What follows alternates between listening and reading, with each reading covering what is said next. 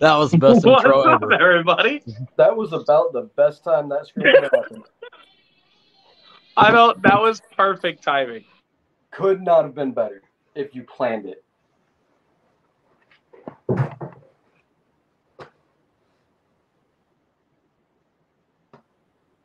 You say hi to everybody? Okay. All right, come here. Hey, wait, All right, what's up, everybody? So Lucian came to say hi, and he had to be the beginning of the intro here. I was just gonna say, "What's up, everybody?" This kid went all hype. What's up, bud? What's up, Lucian? You show everybody your dinosaur. You got a cool dinosaur? Show 'em. Actually, nine toys. Yeah, you guys are awesome. And he's going to eat you. You have to get die.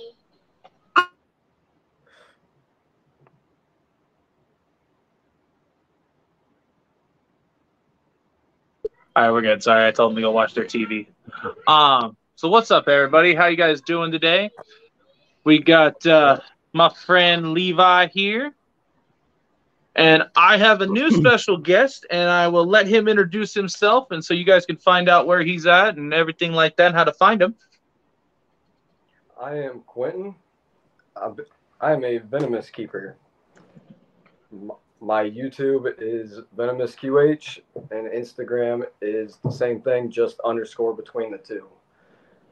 I don't really know what else to say. No, you get you're good. How long have you been keeping Venomous?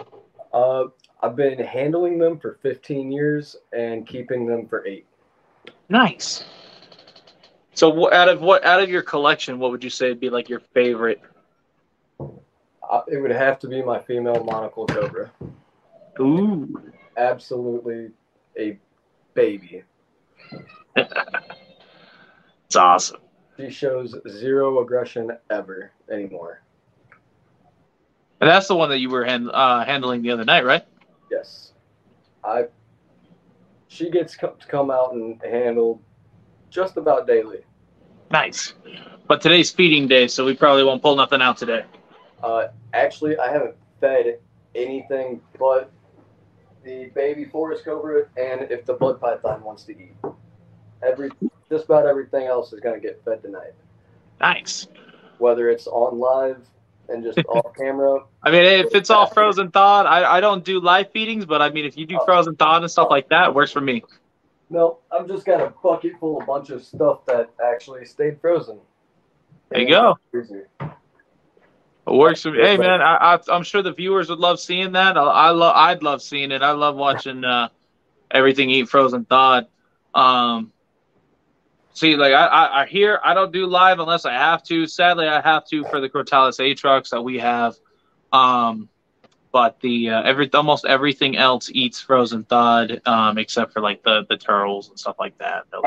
Yeah, I think my Gab only eats live. I've yet to get her to eat frozen thawed, but it might just be a matter of time, and I don't know yet. Gonna try her again today, though. So let me do a quick shout out real quick. So today's sponsors, or this sponsor for our channel here, is Zilla Footwear.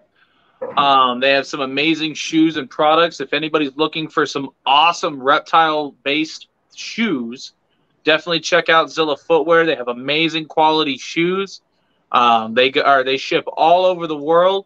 Free shipping for any order over $120.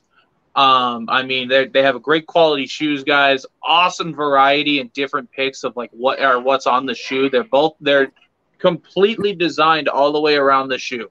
So it's not like it's just like one-sided or anything like that. It's on both sides. They have anything from dart frogs, tomato frogs, snakes, lizards, tegus. They've got tons of different stuff. Monitors. So definitely check out Zilla Footwear, one of our awesome sponsors, link in bio. If you guys use that link, you get a bit of a discount, as well as we get recognized for the sale as well. So we have to emphasize using that link. If you guys decide to get awesome shoes, we are waiting for ours still. Myself and my wife did purchase a pair of shoes. So we're waiting on those. Well, Zilla actually sent me a pair. My wife purchased a pair of shoes. But Zilla does some amazing work, guys. Check them out, as well as Fry's Critters. They are also a sponsor of the channel, so definitely check them out. They have some awesome animals. They're over there. They're over there in Australia. Levi, comment something, and then I'll try to make you blue. I don't know if I can though, because I'm on here. Well, I might have to use a different phone. I was trying to post Quentin's Instagram. Got you. I thought I made you blue.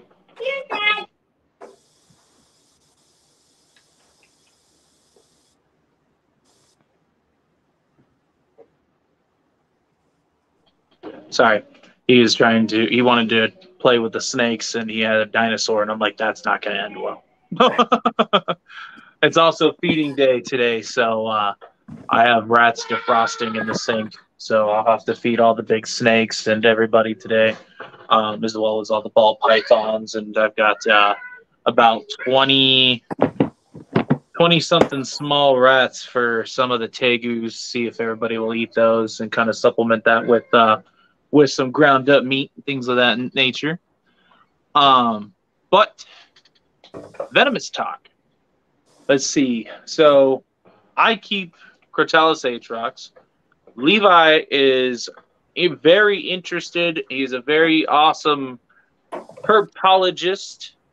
He likes going out and finding awesome reptiles, likes going herping with us all the time.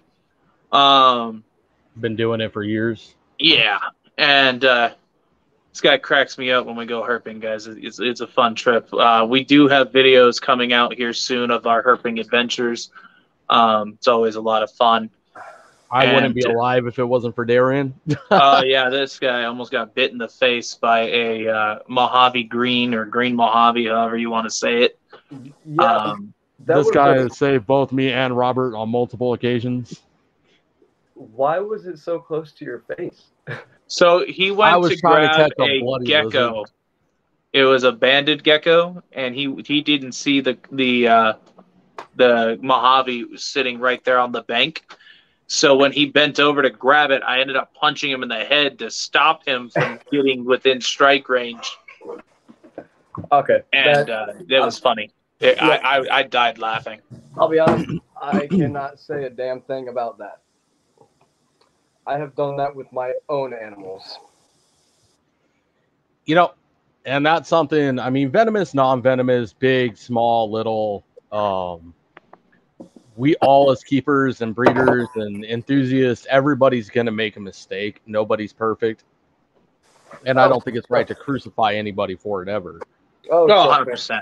No, like I said, it was a learning experience. I'd never bash you for that. It was straight in a learning experience. It was pretty funny, but I mean, live and learn, man. I have definitely made my mistakes. I've learned how bad a rattlesnake bite is from a relatively mild bite venom. And who'd you get bit by? And I don't want to do it again. It really was terrible. Who'd you get bit? That was my Arizona blacktail. He actually bit me twice and put me in the hospital 3 times. Once he wasn't even involved. He was in a tub in the other room. And was it a shed fang? Shed fang. Damn. I've been hearing a lot of stories about the shed fang, man. And people getting it in their finger, in their hand. I don't know what it is, but that shed fang was the worst one of it. Only one I got anti-venom, and I almost lost this entire half of my hand. Like, I still have no feeling in either hand from his bites. Damn. Like me holding this right now, I cannot feel it unless, like, I know if I wasn't looking at it, I couldn't tell you I was holding it. Huh. Yeah, see, I've been bit 3 times in my life, and it was all about the same species, Crotalus atrox. And that's like what's most commonly found in Arizona is the Crotalus atrox. And for those that don't know what that is, that's Western diamondback, rattlesnake. that takes too long to say. I just like saying Crotalus atrox. Makes life so much easier for me. Just kind of rolls off the tongue a little easier for myself. I'll be honest, it is really difficult for me to use common names with most of the venomous I have. Like, the monocles are about the only thing that's like top of my head because they're my favorite species. Benji, to stream. So here's our good friend Benji here. Hey, Benji. Hey, man. Give me 1 second, guys. I'm gonna mute and turn my mic off real quick. My wife just got home. So, Quentin, what's some advice that you have to anybody that wants to get into Venomous? Depends on the species you want to keep and your knowledge and experience of where you're at right now, to be honest. Like, I'm not going to tell somebody who's been keeping retics for 15 years the same advice that I'm going to tell somebody who's never done anything with snakes and just they don't want the non-venomous. There's, I don't know. It really just depends on their current experience and what species they're trying to work towards.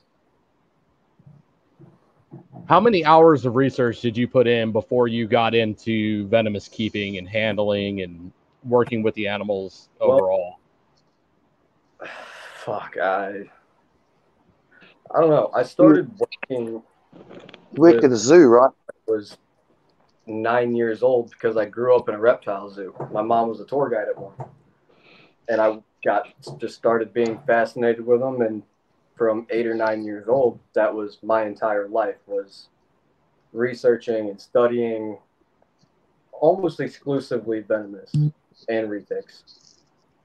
But I don't know. I walked outside one day to go play in the woods with my older sister, and I came back into the zoo holding a timber rattlesnake. At 8 or 9 years old, I knew what it was, and I knew what I did. So the owner of the zoo started teaching me how to handle copperheads, cottonmouths, shit like that at 9 years old. Because if I was going to do it on my own, I might as well have an idea of how to do it and not get hurt. And then around 12 or 13, we started on elapids, so Cobras. And at 15, I was given a 6-foot wild-caught eastern diamondback in a shoebox. Yep. Nice. They handed me, actually, the fish tank that is behind me on the floor, which, trying to not flip this whole camera right there. Has that got all the babies in it? Not currently, but that will be a baby holder because I don't like racks. But they gave me that cage and the actual lid for it's in the other room. They handed me a shoebox that was duct tape shut and just said, "Don't die," and they left the room. You should have seen this guy last night. 5 fucking rattlesnakes in one hand like this. Timber rattlesnakes. Yep. So I'm 8 years into privately keeping now. As of, I don't know, this month made 8 years. Nice. All right. So you have the resume to back up what you do. And I will say, as a notice, I free handle a lot because, I don't know, it just seems easier for me. It seems like more control. Personally, it is stupid as hell, and nobody should do it. But I have 8 years of experience with every species I have at a minimum, and I will spend hours upon hours, like months and months and months of working with this specific animal before I even try it. And that's 8 years with the animals you have, and that's not just the 15 years behind it of working with Venomous, right? The 8 years is total, like, private keeping experience, like my animals. Right. The 15 years is the ones that were at the zoo that he just taught me. He was my mentor on it, so he taught me how to handle all his animals. Okay. But like when I free handle or anything like that, I will spend hundreds of thousands of hours with that specific snake. Like I can reach in any one of these cages behind me and just grab out whatever snake I want. No hook, except for that top one. He's a dick. But like, I just spend so much time trying to earn their respect before I ever attempt it. You have a question in the comments. My 6-year-old wants to know if there is a way to tell they are venomous. Well, That's a broad question. it is. Yeah. Where are you? Like, what state? Arizona. They're in Arizona? Yep, I know. Okay, so the cat eyes, rattles, the pit viper shaped heads, like the triangles. That basically covers it. I mean, that's the thing is in Arizona we have 13 venomous species. That's not including the rear fang venomous. That's just rattlesnakes. 13 rattlesnake species. Oh shit! And then Here we go. If they look like this, they're venomous. And this is an Arizona snake.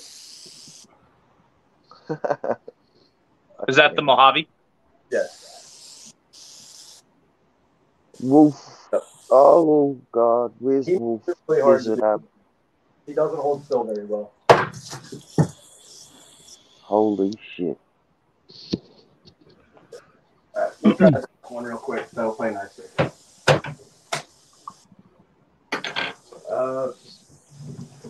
Hey Benji, I'm getting out your favorite snake. The Gaboon?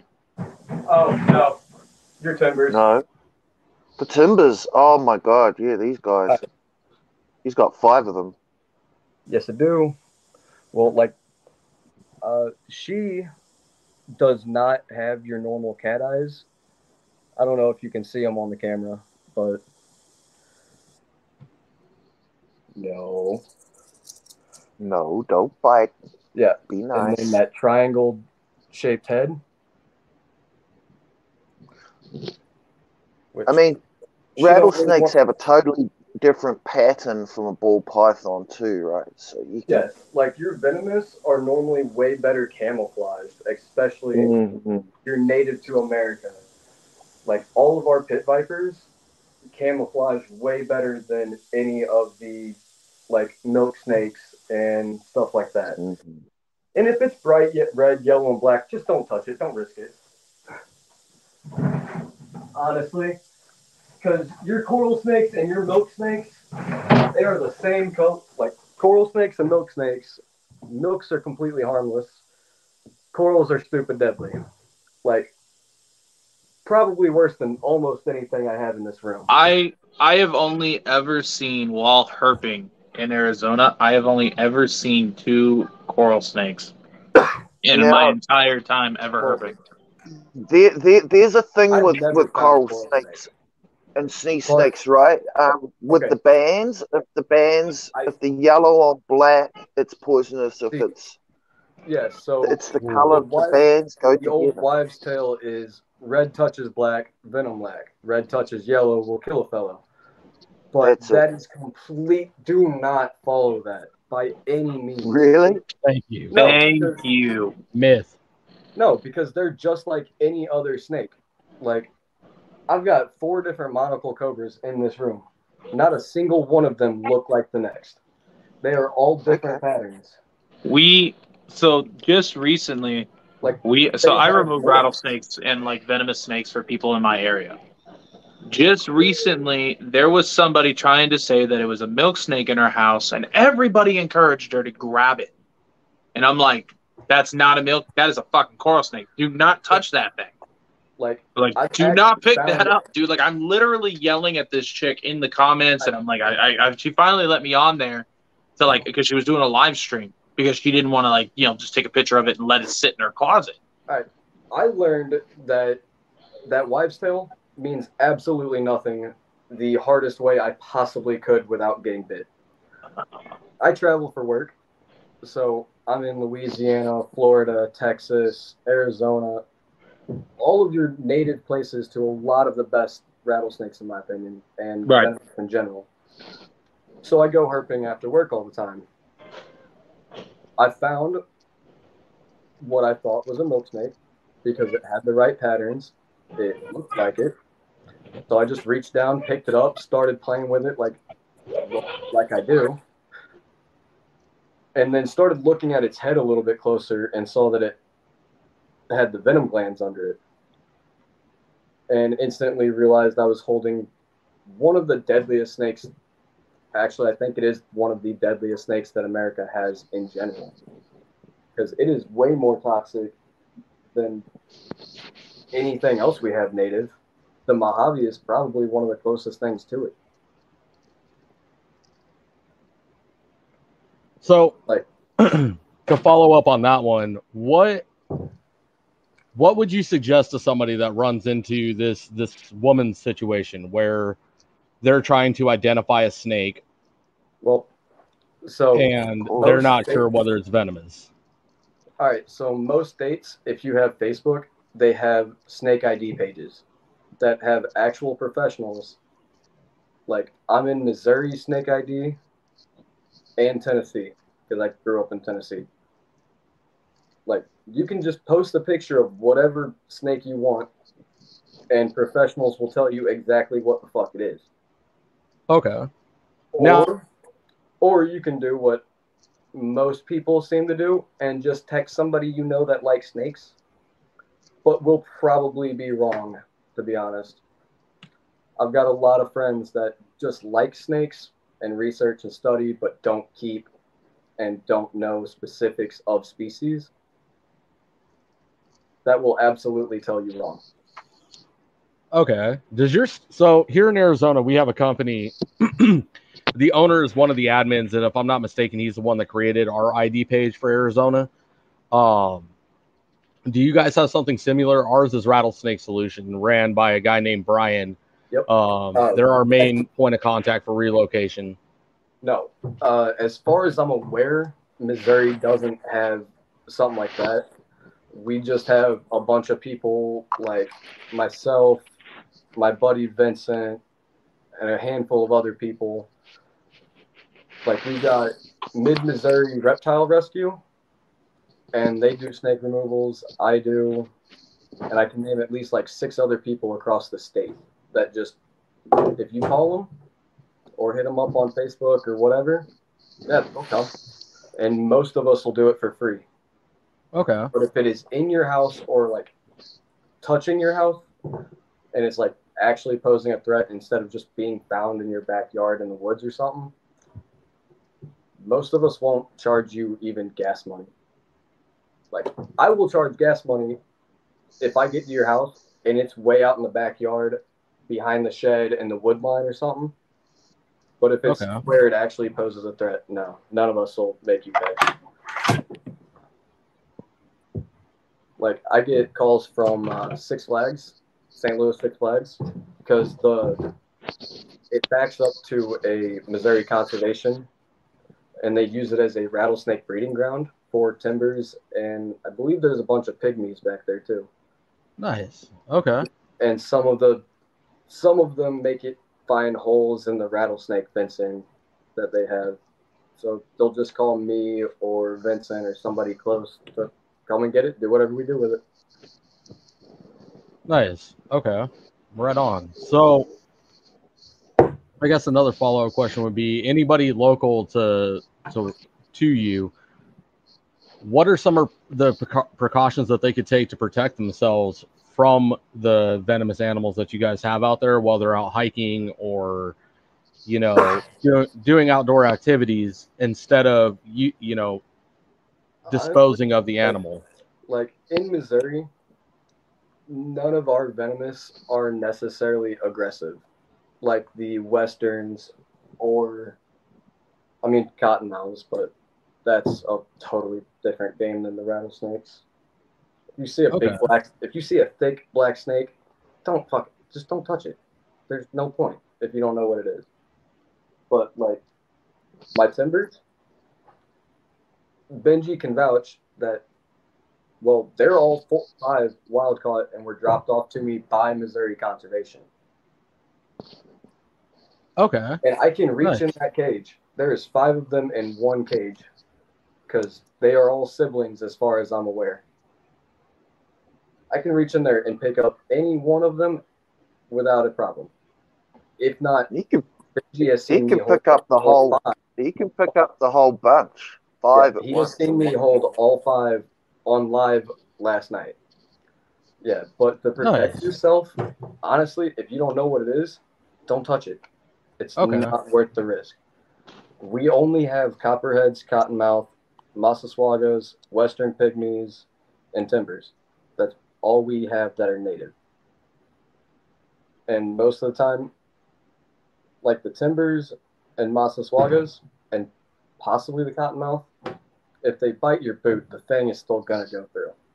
Like, they have a hard enough bite pressure. Leather doesn't stop it. Nice. Okay. Well, that's good to know. And every one of those species will do the same, will pretend to be a rattlesnake. If it feels threatened, it will wag its tail in the leaves to try and sound like a rattle. Okay. So That's if you're fun hiking to in learn. the bush, and you're wearing a big pair of thick leather boots See, like boots this, like that might work. can that See, okay thinking of- with steel safety toe and what See, about leather there's- gaiters? You know what gaiters are? The Yeah, things that go like certain up boots over might the. do They it, come right up. but give me just a second. I'm gonna try and prove a point without being too stupid about it. I wear gaiters in the bush anyway This is to about keep to be interesting. sticks and dirt and water and stuff out of my boots. But we don't have snakes here, so. Right. There's So no you just real got need. giant wettas and all the other stuff. Benji, Randy, do me a kiwis. favor and Did you check see the the kiwis? private chat. Open up. Oh, you're about to Private shut chat. your thing. Oh, okay. Where's my tweezers? They work better. Hang on. Okay. Got Just you. because the big sponsors. Yeah, got I you. appreciate it, buddy. Like, I don't know how well you can see that fang right there. Damn! Look at that. Hey, let Yeah. me solo you out real quick, Wow. buddy. So we're not all like gogging, getting up close on the cameras. She's actually about to shed her fang. She's got 2 on one side right there. So what I'm hearing is you got a heads up. Yes, this time there is a warning. Damn! But That's crazy. like, that Ashley. thing is definitely thicker than my leather boots are. Any pair I have. Except for maybe my Thoroughgoods. Like, if you hear or see a snake that you don't know what it is, don't touch it. Honestly. Before you go 100%. before you go hiking, just look up the place you're going. And most of the time, conservation has statistics. Most of the time, conservation has statistics of how populated a certain area is. Or you can go to Wikipedia and look up your native snakes and see what areas on the locality map that it falls on the most and see if it lines up. Yeah, and see, like, so, like, for my area, what I do is I post, like, pictures that I personally have taken of, like, the Arizona Blacks, the Crotalus Atrox, things like that. Everything that's common for my area, so that way people don't try and go and pick things up. And the worst thing I always hear when I go and like to relocate snakes and stuff is that they, oh, you made this look super easy, da da da da da. And I'm like, I make it look easy because I've been doing this for years. Yeah, I mean, like, I've been doing this for 17 years. I've been keeping, breeding. I get a lot of, like, when I go This to question- Six Flags, they don't close off that area. They just put a trash can over it if possible, and then have like 2 or 3 people stopping people from touching that trash can. And I'll walk in there with a hook, my bucket, and my big snake grabbers, flip the trash can, and then just reach down there and pick up a snake, barehanded, like I just do all my timbers. But I also know their warning signs. I know exactly what species it is. I know the entire species inside and out. Like, that is probably the species I have owned the most of and dealt with more than anything else. So another question in the comments for you. I did put it up on the screen. It's what is the best way to pick up and relocate a venomous snake? Now I know you did just touch that topic, so I wasn't going to really push it, but just so they feel like they're answered his question. Our question is answered. Jesus, I'm terrible today. I mean, the best way. Can you show us your snake catcher, your snake pole? Have you got a pole, a snake pole, catcher pole? Yeah, he's got a grabber. So the best way would be, if you don't have experience with them, don't do it. Don't do it. Call animal control. But if you have snake hooks and all that, I mean, your normal hook is what I use. I use this 3-foot. Have you ever seen? Every snake I have in here. Have you ever seen those long poles? These are probably going to be your best friend if you don't have a lot of experience. Because I've seen a variation, which is a long pole. I love those things. I absolutely hate using them. Yeah, right. I refuse to use them unless I absolutely have to. Right. But this specific set, I don't remember who I got it from. It was either Midwest Tongs or Stony. But no matter... No, reptile life. But no matter how hard I use this, it does not hurt. I have tested it on Cobras, rattlesnakes. You can squeeze it as hard as you want, and it's not going to hurt the animal. It makes picking up to drop it in a 5-gallon bucket. Or like, I'm currently sitting on a lockbox as a chair. Yeah, see, I like those tongs specifically. Those ones and one of the ones that I have, because the difference in these things is there's some that are made and they're called rib breakers. Most people call them rib breakers because when you squeeze, you're literally that thing is made to just clamp down, and if you put too much pressure, you're gonna break some ribs. And you being another, I've seen a variation. This is the best set of pole. I've ever. And I bought them at some reptile show. This guy I saw made the snake pole, and the snake pole has a piece of wire that goes up the inside. Yeah, a noose. It comes out the end of the pole like that. You put it over the snake's head, and then you pull it. I hate to admit the fact that I've got 3 of those. I have 3 of those, all made from golf clubs or fishing nets, shit like that. I did not make them. I did not make them. I did not buy them. They were all given to me after an old man that pretty well raised me died. He made them. And none of his kids like work, right? So they work. I hate them. I will not use them on any animal ever. This is the only thing I use in my reptile room. That's it. Well, I was just saying for people who don't have your skill set, you know, a pole like that may make a difference. I actually use. He's got all of the poles. Well, I mean, you got to think. I deal with baby cobras. No. Yeah, I deal with baby cobras all the time. So you need tiny hooks. I can't use my big hook on that. So I like this. And this one's fairly mid-size. And then I've got my yearling cobras and smaller rattlesnakes, and I just don't always. I use this little purple viper hook from Venom Life more than anything else in here. I will use this on 6-foot cobras just to get them out of the cage without any issues. I see that. I forget where I got this hook from. Jonathan, yes, I will. I forget exactly where I got this hook from. But this one, it's medium-sized hook, but it breaks down, so it's a twisty, so I can twist and completely shrink it all the way down to be like a baby hook. Yeah. So that way I don't have to be like, if I want to get up close to certain tight spaces or anything like that, I can break this down, tighten it up, and it's now only this long. And so this is normally the length that I keep it for small to mid-sized pit vipers or anything like that from out here. Yeah. I use basically 2 hooks. I use my little purple Venom Life hook, and I use my 3-foot Venom Life hook for just about everything. The gab is too fat, and this hook hurts her, so I have to use my double.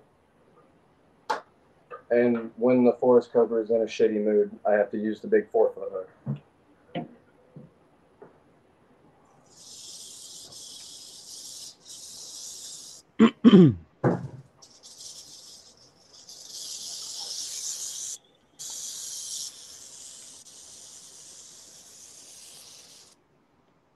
I was looking for something, Casey. What's Hi, up, Moon. Moon? I saw Fry is in here too. What's up, man? And John, Our sponsor, one of our sponsors, Fry. What up, brother? Shout out. Shout out to Fry's Critters. I didn't know he had a YouTube, but definitely check out his YouTube channel, his Instagram, and his Facebook, please. Big supporter of the channel, as well as one of our sponsors tonight. You got some of the sickest carpet pythons I've ever seen. you're good to take me off solo if you want. I'm just gonna get rid of some more of these mice real quick.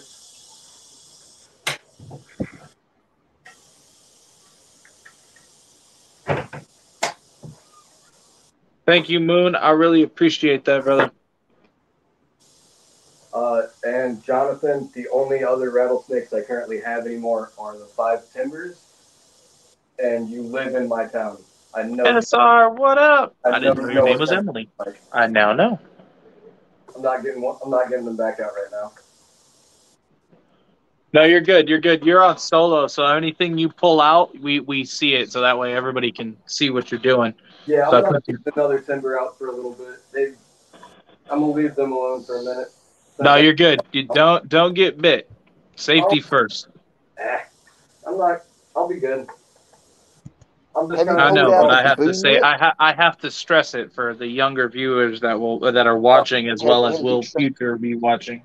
Oh, I know. Have you shut them the Everything you gaboon guys yet, see man? here, you did hear him say he has 15 years experience with venomous snakes, Do not do it. as well as keeping everything that's in that room for 8 years. So do not Okay. try any of this at home. I will say the species, like the individual animals, I've not had any of these 8 years. I've just been keeping cobras and rattlesnakes for 8 years.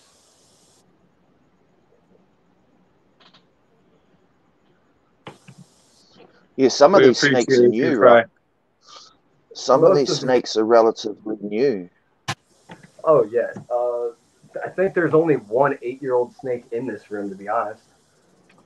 Yeah, thanks, Fry. You're awesome, Fry.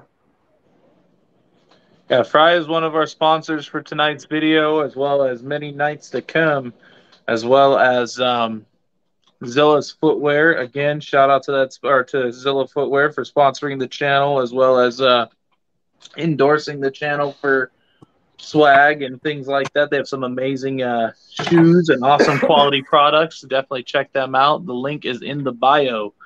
I do have to emphasize using that link if you do decide to purchase anything. That way we do get credit for sending you guys their way, as well as there is free shipping for any orders over $120. And I mean, it's definitely worth it, especially if you want to get the 2 different pairs and mix and match your shoes. So if you want to, say you're a size 10, you get 2 pairs of different reptiles. Now you get a left shoe that's a bearded dragon, a right shoe is a frog or whatever. You can mix and match and do it like that. I think that'd be pretty awesome. But back to this dude pulling out something else for us. Let's see what you got here, Quentin. He's just feeding, I think. I can't tell. I can't tell if those are forceps. Okay. He's trying to feed it. I just wanted to see if he chased the mouse for once. He kind of did. Not very well. Quentin, when you get a second, I have a question for you to backtrack on the hooks and grabbers for rattlesnakes and venomous animals. Yeah, go ahead. All right, so can I grab your attention to the camera real quick? I'll show you a picture, and I want to see what your opinion of this is and what's wrong. Oh, there it goes. All right. So this one was a local. This is a local firefighter, and please do not bash. This firefighter does not have the training that we have, Quentin has, or anybody has. But what's wrong with this picture, Quentin? I mean, the fact that he's holding it by the neck. I can't really see super well, but Yeah, it's really hard to see it. yeah, I can't tell what he's using. Those are snake, like they're rib breakers. Those are rib breakers. Yeah, they're rib those breakers. Are the like hardcore rib breakers that have that line in the middle of them. Too close. That snake is dead. He's holding it. He's holding it really close to himself. You know. No, he's not. He's got it. What he did was he does what fishermen do, which is hold it out as far as they can to make the animal look bigger than it actually is. So that 3, maybe 4 foot Western Diamondback there made it look like it was almost the size of that guy, and I doubt that guy's only 3 feet tall. So can I ask if you know if that snake is still alive? I can't confirm or deny that. It depends on the fire station out here, sadly. There is nothing in my mind that says that snake is currently breathing. That was the conclusion when it was posted, that animal did not live to see the next day, unfortunately, due to improper handling. Just to follow that picture up real quick, though, so that firefighter doesn't get hate from this community, because he already has. I bet he has. That local station was not aware of what they did wrong. That firefighter was not aware of what he did wrong. That station had little to no handling experience, had little to no information about what they were doing. And a few people from our ID page here reached out to that exact station and got them the training that they need. There is a news article out there. I don't have access to it anymore, from Tucson where it happened. And that station did post they got all the training they needed to not let that accident happen again. It was genuine ignorance, not intentional ignorance. That firefighter did get a lot of backlash, which I didn't completely agree. Did it strangle the snake or something? No, I'm sure it probably was left in a bucket and didn't have any ventilation. There's the noose slipped up underneath where its head is, and just shut it. It probably struggled and tightened the noose. Sorry, Quentin, you were talking. What'd you say? I said there is a major difference in true ignorance and like a lot of what you'll see in the venomous community, to where it's ignorance. They act like they don't know better so they can act like they're bigger than you. I know, like, I can name at least 10 different people that know every one of these snakes by scientific name, their toxicity levels, and most of their bite protocols by heart. But he'll post pictures online, social media, whatever. And there's just so many major problems with enclosures, husbandry, the whole live feeding just for views, and then act like he doesn't know what he did wrong. Yeah. And then there's people like your firefighter who truly doesn't know and wants to be better. Eric, you find me an editing software where I can edit something that quickly on the fly, and I will happily use it with the one picture I can find online of an incident that happened almost 2 years ago. If you had an Android, it would have worked. Oh my God. Anyways, so Quentin. Yes, sir. Have you guys done anything with the community as far as your Venomous goes and reach out, education, and protection of the animals? I've done a lot of local stuff, like off of social media, back when I worked at local zoos and stuff like that. Like, I've done birthday parties for kids, bringing Cobras and stuff like that. If their parents asked me, I would let them come over and pick out animals that they wanted and give them all of the warnings of every specific species and do whatever I can to teach the younger generation that these things aren't evil. Like, I keep Agreed. the deadliest. I keep some of the deadliest animals in the world, and it's just nature. Once you earn their respect, they're a totally different type of animal. Like, I've got Cobras nicer than some of your ball pythons. Do you hate the rattlesnake roundups? What's your thoughts on those rattlesnake roundups? Is it the one where they relocate them all, or the one where they kill them all?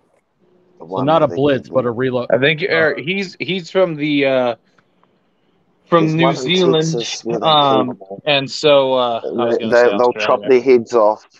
They'll put he's talking about the ones that they do in Texas. So well, I mean, they do both in Texas. Just one is not as big as the other. Do they? So they relocate them as well. They don't kill them. The one that is relocate is actually a lot smaller, and it doesn't make it as widely known by any means. Like, it's just a bunch of venomous keepers that want to get these animals away from the areas that does the killing roundup. I don't agree with either one, to be honest. I personally don't like relocating animals from their home. But if you have to, you have to. It's a necessary evil, get caught and slaughtered. Like, it is a necessary evil, but at the same time, if people would get over their fears and their ignorance of them, we wouldn't have to do it. If people would just take a couple minutes out of their day every day to look up the native animals in their area and actually do a little bit of studying or research instead of sitting on their phones watching Netflix, the world would be a totally different place when it comes to the animals. Agreed. Like, so, that 5 minutes a day would save not even 5 minutes a day. Hell, if you just looked up snakes in Missouri and got on Wikipedia one day and spent a whole 30 seconds just looking at pictures of them, and then one day you read the description, one day you read about characteristics and localities, it would not take anything to get an entire place not afraid of snakes. I mean, hell, I can't count the amount of people that I know personally, like on Snapchat. I'll post pictures of this, and then people will slide up and comment like, "Oh, hell no, I can't do that ever, da da da." I talk to them for 10 minutes, and the next day they're at my house holding a python. Like, it doesn't take anything to convince people that they're not evil. They deserve just as much respect as I've got for Benji. And hell, I'd do just about anything for him. I've never met him in person. Word. I don't know. It's all just, you got to respect it. I think a lot of it is perception is reality, and people are taught at an early age that certain animals. So to flip the script here, Eric made a really good comment that I'm about to use against him. We're taught at a young age that certain animals are bad. Eric said snakes are good, spiders are bad. I'm victim of that. My entire life, my mother being arachnophobic, it's taken me a long time to accept the fact that spiders aren't scary. They're not these evil creatures that people have made them out to be. And it's not that I have a place of hate in my heart for the animal. It's just, it was imprinted in me at a very young age. I had a discussion that I won't touch on here of a similar nature with another friend of mine about impressions from being, a wee little baby all the way up to 18 years when, you know, we get cut out on our own from our upbringing. So for people to go A, B, or C is bad, a lot of it, I strongly believe, is, you know, it's just what they hear, subliminal messaging, for a lack of better, like propaganda, essentially, you know? Yeah, and that is what I love, absolutely love about my upbringing, about going to a reptile zoo every day after school for years. Here's a perfect question. I don't know if you guys touched on it. There's not fear of any animal in my heart. Like, they don't scare me.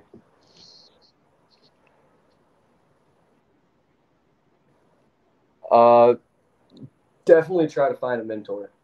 It is so much easier than to sit here and stand right there and let me show you how to do it, hand you the hook, and show you the form and how to tail them and do everything safely.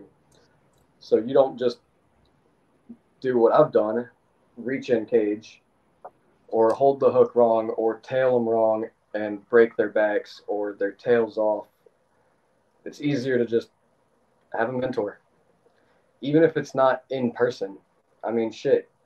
Go buy a like a pine snake or a milk snake or something that is slender and fast, that is non-venomous, and go buy a snake hook. Practice on that for a while. Find a mentor that'll FaceTime or Skype or whatever and sit there face to face and show you what you're doing wrong. I've been bit by the rattlesnakes. I've had a lot of close calls with cobras and vipers, and I mean, hell, even taipans. I've had a black mamba and an inland taipan come extremely close, but I wouldn't change my mentor for the world. And I've actually got 2 apprentices right now. One is supposed to be here tomorrow. So you said you had some cages from Joe Challoner at one point, but you didn't like them because the cobras like shitting in their bedrooms. Yes, I love the cages themselves. Like, they're a great design and they work great for certain things. I just have asshole animals that make every part of my life extremely difficult. So like, they'll poop in that's the one thing that you would have him change in the design, right, would be make it easier to clean that part out. Well, even inside the part of that, it's not hard to clean. It's actually really simple, but it's just hidden. So out of sight, out of mind. Like, even now, after having monocle cobras for the last 8 years, and they are disgusting, every one of them.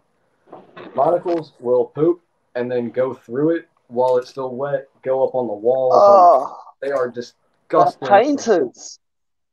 They are. I spot clean every one of these cages every day I'm home.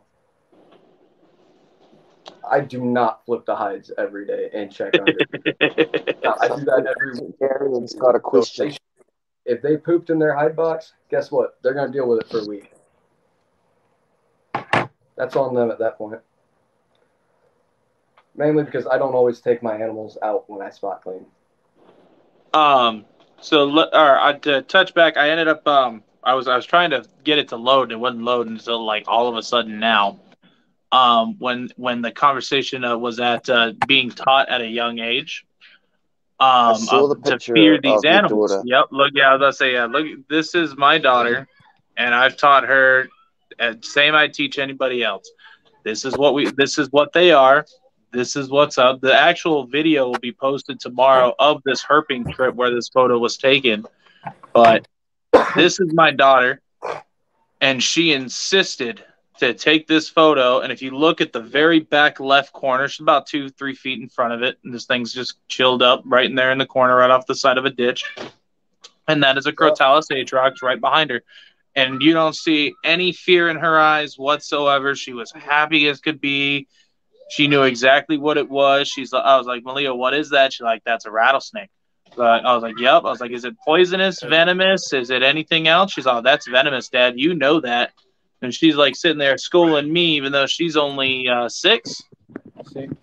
Yeah, and I mean, there is such a great thing to teach children to not have fear for animals, to rather have Ow! Don't bite me, frog. It's better to teach them at a it's the Comes on Pac-Man here and frog. gets bitten by the frog. Yeah, of everything in this room, the Pac-Man frog bites my hand. But it's so much better to teach. Like, one of the zoos I used to work for here actually does school shows. So they will take a handful of snakes and spiders and baby alligators to elementary schools and actually show the kids these animals and allow them to touch them, except for the spiders and scorpions. Can't touch those.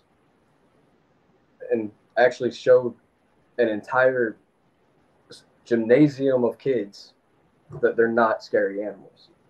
That they just want respect. I saw a video on YouTube. I saw a video on YouTube a week ago. There's a guy had a big giant centipede. It was one of those real big ones. It was about that long. But it was crawling up over his shoulder and along his arm, and it was tame. You can tame just about anything. You can absolutely tame any animal you want. It just, depending on the species, it might take longer. I mean, hell, I've got 4 baby alligators downstairs, which is actually where I'm headed right now. What? And none of them bite me. No alligators. I ain't seen these alligators. This will be the first time I've seen these. Their water is dirty as hell since they broke their filter about a week ago. I don't know how to flip a camera, so we're just going to do this. You're good. All right, if you don't want to show them, you're good. There you are. I didn't even know.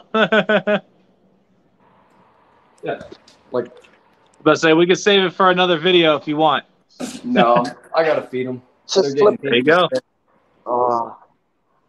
Real quick, we got 9 people watching and 6 likes. Let's get those likes up for Quentin here.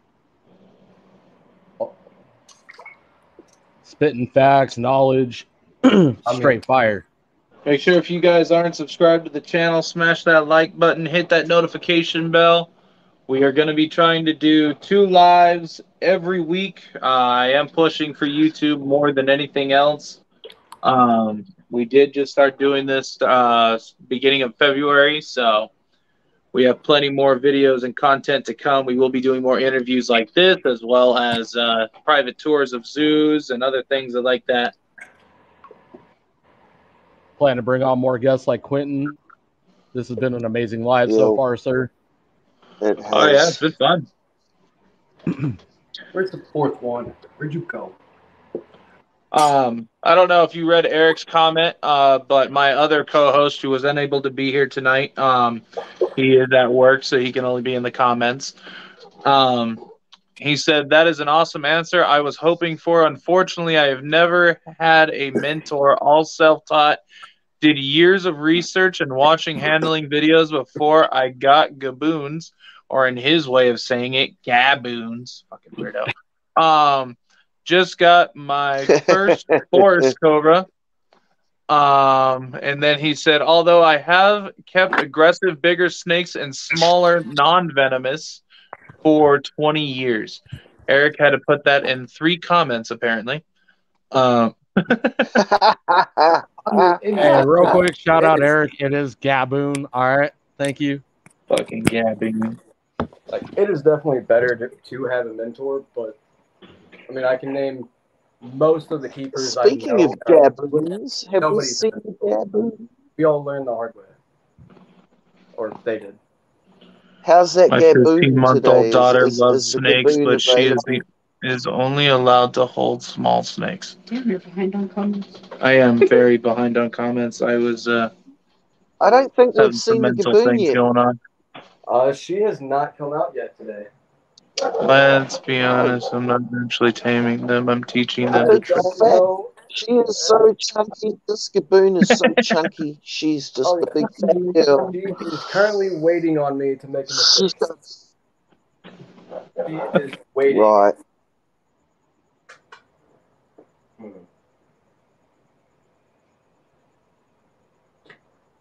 trying to figure out what I Well, should do. don't make a mistake.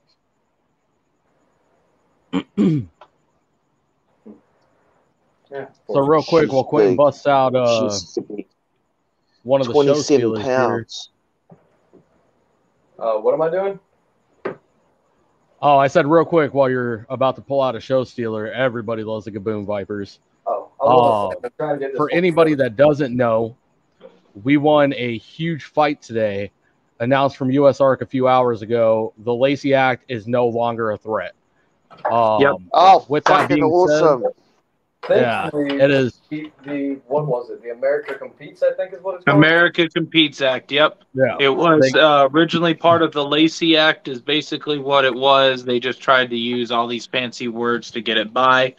For those that don't understand, I know there's a lot of kids that will rewatch this And video they later stuck it in on. there really well. The Lacey Act amendment is basically what they were is basically a white list and a black list. The blacklist is what we're not allowed to have, and that's it. Yeah, so Anything blacklist else that's not on that blacklist, we can have. Yeah, the blacklist included just about everything in my animal room. Basically, and so then Everything. then basically what they were trying to do was change it to where we can only have what's on the white list. And so if it wasn't on the approved white list, then anything other that there's nothing else you can own unless you had a permit or a zoo or anything else like that. But even zoos were not safe from this. Ty Park, I mean, out in Florida, that would have really affected him, as well as everything that's going on in Florida. So even though we got this really big win, getting that whole thing thrown out, we still have to fight to keep the animals that we have. We still have to help the other states that are, under scrutiny from everything that's going on with their states, like Florida, Alabama. North Carolina is currently... North Carolina, yep. If I remember right, North Carolina is actually trying to create animal laws that they currently don't have. Yep. If you live in North Carolina, you can legally own a tiger for some reason, and all you have to do is have a cage that is escape-proof and has a lock on it. Like, if you have a tiger, this little lock is considered acceptable in the state of North Carolina. Well, it's just like in Florida. A lot of people don't know this, but if you have 2 acres of property, you can own a rhino. I mean, I currently have... Remember why are we living in Arizona? We're all going to be on the FBI list. Yeah, when we were having that live on Instagram at freaking 2 a.m., finding out what we can legally own in different states. What's illegal in this state? What's illegal in Pennsylvania? Yeah. I'm already on the list for my state that they very closely watch what I own.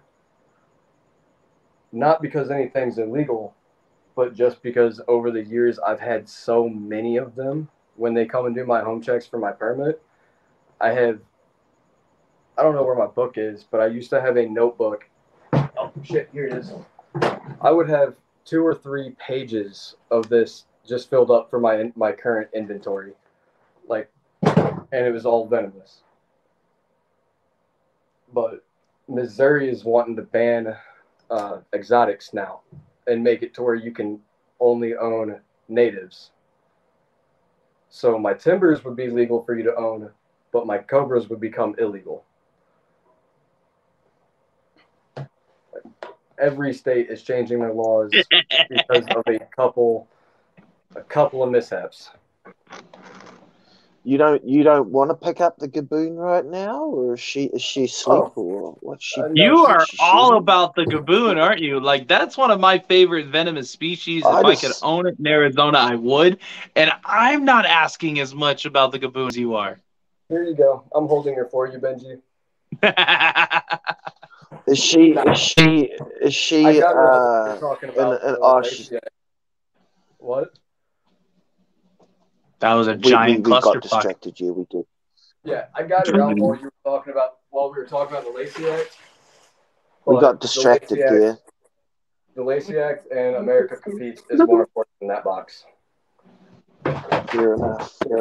Yeah, so we're it's I'm glad that we won, but we can't sit idle. We need to keep up with USARK. If you aren't a supporter of USARK, I don't know what you're doing keeping a ton of animals, but yeah, let's put him on solo.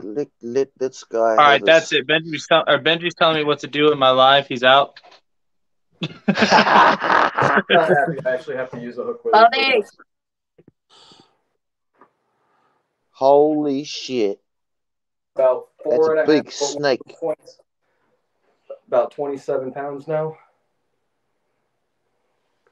Look at that. That's a show stealer right there. I wish these lights Damn. in here were better, but actually, I've got a mag light.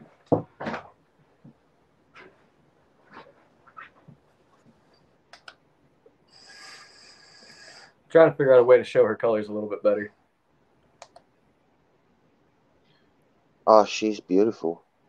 Her darks are extremely dark, and the X's are all bright yellow. It took them, when I got her imported, it took about 3.5 months to find one with the colors and attitude that I wanted.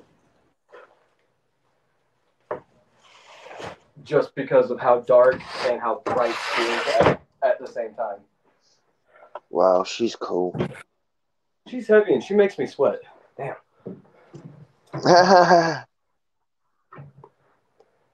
see you getting a workout there. I'm hoping it's hot enough for her to take it. Oh, okay, dinner time. Hopefully. She hasn't eaten for me yet. But then again, I haven't tried to give her alive. Is she captive bred or an import? Wild caught import. She's only been in the States for about 4 or 5 months now. Nice. Wow. So 4 or 5 months ago, that's 6 months ago, that snake was in the wild, and now you're handling it. It's the only way to get their respect. You can't just sit there and watch it and expect them to respect you. And like, I mean, if you have your ball pythons or any animal, if you just forever leave it in a cage, it's going to learn to resent you instead of like and respect you. Like, I don't know. I'd rather take my chances. I would much rather take my chances and work for something than just sit there and let them hate me. So while I was muted this whole time, Lucian came in, and I was hanging out with him for a minute. Then he decides to go through my trash because I have a trash can here. He thought that a giant urate that came from one of the retics was chalk. And he was just drawing on my freaking floor with urates. I was like, what is that on my floor? I mean, it works like chalk. It does. It looks like white chalk. It does. Well, now we know what chalk's made out of, guys. No, for real. If it works, it works. It's not a joke. Here, look, hold on. I'm gonna show you guys what this looks like right now. Oh, I already. Oh, did you? Okay, well, Yes. that's it. Don't mess with it too much. I'm gonna show There's you. a little bit over there. Look at that. So he was drawing with this. Oh, man. This Oh, freaking kid dude. was drawing with urates. I don't. Oh, dude. I don't. That's funny. Some kids, some kids, or some people's kids go outside and play in mud and, go and go do things, go eat rocks or something. My kid decides to use urate as chalk. Hey, at least he didn't eat the urates. Could be worse. I was about to say, at least he didn't eat it. So, kind of look at the plus side here. It could have been a lot worse. At least he didn't eat the chalk. Yeah, for real, Cody. Freaking Lucian. Could be worse. He could have eaten it. That'd have been funny. And no, it wouldn't. I would have laughed. think he's got problems now. Yeah, he's all right. So Quentin, I got a question for you. All right. My import versus captive bred question was going to lead to: do you see a difference between a captive born, captive bred import, or not import? Sorry, captive born, captive bred venomous animal versus an import wild caught? Absolutely, there's a difference. Because the captive borns. All right, so are you talking about captive born and bred like they were actually born and the parents were gravid all while in the States in captivity, or the mother was imported while gravid and the clutch was just laid here? I like him. So let's go with the captive born, captive bred. Mom was gravid in the United States. There was absolutely no import involved in the hatching of this baby. Okay. I'm about to say, I was like, Or dude, your birthing. question Then, is yeah, so the wrong. captive side is going to be, for one, more expensive of an animal because there's less chance of parasites, infections, diseases, all of this. And they're going to have a slightly nicer demeanor in general, especially if it's... Oh, no. We lost the guest. Oh, I didn't do he it. went outside. I just want that down. I I think know he- I'm known for kicking He went people, outside. but I didn't do it. Oh, he's back. He just went outside, I think. So I know it's a broad question. Blocking the signal.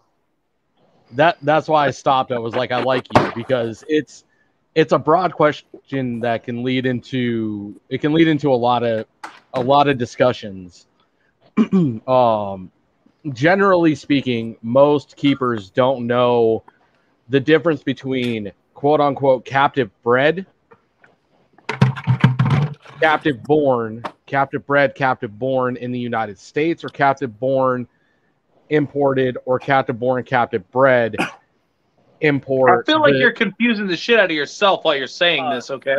So there's CBB, which is captive bred and born, and then there's CB, which is just captive born. And what he means.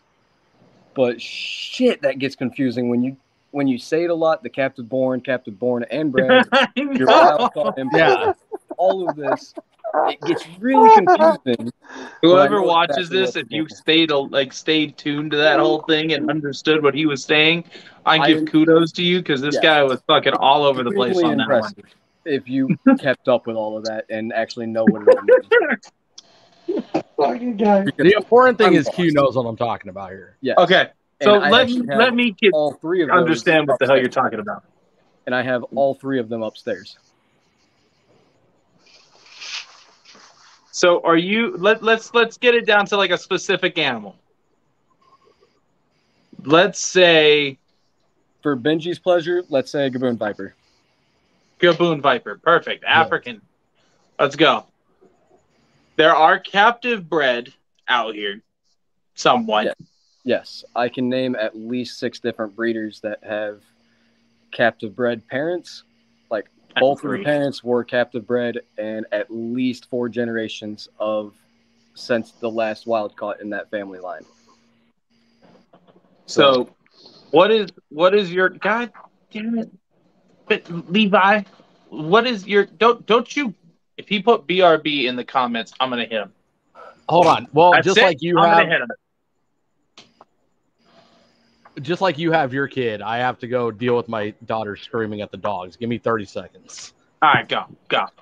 I'm counting. No, I don't have to count. I got a thing right here.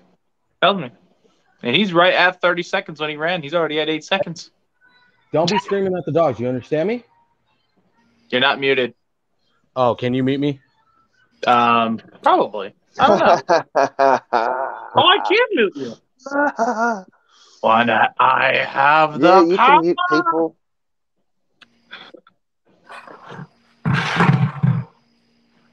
All right. You two have given me way too much power. I can mute people, so I may just randomly mute people at some point in this live at this point. This is new powers I've just found out that I have. I mean, when you're asking questions and everybody's talking at the same time, that would make it a whole lot easier to actually have one conversation instead of three. Facts. I will be using this button now. I have power. This is going to be fucking fantastic. We can just unmute ourselves, by the way. Can you undo that?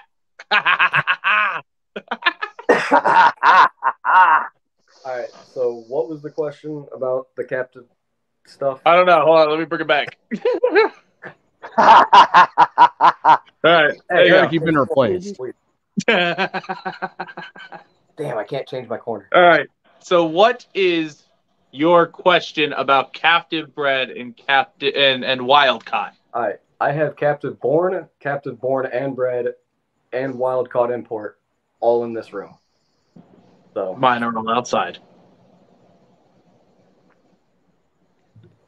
So what are the differences that you see in the three? well, the wild. We'll start with the wild caught imports, just because I've got two of them sitting there, one over there, two up there. He's just wild caught. He's not an import. But wild caughts always have a more defensive and aggressive demeanor at first, because most of the time you don't get imported babies, just because it's way too stressful on them, especially like my Cobras and Gaboon Vipers. They get stressed out super easy and they die really easy just because of stress, no physical problems. So almost all of your wild caught imports are going to be adults or sub-adults. Like my Forest Cobra right here, he's 6.5 to 7.5 foot now. I can't measure him. He's too mean for that. But he was absolute nightmare when I got him. Like, would chase me out of the room type. And I had to leave a hook in the hallway just to get him back sometimes. I will never deal with him in this room if the door is closed, because I have nowhere to go, and he will actually, Forest Cobras will just chase you for shits and giggles. They're stupid aggressive.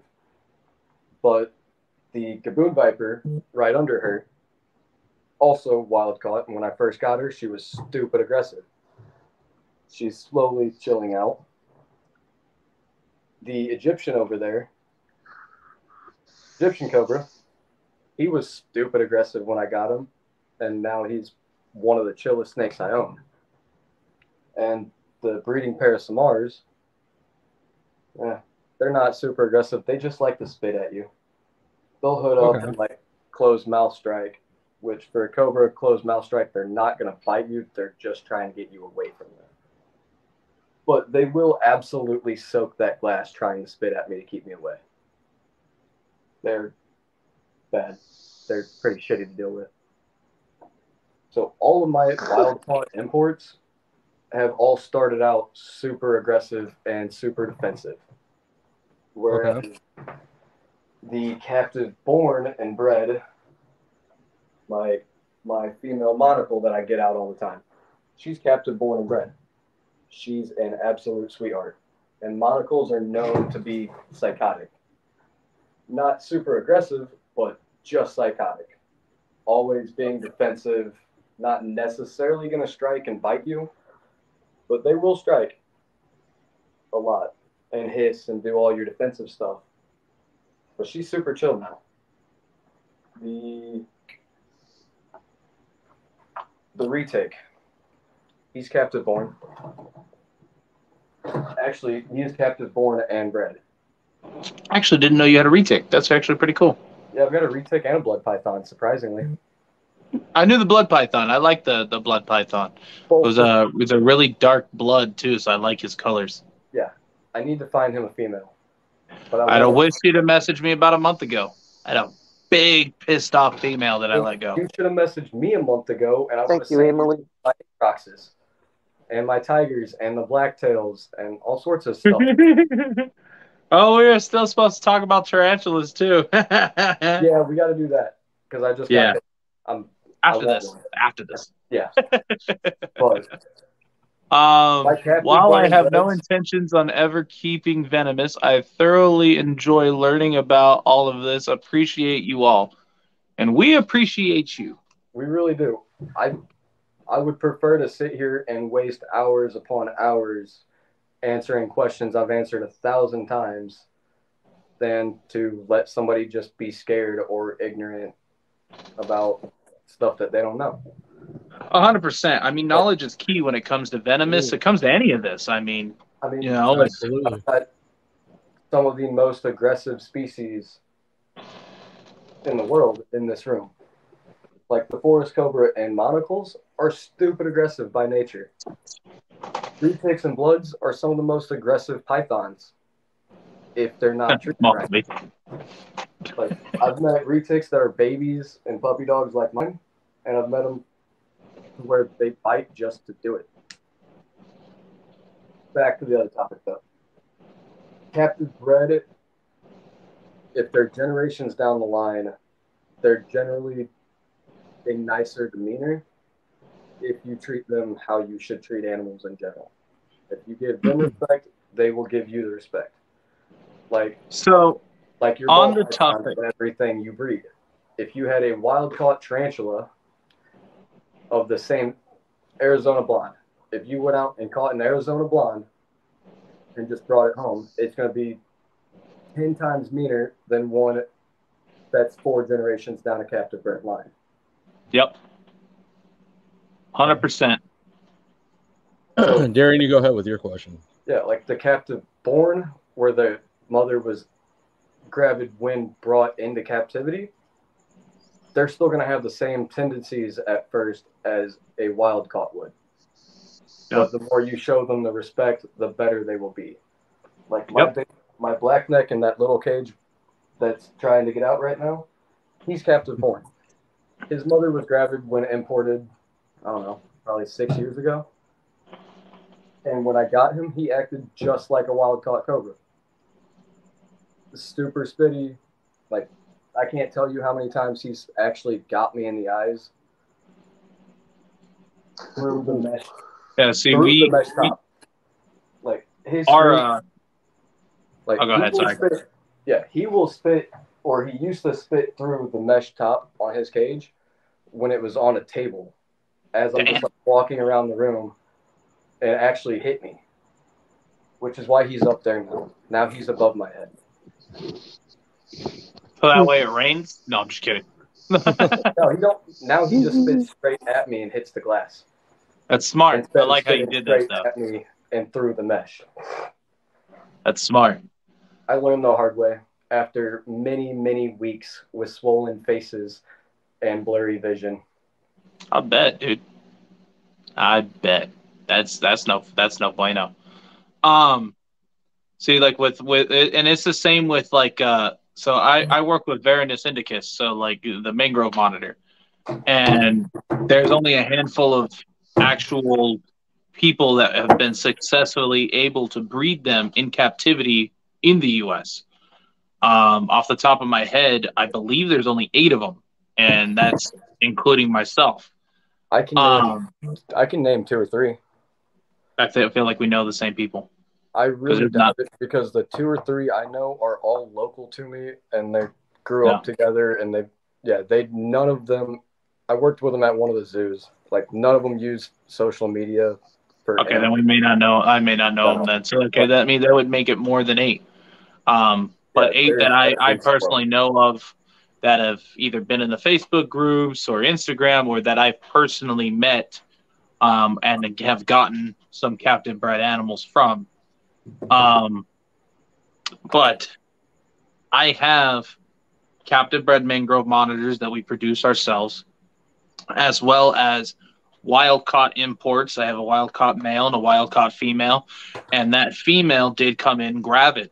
And so when she dropped a clutch of eggs for us, I was actually surprised that they were fertile. And when we produced them, they acted, and like I said, I was there when they hatched. They acted just as they would if they came in import. They were still psycho. They were still fucking crazy.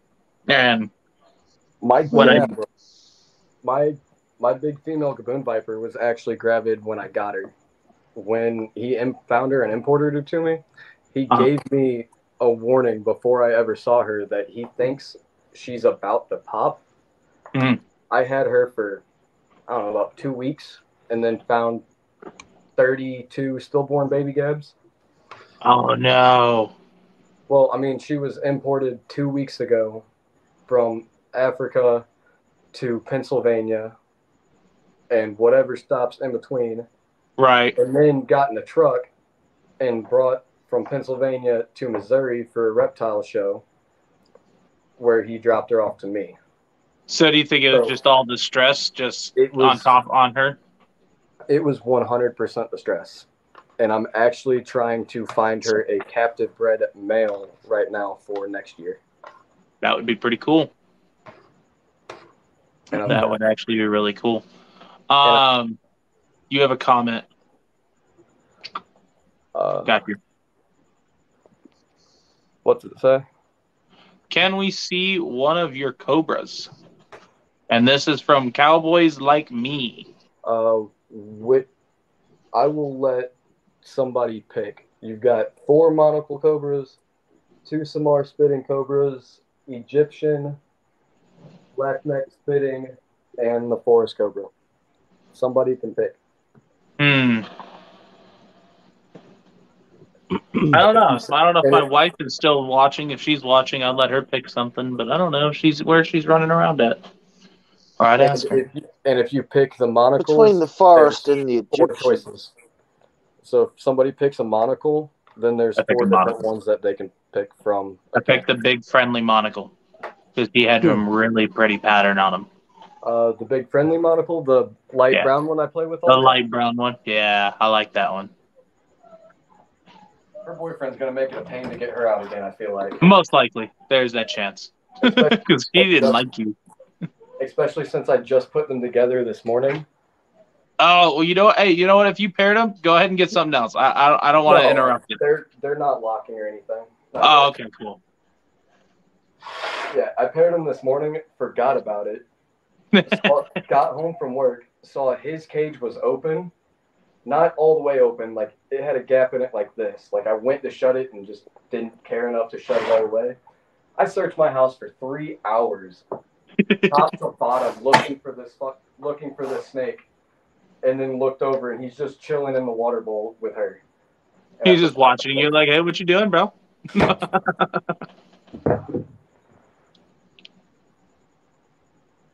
Look at that. That thing is insane. She's Dude, he's just as chill as freaking ball python, man. Like he's just chilling out. Yeah, like I said, and this is this is the drop for drop most toxic species I have in this room. Yeah, she beats out the forest and gab drop for drop.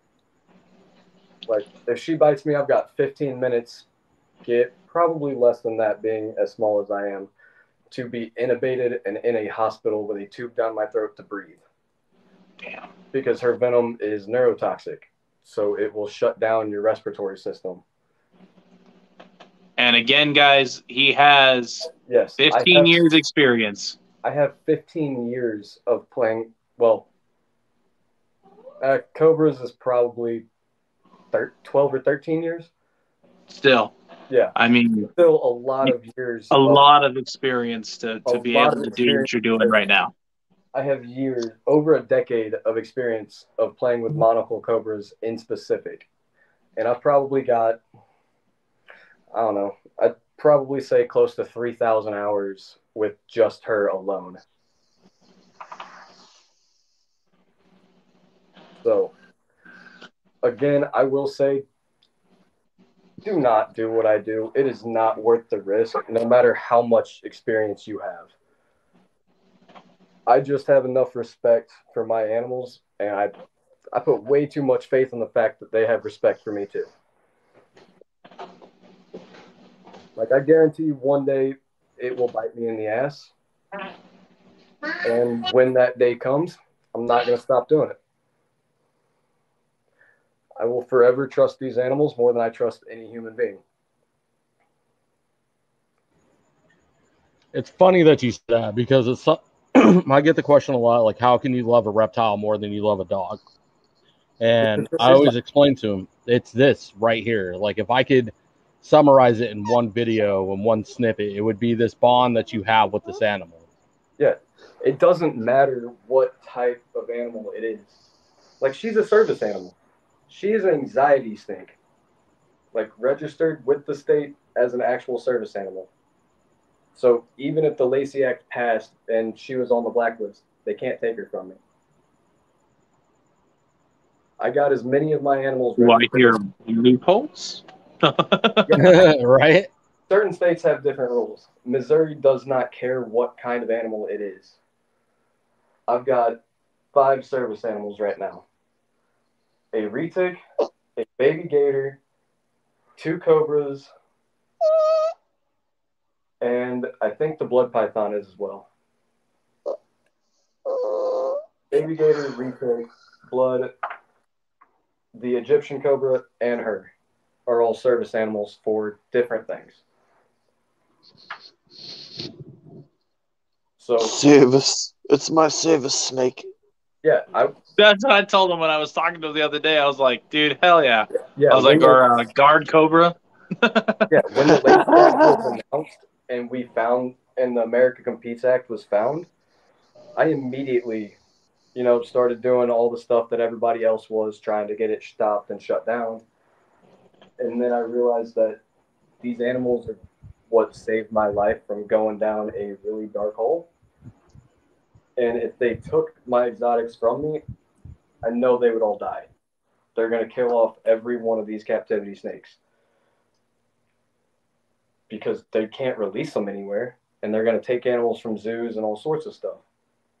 So I went down a really deep rabbit hole of trying to find ways to stop the government from taking my animals and service animals. It worked.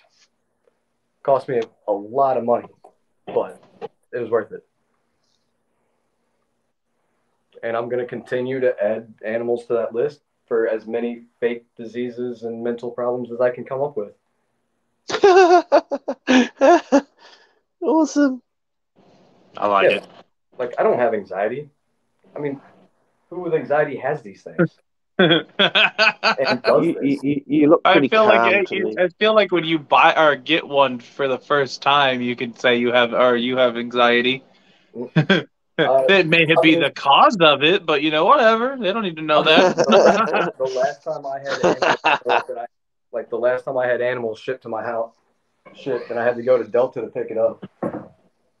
It was actually in this, and there was 8 snakes in there. Yeah, there was. Nice. Oh.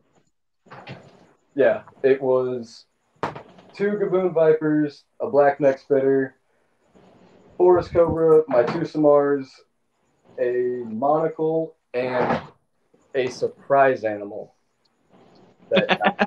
It's a surprise. Like, I did not know what the surprise animal was. He refused to tell me. So. What was it? It was a black zebra spinning cobra. So,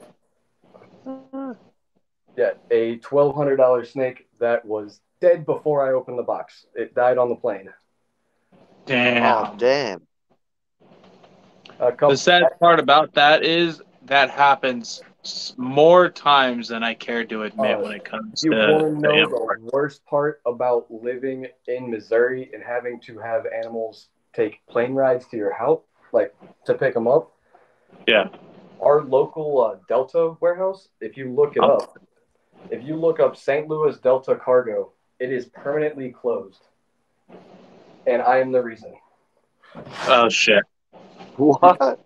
Why? Because before that shipment, I had my Egyptian Cobra. Was the first one in years that I've had shipped through Delta. And, okay, cool. Cobra coming through Delta, double bag, in a big box, everything secure, zip tied, taped, everything like that. completely escaped. Multiple insurances. Yeah. So if they get out of a bag, they're in another bag. They get out of that somehow, they're in a tub that is zip tied all the way around the ring. But he still escaped, right? No, he didn't escape. No? Delta, I don't have the tub anymore, but it was about this size. It was literally one of these, but just black. Yeah. Delta ended up putting a hole in the tub that I could fit my fist through. What the fuck? Why? With a wild caught Egyptian cobra in it. Now, Why? did they do that on purpose, or No, like just not being careful with a box that says caution, venomous, live animals, with species and common name and all of that. So they knew it was an Egyptian cobra that was alive in that box. Couple months, I don't know, probably I quit using Delta for about a year after that. Bought my King Cobra from Fascination. We talked about that a little bit earlier. Same fucking thing. I pick her up and the box has a giant hole in it with a 9 foot. How did this shut down the? How did this shut down the? Because I shut it down. They actually called me about 10 minutes after it got out of the plane, because my phone number has to be plastered on the outside. Like my address, phone number is on the outside of this tank of all the shipping boxes. yeah? They instantly called me and said, "Hey, we've had a problem with your animal. There's a hole in the box, and we don't know if it's in there. So how fast can you be here and find out?" Like, I'm 10 minutes away.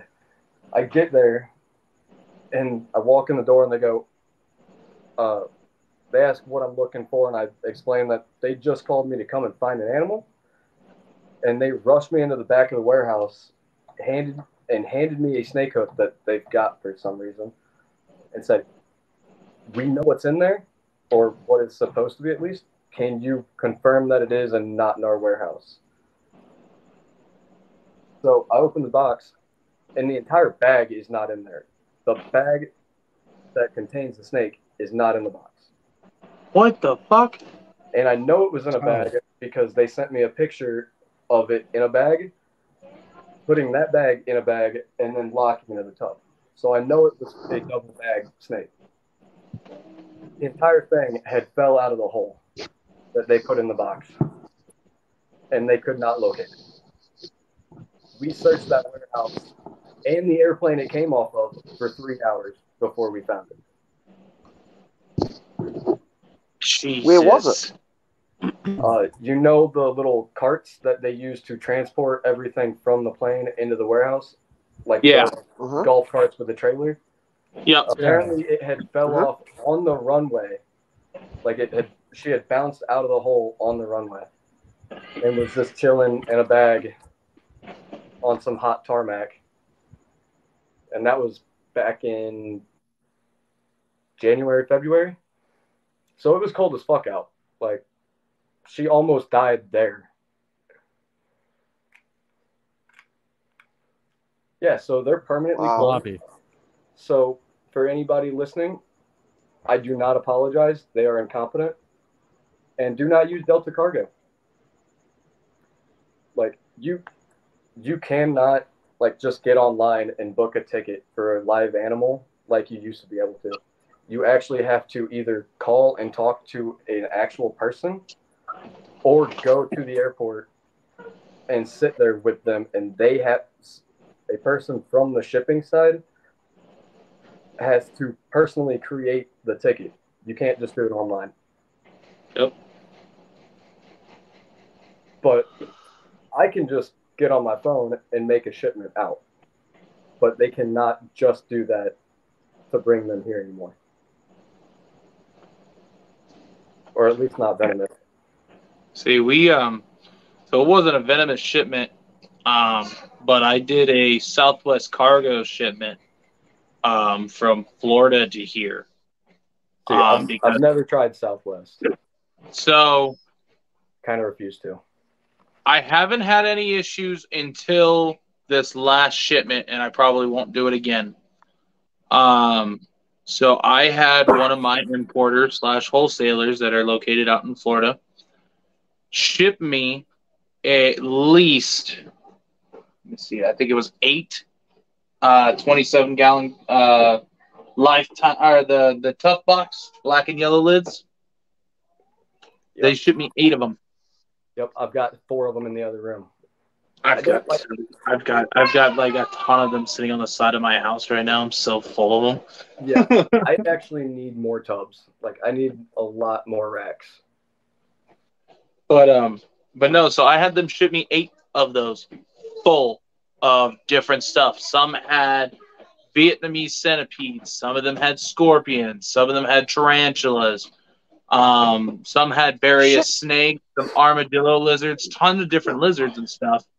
And it was all shipped through them because it was cheaper than shipping 1,000 30 by 16 by 10 boxes through via FedEx. So I had something like that happen probably 6 years ago. Like, I don't even talk to the importer breeder that did this is no longer in the reptile community. He does not deal with animals at all. He got kicked out of this shit quick once this came out. So I bought a snake from him, and he had to ship it through Delta to get it to me because he was way up northeast. Gotcha. And the same day, he had to book a ticket for his imported animals to come to him. He got our shit wrong. Like, he booked the ticket for his imports to come to me instead of the snake I bought. Shit. So I get a call from Delta Cargo again. I was 17. Like, I wasn't even legally allowed to own them, I don't think. No, I was freshly 18. Yeah.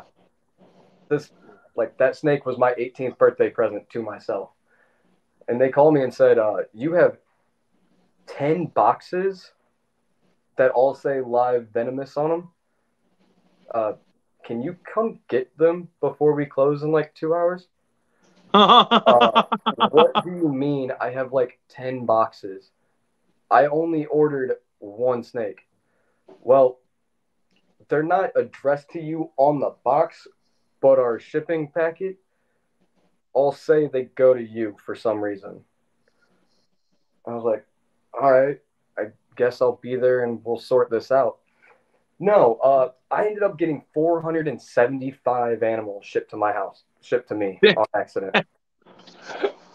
And they were all like venomous from Africa, and then half of them were from the Asian area. Nice. So I had a bunch of vipers and just about every cobra species that you can think of, except for the one I'm currently looking for and cannot get. But yeah, and they were all wild caught. I opened up a couple of the tubs just to see what was in them, and while waiting on the breeder importer dude to get back a hold of me, there was at least probably $150,000 worth of animals that showed up to my house. Yeah, that's fucking insane. Yeah, like some of the cobras that were in those boxes, like there was 33 king cobras at $1,500 to $4,000 a piece, depending on which one, and bushmasters, which are over $2,000, and black mambas that are $1,000. Damn, dude. Yeah, I want that to happen to me, but not with Venomous, because my state would kill me. No, you do not. Especially with them coming from overseas. No. The import problem of that was such a nightmare, considering I bet it was. showed up to me. I had feds waiting at the airport for me when I got there to pick this shit up. Like, there was federal Fish and Wildlife there waiting for me to show up, trying to arrest my ass. Damn. Like, I had to pull up on my Facebook, like, here, and my Cash App, or whatever I used to send them the money at the time, Like, here, I bought this animal. Here's the proof. I guess he mixed up his tickets. I've got the copy of the ticket I was supposed to get, and they let me take all the animals home. Like, What the fuck? they didn't take them since I was. They're like, okay, here's a ticket. Here's your like $100,000 worth of animals. Yeah, they just wanted to know why an importer was sending them to me instead of another importer. And then once I explained the mix-up and how he was gonna be at my house in a couple of days anyway, yeah, we would just swap and do everything necessary. He actually let me keep 5 king cobras and 2 black mambas out of that. So nice. Yeah. Yeah. See, my issue was when I had them ship me all those tubs full of reptiles to me. There was stuff in bags, stuffs in delis, like everything was done correctly. And nothing was really venomous other than if you count the scorpions, Vietnamese centipedes, and the tarantulas. Other than that, everything else was good. Except there was maybe some rear fang, but those were labeled. Yeah, like, I don't know why, but I've never counted the arachnids and vertebrates as venomous. I count them toxic, and you don't want to get bit or stung or whatever. Oh, yeah, 100%. None of their stings or bites are bad enough for me to count them, except for a very select handful of species. Like, I can name more that are, oh, look, got stung. Cool, go about my day. Then I can. the wandering spider. Yeah, like. Most guys will understand what the hell a wandering spider is. I don't. Do you don't know what that is? No. Okay, so the wandering spider came. I remember the first time I saw it was on a documentary, and it was weird as hell because this spider is called the wandering spider because it just shows up, dude. I don't even know where the hell it's from or anything, but nobody in the U.S. really keeps them because if they bite you, if it bites a man, it gives them an erection. It is the most excruciating, painful erection you have ever had. It's like razor blades inside the body. Dude, it's fucking terrible. It's a terrible way to die because they die. From my understanding, you die. But, like, it sucks. I don't like that. I don't like that either. Hey, you do know spiders.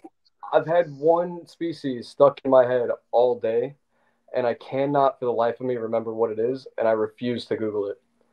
Brown recluse? No, I know those. No, everybody knows those. They're like common everywhere. Like, you see pictures of like soldiers and shit overseas in Iraq. Camel spider. Those big ass ones.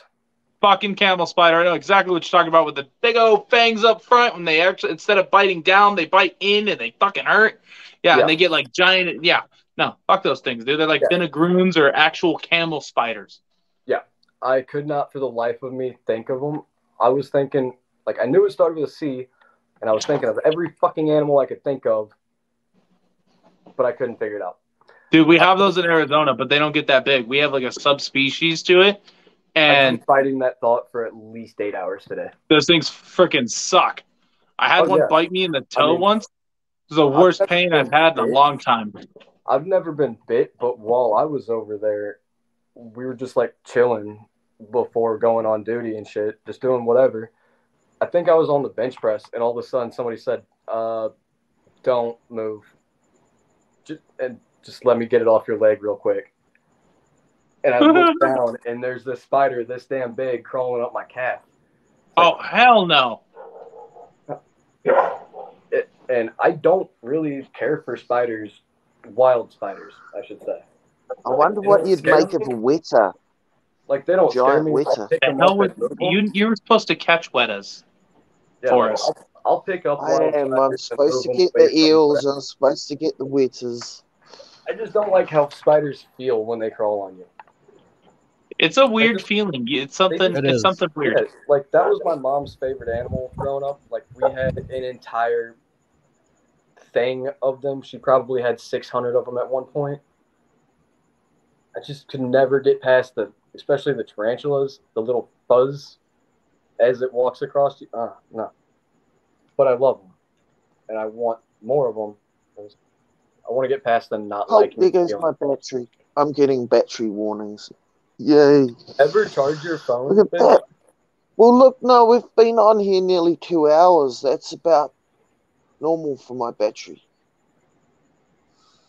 Seems like every time I've ever been on live or seen you in a live, you've got to go charge it at least once. I've got another battery. I just have to change it.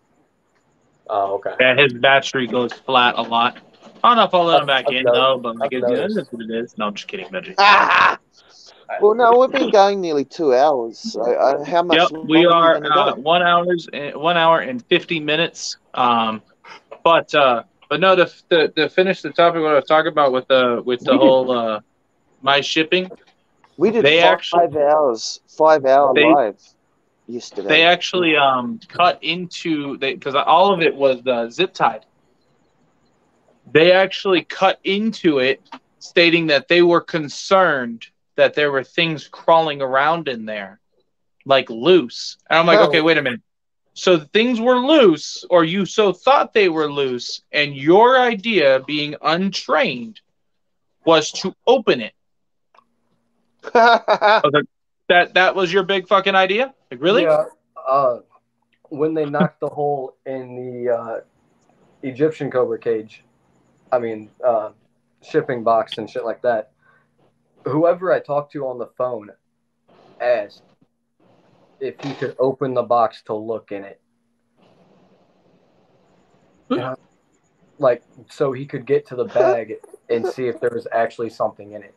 I was like, so let me hear you out here. You see a box with a hole in it that says live animal, caution venomous, and then it states in big, bold, black letters, Egyptian Cobra.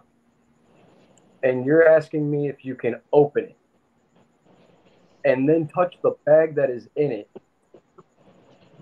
that they can bite through easily. Yep. To see if he's still in it when you could shine your flashlight and poke it with a stick. Yep. How stupid are you to ask questions like that with boxes that are labeled deadly?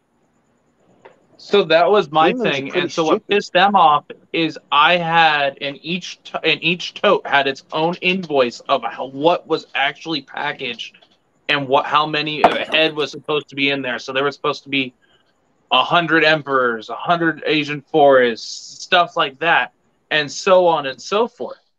And so I'm going through and I'm like, I'm not leaving this bay until I count every single one. God damn, dude, look at that hole. Like, you got all of your scientific names and how many is in there. Yep. We didn't label common names because there was too many. Too many fucking names that had it scientifically. Yeah. Like that box is. Tell it's got my address, his address, phone numbers, emergency phone number if we don't answer the first one. Yep. And I've still got all the shipping labels on it that have our. How the fuck did they make a hole in the tub? How the fuck? I don't know. I don't know. Well, so. Oh, go ahead. They were both like these hard plastic. Like if you squish them enough, they will crack. Dude, they'd have had to have fucking kicked that thing to pop it. It wasn't one of these like the big Rubbermaids where they're like super malleable and you're super thick. Yeah, it was like your black and yellow ones, to where if you squish it, it just kind of cracks and busts. Yeah. Apparently, I don't know. I was told it was one of them was hit by a forklift and one of them fell off the trailer that they were hauling it on. Jesus. People, man. Well, hey, I mean, at least you got yours back, dude. They stole from mine. Oh, shit. They fucking, that's what I was trying to get to, is they actually cut this open, dude. And that's why I was like, I'm going through everything. Anything you opened, I'm going through it. I know what I ordered. I know what's in there. The invoices are in there. So I checked the invoice. I'm like, okay, this says 100. Boom. Okay, I'm looking for it. Count them up. I'm at 97. So there's 3 scorpions missing from this. I'm like, boom, okay, let's keep going. Dude, I went down the list. I'm like, all right, this is what I'm missing. I was like, so this is where we're at. I was like, you guys opened this. So that because I stated that there was missing animals from the transport, they had to shut the plane down because they're like, oh, well, they must have gotten out in the plane. I was like, no, the deli cups aren't there, and there's the missing plate, like there's the missing spaces for where the deli cup should have been. So somebody took the 3 that were in this corner. Like I could see what they took. Oh yeah. And so I told him that. I was like, I went through everything. And I was like, dude, I was missing at least like, I think $800 to $1,000 worth of animals. Because they took like some of the more expensive, like some of the retics that we got in, some of the special ball pythons. And then one dude took and I know which one it was. I knew that he took it because he told me that it was going to tear out of the bag. So this big mangrove monitor, and I say big, but he was really only like 2 feet. This mangrove monitor was 2 feet long, and he had and he made sure to tell me this, razor sharp nails. And I'm like, okay. And he's like, so he's not crazy, but when you pick him up, he's going to fucking slice your arms open. So I was like, okay. I opened that tub that I knew he's supposed to be in there, and he told me like his nails are so sharp, he's probably going to tear through this pillowcase like it's nothing. So I was like, okay, makes sense. Like I understandable. It's a 2-foot lizard, and it's going to get pissed off. It's going to tear through this. I open it, the bag is ripped, lizard's gone. So I asked everybody, where's the lizard? Nobody would look me in the eye. And then I watched them look at the dude that had long sleeves on. And mind you, it's Arizona. So you don't fucking wear long sleeves working in a warehouse on 100+ days. So I walked right up to him, dude, I'm gonna let me see your arms. He's all, no. He's like, oh, who the hell are you to tell me blah, blah, blah? I was like, let me see your arms. All right, on a different note real quick, I apologize. Go ahead. I'm about to fucking throw up. Uh-oh. Yeah. I got a new fridge because this one went out a couple days ago, and I did not know. Ooh. So I'm pretty sure most of the rats are still good because they're still cold, but they're not frozen. But there's meat in there, and oh, I'm so sorry for you. No. I've got about $300 to $400 worth of rats, and probably. Well, stop opening it. Why are you opening it? I got to get the stuff out of it to put in the new one. Bro. I'm getting all the I'm getting my dead snakes and my rodents that are still good out of there and putting in the new one. Gross. Anyway, so long story short, I got the animals back. The dude that was wearing the long sleeves, he wouldn't roll them up, so I fucking pulled his sleeve up just enough, and sure as shit, dude, bloody all scratches, everything. Like you knew that fucking monitor got him. And so dude was all pissed off, so he got called in the office by the manager, and they fucking searched his car, dude. Like they made him open it up. They're like, your job depends on it. So we got a lot of the animals back. Some of them were dead because he fucking left the car left the windows up. And it was just more of the scorpions that didn't make it. They got too hot. And a couple of the tarantulas. The lizards were fine. The snakes were all right. So we got a lot of the stuff back, but I was fucking pissed. Well, they compensated us for that, and then they reimbursed my entire shipment. Like everything we paid for the shipping, they paid us back in that. And because it was a federal offense that he did, because that's their employee. They had no right to cut open all those fucking all those at all, and then to remove animals from it, whether or not it was a private person doing it or fucking the dude that worked there.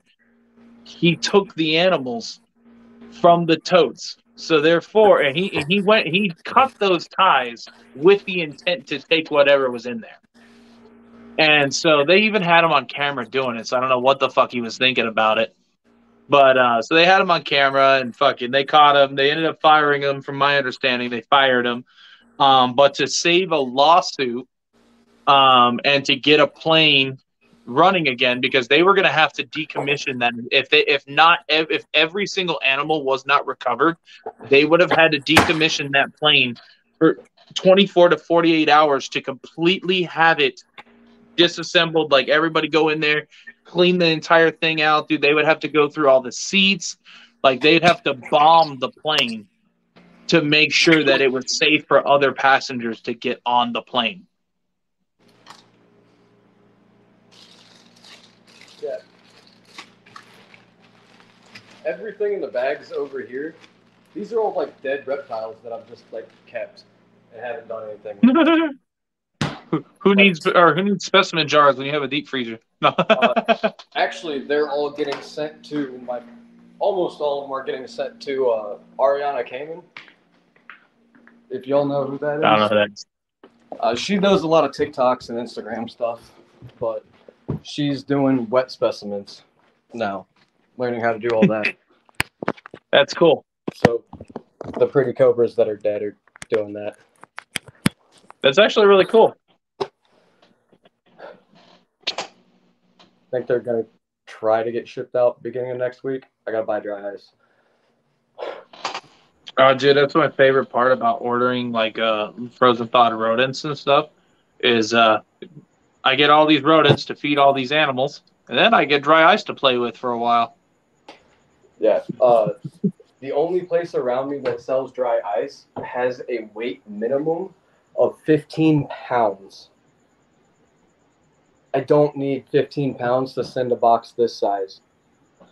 I don't know what I would do with 15 pounds worth of dry ice, but I know it's going to be a lot of stupid shit, and I'm going to have a lot of fun. I know what I would do.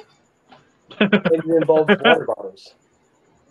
Oh, shit. He's making... I ain't even going to say it, but I know exactly what you're doing. I mean, I do the same thing with Drano. And I know you guys are old enough to know what I'm talking about on that. Yeah. Yep. I refuse to say it out loud, though. Yeah, don't say it out loud. That is how I get I would have to delete this entire video. Hey, real quick, in reply to one of Eric's comments, that's one of our local insects, bro. Those things are so much fun to go out and find and mess with. What? The fang death beetles.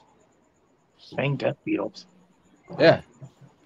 We get them out. We have them all over the place, man. If you catch one are them, those ones? they're the little blue and black ones that play dead. Like if you pick them up, they'll play dead. They're harmless. Pick them up, play dead. It's really cool. And then like walk away from it for a second, it gets right back up. There's two bugs I fucking hate out here with a passion. Okay, it's the goddamn kamikaze beetles. I hate those things with a passion. The stupid green beetles that'll fly straight into your face or just like come in crashing, dude. I hate those beetles with a passion. Almost like one flew into your face or something while we were out herping. Yeah, dude. One flew into my face when we went herping, and then like not even 3 miles later, I get a fucking cicada fly in and it goes under my glasses and it's freaking out between my eye and the glasses. I hate June bugs more than I can express. I love all animals to a point, but I also hate a lot. And June bugs are top of that list. They're just so annoying for no reason whatsoever. They have no reason to be as loud and obnoxious as they are. I put dry ice in a half gallon of buttermilk. I would quit reading while you're ahead. There's a lot of things involving dry ice we cannot say in public. Yeah, he works at a dairy thingy. I can't remember what the hell he does. The same route that I was talking about, I would quit reading before we all... No, it's not in the same realm. Okay. No. What we were talking about was 100% different. Okay. I was going to say, because that's like the difference between tannerite and just dirt. Yeah, because that's how we're no longer allowed to use Southwest or Delta to get animals real quick. For real. That brings me back to the conversation of guard cobras. Hey, if my house gets broken into, I got a pew-pew sitting up there. It's not going to get touched. It goes into every room I go into. But it's not going to get touched. I'm going to open this big white middle cage right here and throw it down the stairs. Yeet! No. I've actually almost done it to my friend because he thought I was out of town. So he comes and checks up. He's another Venomous keeper that lives like 20 minutes from me. So when I'm out of town, he'll come and check on my animals, make sure they've all got water and shit like that. I forgot to tell him I came home one day. So it's like 2 o'clock in the morning, and I'm in here just cleaning shit. And I hear my front door open. So I grabbed the Cobra and walked to the top of the stairs and was about to just send it. And I was like, oh. He gave me a fucking heart attack when he yelled, "Oh, don't do it, don't do it." Like, oh, you. He said a rattlesnake by every door, window, and most people won't come in your house. Dude, I get people all the time when they find out that I keep any type of reptile or like tarantula, scorpion, anything. They're like, "Oh, well, I'm not coming to your house." And I always love giving them this comeback, and it wasn't like you were invited anyways. See, normally when people tell me that they won't come to my house, I try and talk them into coming to my house, just so I can try and break their fear of these animals. Most time I hear that, it's from family I don't like, or my wife's family that I don't like. I mean, see, and to me, I don't give a shit if I like the person at all, to be honest. I can't tell you how many people I've got over their fears and shit like that I hated. Like, as people, they were terrible fucking people. There's no reason to be scared of these, but you love lions and tigers.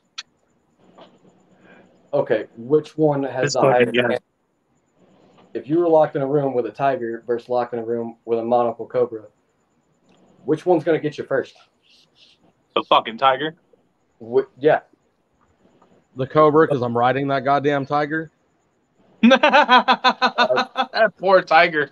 I'm going to look at it and be like, hey, I identify as the Tiger King. I want to know who would win. Jesus Christ. I kind of want to know who would win that fight, a tiger or a cobra. Now that I got money on the Cobra. No, you know what? I feel like both would die. I mean, depending on the Cobra. Your normal house cat can bring you rattlesnakes and not get bit. Eric, that's none of your business, sir. I mean, I've been in cages with tigers from the zoo I worked at as a big cat handler. Like, I don't know. I've seen them play with snakes before that they found. Not venomous ones. I feel like the tiger would either win or both would die. Or the tiger would win by death of Cobra, but would still get envenomated. See, I don't think it would die if it got envenomated by most Cobra. Or may not die, but still. Yeah, so I guess the Cobra or the Cobra would one way or another would be screwed. Well, I mean, like, my monocle, they've got enough venom to kill several humans if left untreated. But the Gab can kill a lot of fucking people and a full-grown bull elephant in one bite. So okay, the one I was thinking of. Yeah, the Gab was in that fight with the tiger. But the I was thinking Black Mamba. I don't think the Cobras put out enough venom in a bite. They would have to put all of their venom in several different bites and live long enough to bite at least 2 or 3 times. I feel like. There was a video. It was a documentary that I watched on big cats, and it was out. And I can't remember if it was a Cobra. No, it was actually on Animal Planet. Back when I had cable. But no, dude, they were videotaping big cats. And what happened is this mother lion, she ended up having like 3 cubs or something. And while she was away from the pride, a snake came along, and I can't remember for the life of me if it was a Cobra or a black mamba. But one of the two, it was one of those two, because I know it was fast. It was wicked fast. I think it was a Cobra, though. But it bit the babies, and the babies died, and the mom tried to kill it, and she jumped on, swatting the shit out of it, and it bit her really good. She killed the snake, but then she died 3 days later, or 2 days later. What snake did Sounds you about say? right. I can't remember if it was in Africa, so it was either a cobra or it was a green mamba. Black mamba. I can't remember for the life of me though. There's an old documentary. I remember watching this back when I think I was in But it was a black snake. It was a dark colored snake, and wicked fast. It was wicked fast. So that would leave you 3 options. Your black mamba, any of the species of forest cobra. Yep. There's 3 different ones, and they're all super dark. There is a brown one, but I think it was more of like a brownish gray. It's could have also been. I don't know. Probably black mamba. If it was hanging from something, or like off the ground, probably. It was on the ground. I remember it was slithering into a thicket, just a bunch of bushes. But it was like all branches and shit.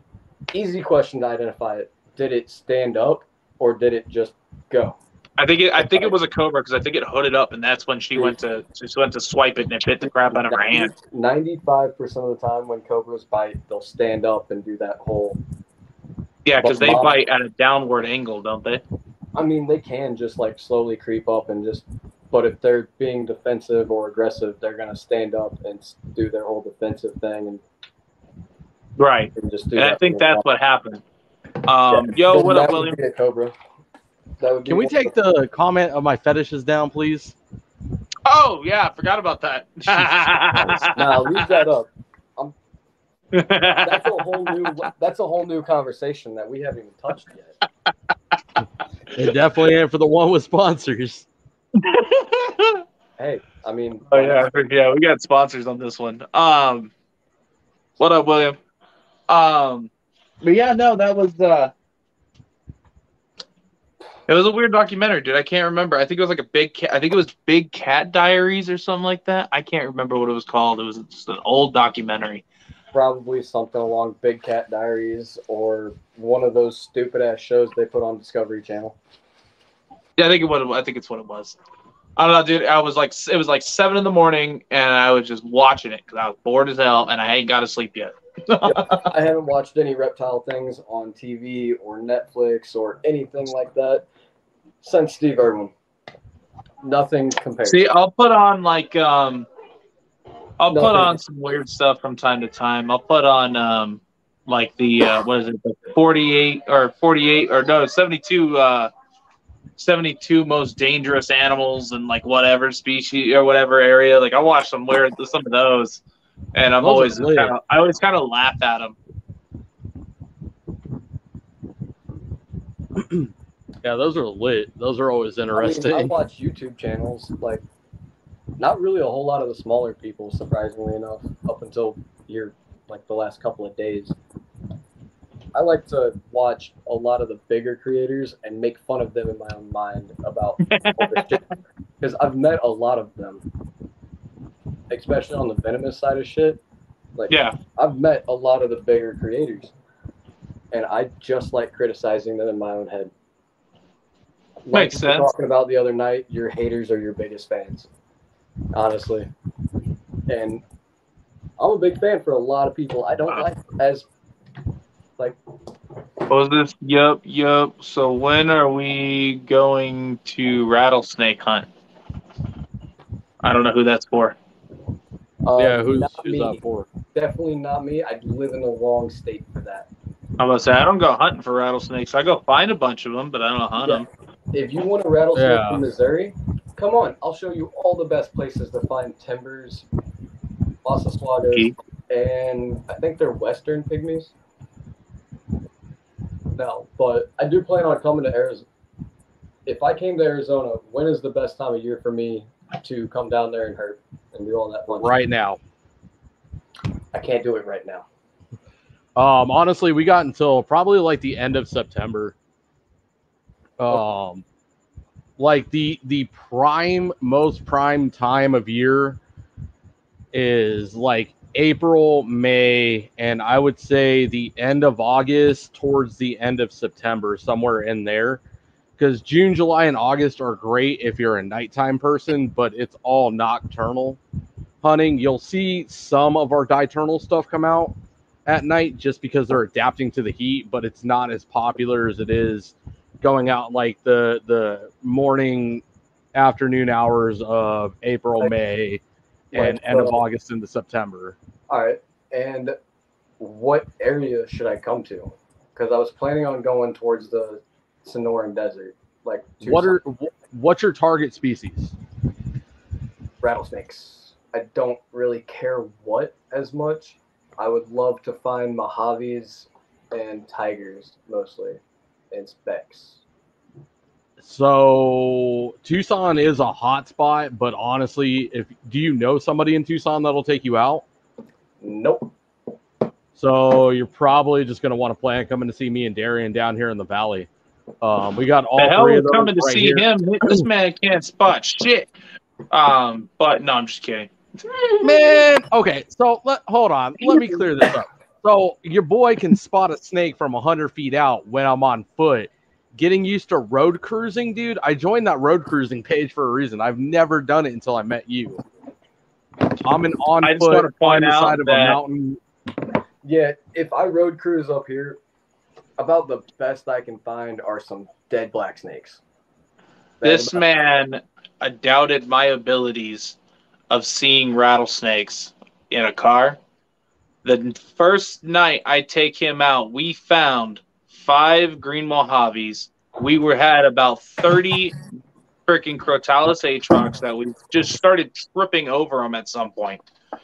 And then we found some just normal Mojaves, and then we found some other stuff. Yeah, and some gophers, some kings. Like, there's a couple of different species that I want to catch and bring back home for breeding plans. Is it green Mojave? Not greens.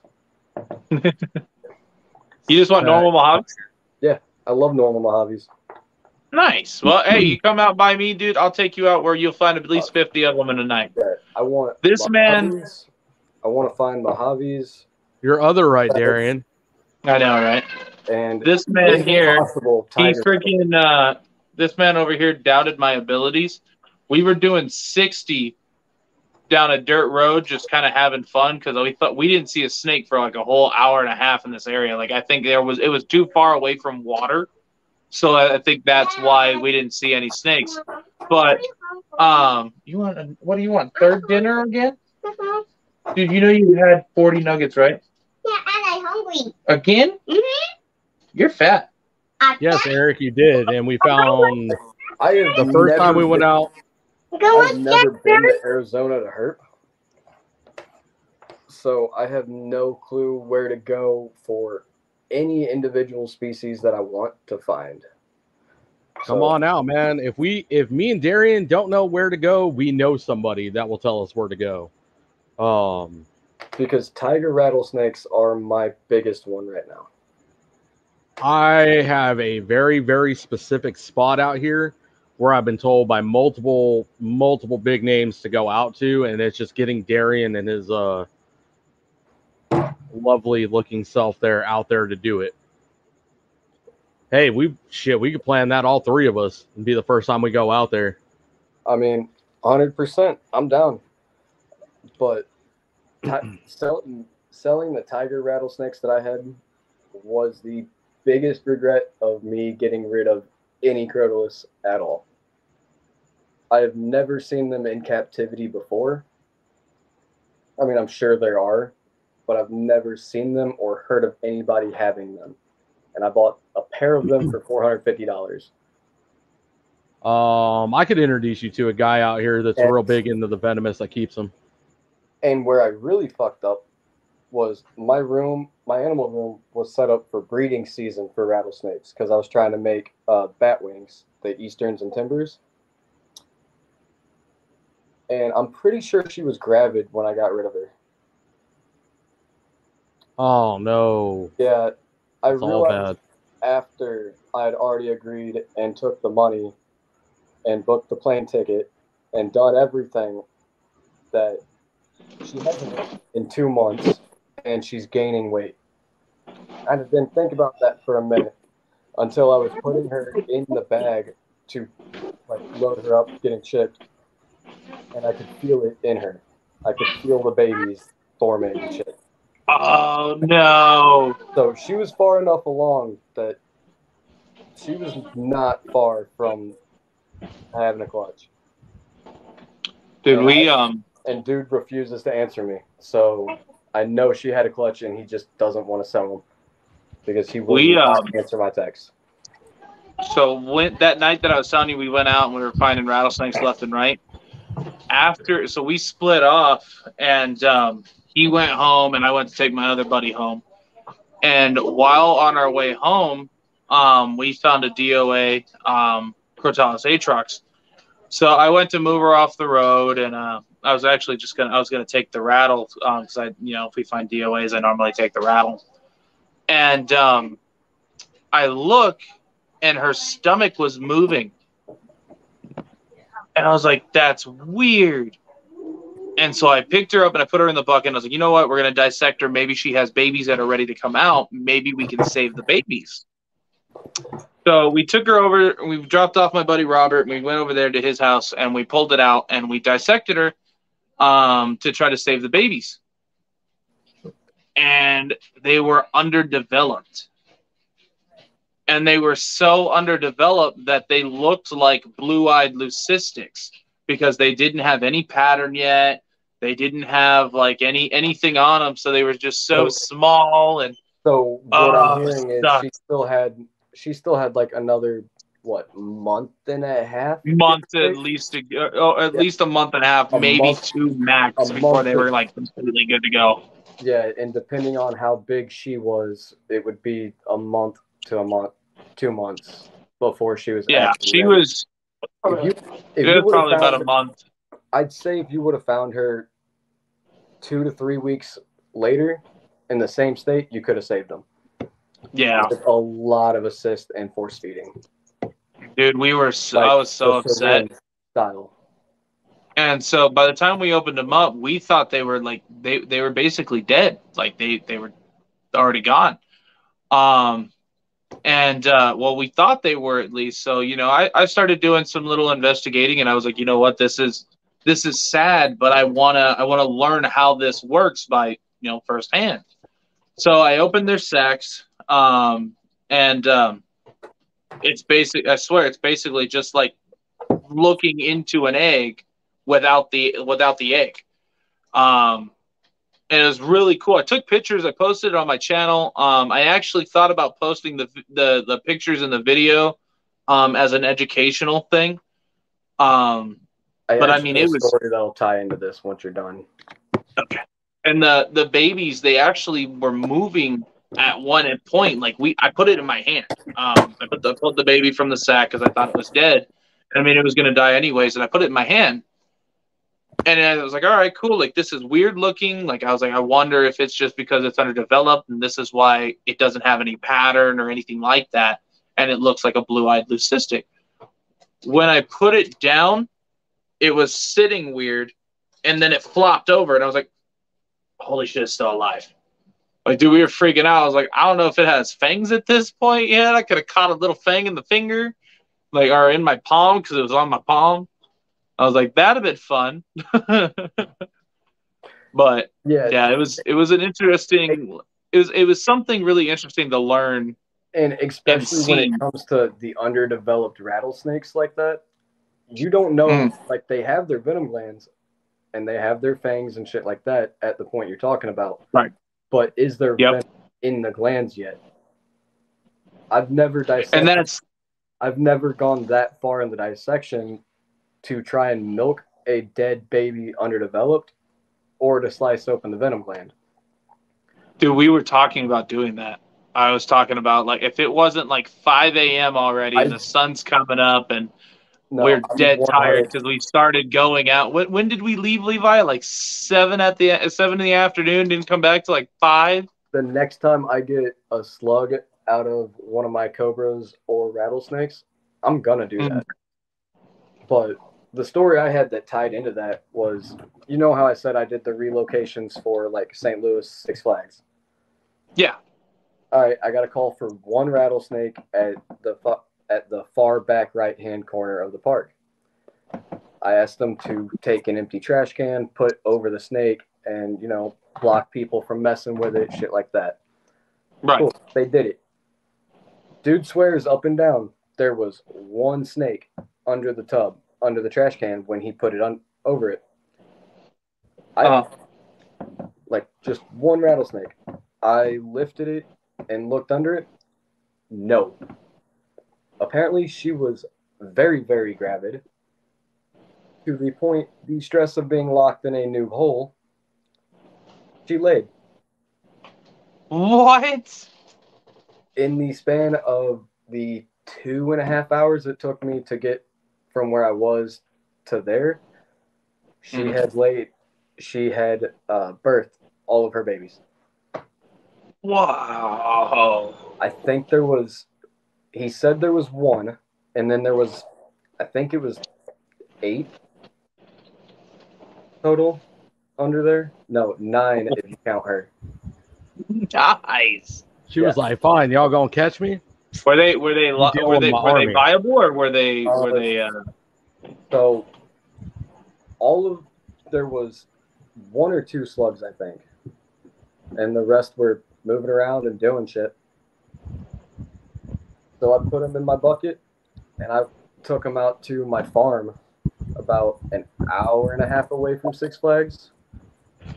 Threw down a new piece of tin for them out in the woods, put them all under it, and literally just made them a new home. Like, Awesome. I breathe. That is really cool. Like, I will go buy a bunch of live mice and rats, like 50, 60, 70 at a time, and just release them at my farm for all the snakes that I've relocated there. Because in the last 6 years, I've probably put 500 to 600 snakes on my farm.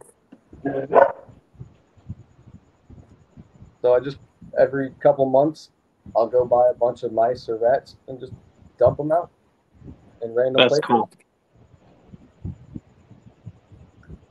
Yeah, see, we'd catch and relocate for the area that we're in, because and it kind of ties back into what Levi was talking about earlier when he showed you that picture. And my local fire department does not want to deal with rattlesnakes. See, my local police, fire, nobody will mess with them. Even animal control will not mess with Venomous. So imagine this. I mean, this is only at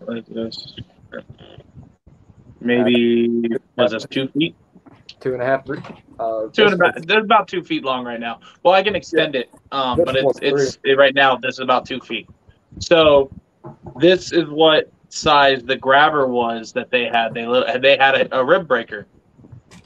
So they used the rib breaker to get a hold of this rattlesnake, and one of their more braver guys grabbed the rattlesnake. He grabbed it towards the ass end, right there by the cloaca. She whipped around, and when he had her, he had the grip here, so he's holding on. And then to stable it, because he didn't actually get her really good, he's holding it down here. She whipped around and bit him right in the forearm. So she was pissed. So she literally bit into him. And this was an Atrox from my understanding. She bit in and held on for a little bit and just drained venom. And then, like, as she pulled out, dude, like, she hated him. Yeah, he does that. Like, which one, the Mojave? Yeah, the Mojave. I have to hook him, and he's at that weird size, like that juvenile sub-adult, where they're really finicky about hooks. And I know you both know the pain about that. Yep. So every time he's on a hook, he flies off.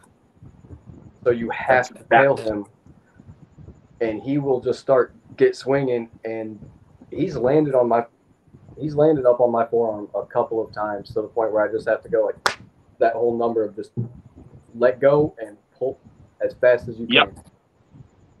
I've only had him for I don't know, probably a month and a half, 2 months. Yeah, I haven't had him long at all. Yeah, that's the only reason he's not one. The only reason that snake did not go through my quarantine is because the person I got him from, that was his only snake, only reptile at all. His first snake, his first hot, just happened to be a pissed off Mojave. Here's one topic to bring up. And now dude has a P negative albino het leucistic monocle cobra. That is fucking awesome. That is coming to me this weekend, hopefully. That is cool. Oh, that's the one you and I were talking about the other day, right? When you're trading. Yeah. You like you got one in to just trade him. Yep, I bought a snake just to trade him. Yeah. He told me what he wanted, and it's a non-venomous. So I went and dropped $450 on that snake. That should be here probably Saturday, I think. Saturday, Sunday. Mm-hmm. And he's going to come down and trade me his $1,200 monocle.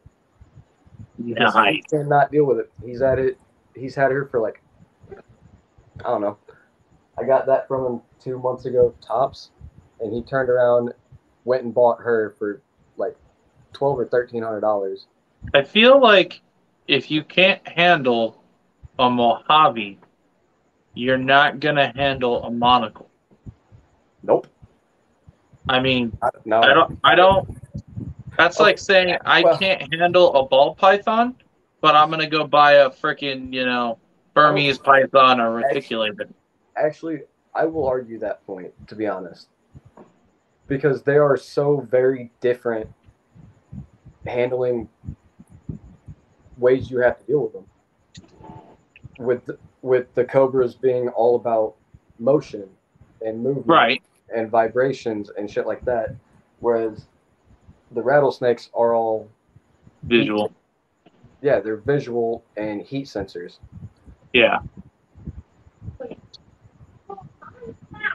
I don't know. It's just, it is such a different. It's like you handling a ball python and then going to a pine snake. It is two totally different worlds. Right. Oh, yeah. Now you're talking my language. Levi has entered the chat. Well, yeah, it'd be like fucking going from... I'm so much more comfortable with my pissed off Cobras than I am with my Timbers, in all honesty. That's because it's a fucking timber. No, like my Timbers, they're all super chill. I can reach in there and grab all 5 of them by hand. Timbers is the species I've been dealing with for the entirety of my 15 years. Like, that is the first snake I started with, and I will own Timbers till the day I die. I don't care. But I will reach... If you guys can hear that bird, let me know. I am more comfortable... Like, I'm personally more comfortable playing with my asshole forest cobra than my Timbers. I don't know why, but it's just totally different ways that you have to handle them. And I'm better with Cobras, as you guys have seen. Hey, quick question. Can anybody hear that bird or no? A little bit. Every now and then I hear it a little bit. Not if it enough gets too loud or anything, just don't feel like you're gonna be a dick or anything. Just tell me, like, hey, bird's a little loud. No. I'm not gonna take offense to it. He's annoying as shit. So hey, go shoot that bird. Yeah, you're on a phone speaker right now. I can every now and then just hear like a click. Yeah, I hate that bird with a passion. Yeah, not enough. It's not loud enough to be annoying for us. I don't know about chat. and Yeah.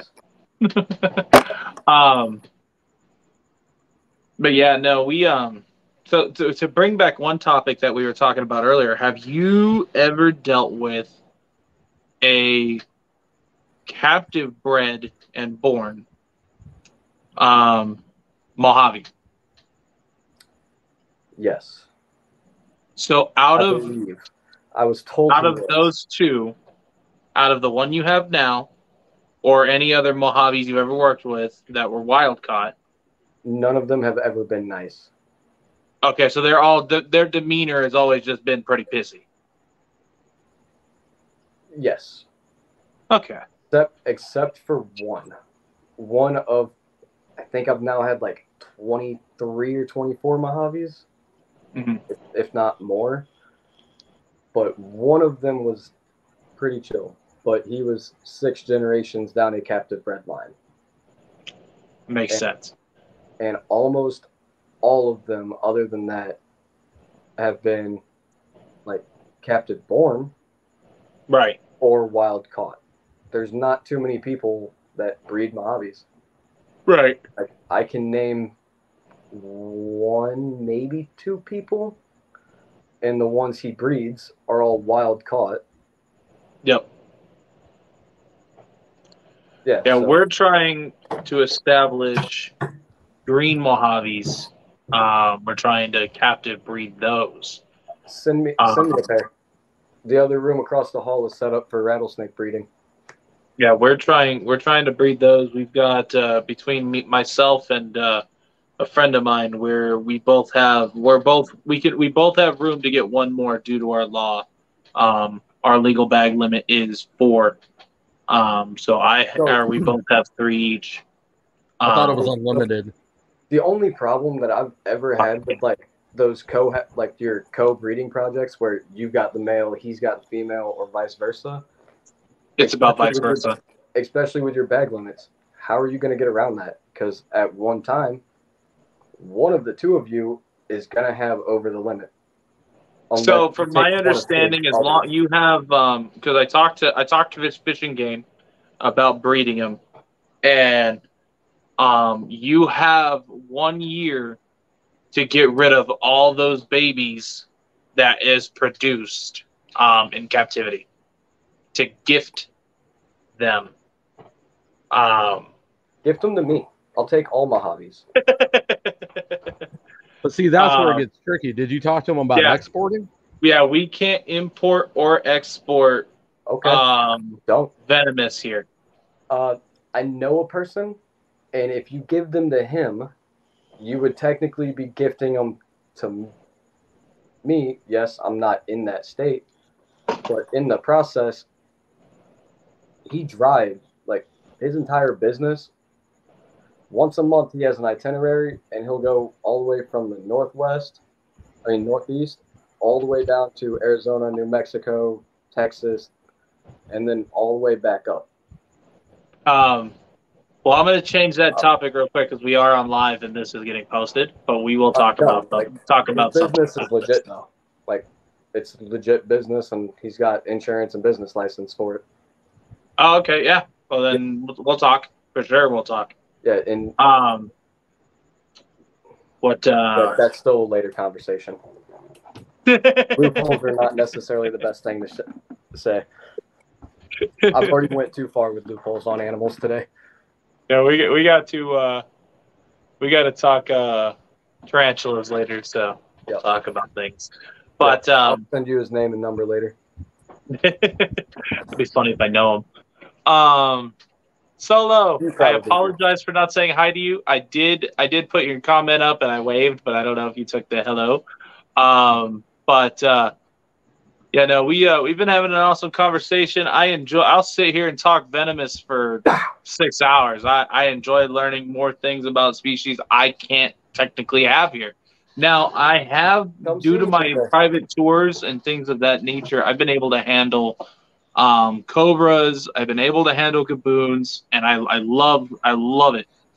Now, of course, a hook was involved when I handled the Gaboon, but with the Cobra, there was a hook involved. But at one point, I was able to actually hold it up and Of course, I had to do my spin a few times to redirect its attention, but So I mean, you know how easy but hard and sketchy Cobras are for free handling.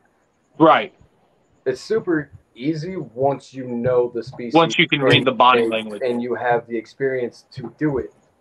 Right. But at the same time, they feel your vibrations. So they feel Yep. your heartbeat, your breathing. If you get like nerves just a little bit, they feel you shake. And They that feel sets that. them off. And that's what sets them off to be the aggressive and hood and strike down at your arm and shit. Yep. It's Yeah, like I little mean, like once I was like I made sure to be calm when I grabbed it. And so once I was sitting there, like of course my heart was racing, so it was acting accordingly because that was my first time ever handling something that big, and or that big that was a venomous species. Now, not even on top of that, I mean, it was the first time I ever handled a cobra, so my heart was racing. But I've seen multiple people do it. I've been watching them for years.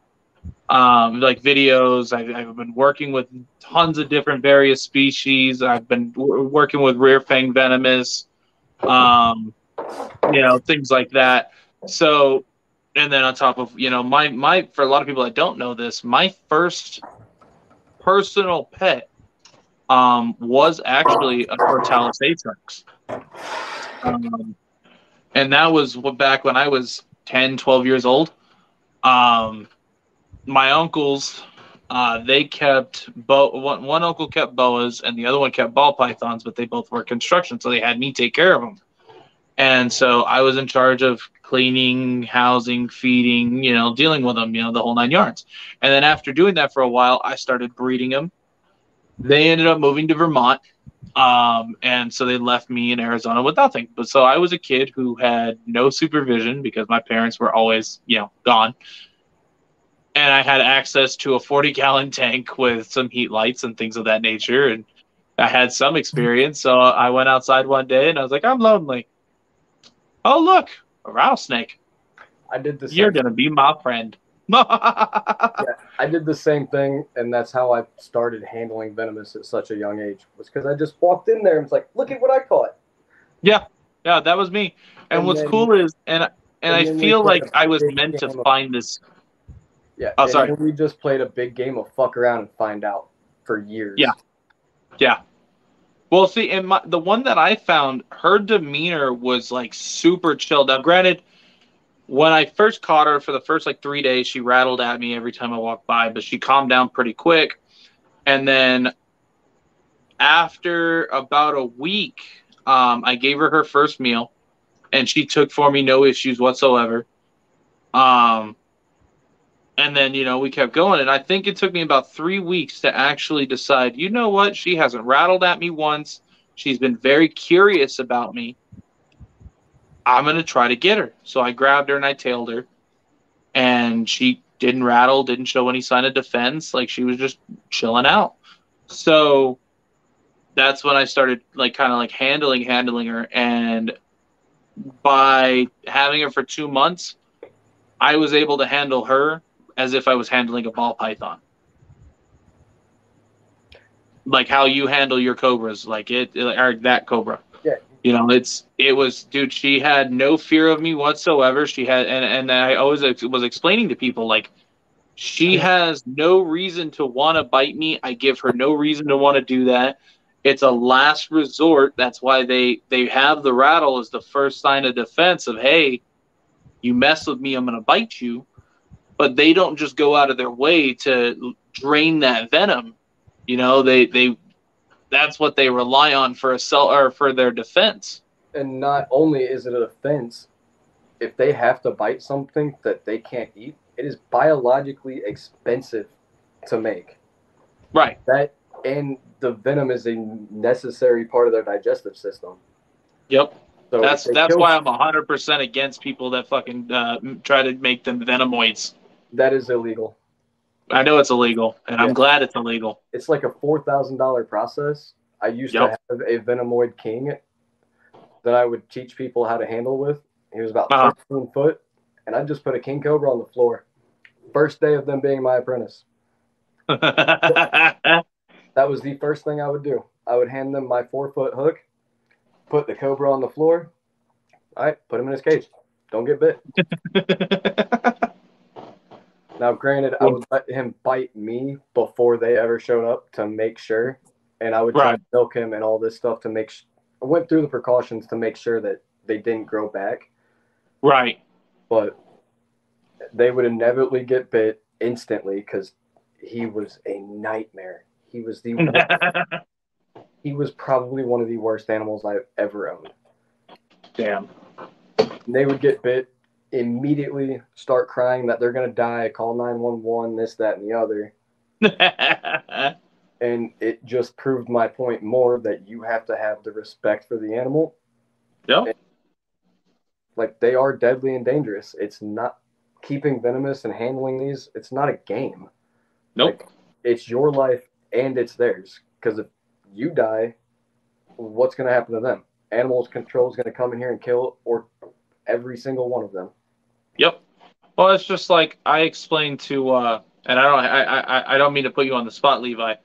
But like Levi's never kept Venomous. He's only ever worked with ball pythons, retics, perms. Yeah, you know, not just constrictors and some colubrids and things of that nature. But he's never actually gotten hands-on worked with Venomous. So he wanted to keep a Crotalus atrox or something around that nature. And I would almost go with a Viridis or a Molossus. I would almost go with a Viridis or a Molossus as a first to keep rather than an atrox. Well, you got to think also here. I mean, those are no, they're pretty easy to find. I mean, it's all the same anti-venom, but yeah, basically they're weaker venoms. So yeah, it's not going to be near as bad. So plus they're pretty. For the record, real quick, I have actually decided against it completely, 100%. Not that I have an issue, not that I couldn't handle it, but so I feel like reward you guys and go herping with you. Y'all coming to Missouri to come see my animals and find somewhere to try and find timbers? And I would love to come out there. Fuck yeah, that's gonna happen. Like I try to travel and I'd like going out meeting people and seeing their collections and stuff, and I would like to go out there and see what you got. I mean, I'll let you play with just about any animals in here. There's definitely there's a few that I myself probably made one with. I think I want to say 3 or 4 of my snakes that are untouchable by people that are not experienced with big cobras. Right. Just because they are nightmares. Like the forest cobra, and both forest cobras and both male monocles are off limits to even my apprentices. The one that I'm excited to see about, I don't know if you were talking to him a few times in the comments, Eric's Exotics. Yeah. So he got a black forest. Is it a black forest or is it the forest? I think it's because a black. Because if it's the Genesis, I want it. It's a baby. I'd have to ask him because he got a leucistic monocle or an albino monocle. All right, Eric. I think it was albino, isn't it? Eric, if you're still in the chat, let me know what it is and where you got it because I've been trying to find another actual black forest. Yeah, he's got that. And dude, this thing, okay, so it's a ferocious eater, yes. But so he did make a mistake, and it had gotten out of the containment that it was in, and it went under the rack. That could have been so much worse. But dude, it let him hook it, and pick it up. A baby? It was a baby. Like you saw my baby forest cobra, right? Nuh-uh. Because baby and yearling are 2 very, very different things. They were small. Like I know it was eating a small ASF. Luckily, I don't even have to get up to get this one out. It's like right next to him. Yeah, Literally, I'm touching his cage. Nice. We're like butt up next to him. I don't even know where he's at. Oh, found him. Not where I expect him to be. He was actually under the hide for the first time since I've had him instead of under the water bowl that he likes.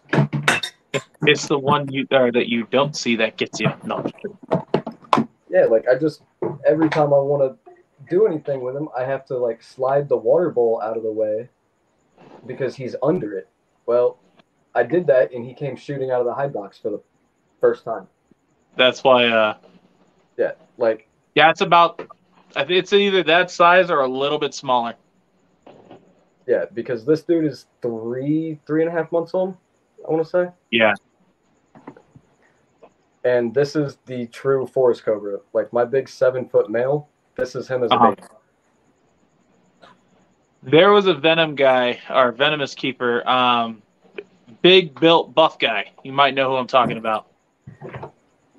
That's got one, and that's the same snake that I'm thinking of that he has. I don't know the guy personally, but that's the one that he's talking about. That's the same one he has. All right, big built buff guy. Big built buff guy. Wild Bill on Instagram. Wild Billsagram or some shit like that on Instagram. Like maybe. Bodybuilder too. Post a lot of pictures. He looked like a bodybuilder.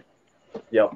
All right. He keeps a lot of forest cobras. I think he's got like 7 of them or some shit like that. Yeah, he had a big, friendly black forest, and like it was friendly enough to where he fed it. And he was sitting here doing this, right? Yeah, like right in front of it, and it just came right out, grabbed it, and went back. I don't know how he does it. Yeah, that's the same species. That's the same one. Because he was like, I want to be able to do. I remember the conversation is he said he wants to be able to do that with his.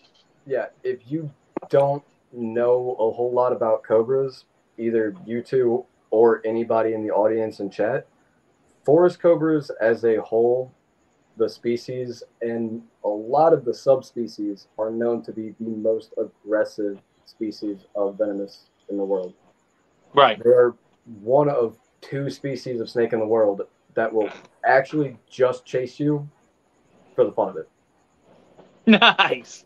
What is the other one again? I know it's the forest cobra and one other. When I die, I want to come back to the forest cobra. Actually, if I remember right, both species are forest cobra. One is the normal forest like these two, and then the other one is the black forest does it a lot too. But people say I think the one he had was the black forest.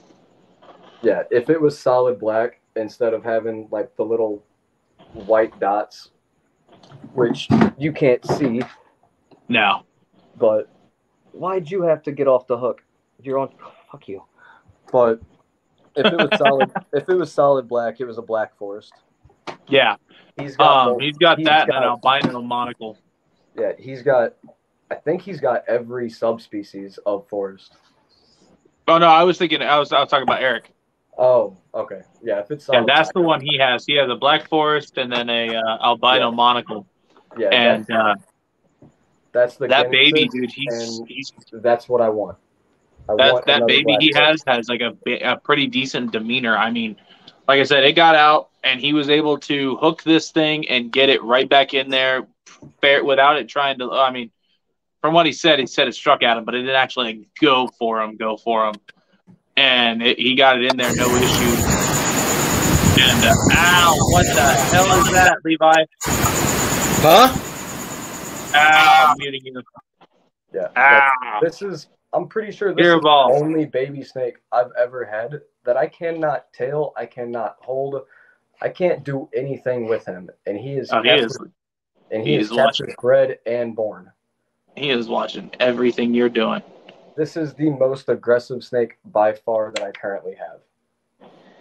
Like, to the point right under him, I have a tub open directly under him right now because he is so flighty. That is really cool. I like keeping the Aatrox. I like working with them. I miss my original that we had. My dad made me get rid of it. I had her for 2-3 years, and it was funny. About Aatroxes for you. Go. Why are they one of the most commonly kept venomous and first starter venomouses? Because that's a terrible bite, and a lot of Aatroxes have a terrible demeanor. I so feel why like do so many people get them and recommend them to people as a first hot? See, I don't recommend them as a first. Now I see it in Facebook groups all the time. People ask I hate what Facebook they should start with. I and despise everybody says Facebook groups. native snakes. Like for me, they would say a copperhead, but it's illegal to keep them here for you.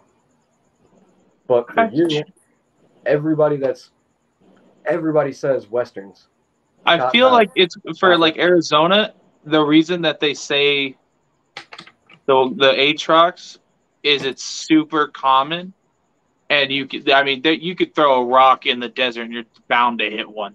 Well, yeah, I understand that, but they also have one of the nastiest bites of the venomous you have. Yeah, they do. And the thing is of the tigers and Mojaves, they're the hottest thing you guys have. Well, I mean, between the tigers and Mojaves, I mean, they're that makes sense, because the blanks are. Speckles aren't terrible either compared to the Aatrox. Well, because I've been bit by Aatrox 3 times, and 2 times I've needed anti-venom. The 3rd time, they told me that I was bit so much that there was venom in my system, and she said there was a good amount in there. And I was like, oh, that's cool. So am I getting anti-venom? And she's like, no. She's like, your body's treating it like an infection. And I was like, what do you mean like it's treating it like an infection? She's like, all right, I'm going to be blunt, and I don't want you to think you're Superman. But you're going to be your body has a high tolerance to this strain of venom. And I was like, no way. Yeah, I was like, no. Get bit by molasses and not even need to go to the hospital anymore. Yeah, that's me with the Aatrox. I can get bit by the Aatrox, and all I get is really hot, and I'll sweat. I'll have like a fever, maybe 100 degrees, if that. It'll get hot. My first and then I throw up. Was that shed fang, which was the worst one. I got anti-venom for it. The next one, I'm not gonna say what happened. Right.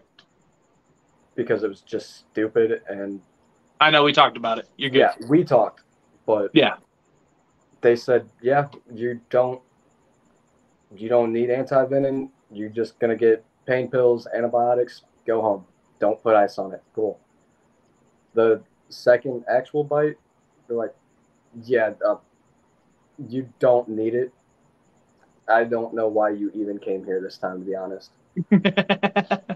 Like, I wasn't swollen, I wasn't blistering, but I could feel it going through my veins, but it just wasn't doing what it's supposed to do. Well, that's just like when I got bit from the Aatrox that last time. I got bit on the 4th of July, and what happened was it got stuck in chicken wire outside of the dog run. And so I was helping him out, dude. He was doing really well. He wasn't like he wasn't rattling at me, nothing. He was super chill. Oh, you're trying to show your thumb? Yeah, I got you. Like, this was the last one that didn't get anti-venom for. Nothing like that. They said, I don't know why you came here. Just go home. Damn. It didn't blister. It didn't do anything. I mean, it just started rotting away that little section of my thumb. Huh. It kind of shows up, but not really. No, you can see it. Yeah, like my hand didn't even swell up. Like, I was climbing cell phone towers 2 days later for work. Hi, buddy. You guys want to understand the science behind that? I mean, it's like every other thing you put in your body. Over time, your blood and body will create antibodies. That's why Cobra Man Ray Hunter can get bit by any cobra that he's got and just carry on about his day. So, out of all the venomous that Arizona actually has to offer, one, if it's argued that it is the most dangerous of them, is the speckle, because there's something about that venom that we can't create a perfect anti-venom for? Well, the speckled anti-venom is the same anti-venom as every other pit viper that we have in North America. Even the Mojave so you got your two different Mojaves, the green and the normal, and they've got two different venom makeups. So I don't understand why they're not separate species in general. They're different colors. They have different venom makeups, but they're the same species. Not even as different subspecies. We literally just call them green. There's no reason for it. But at the same time, they've got the Mojave. The normals have that special Mojave toxin that no other snake has, except for one, I think.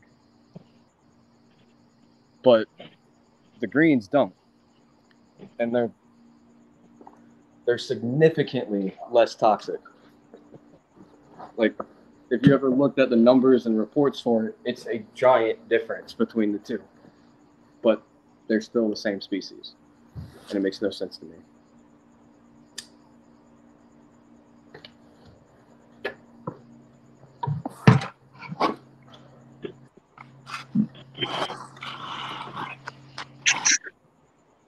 Yeah, whenever you come out here, dude, we'll have to take you out herping and see what all we can find. I gotta so I still have to finish the editing on the video. Apologize for the dogs in the background.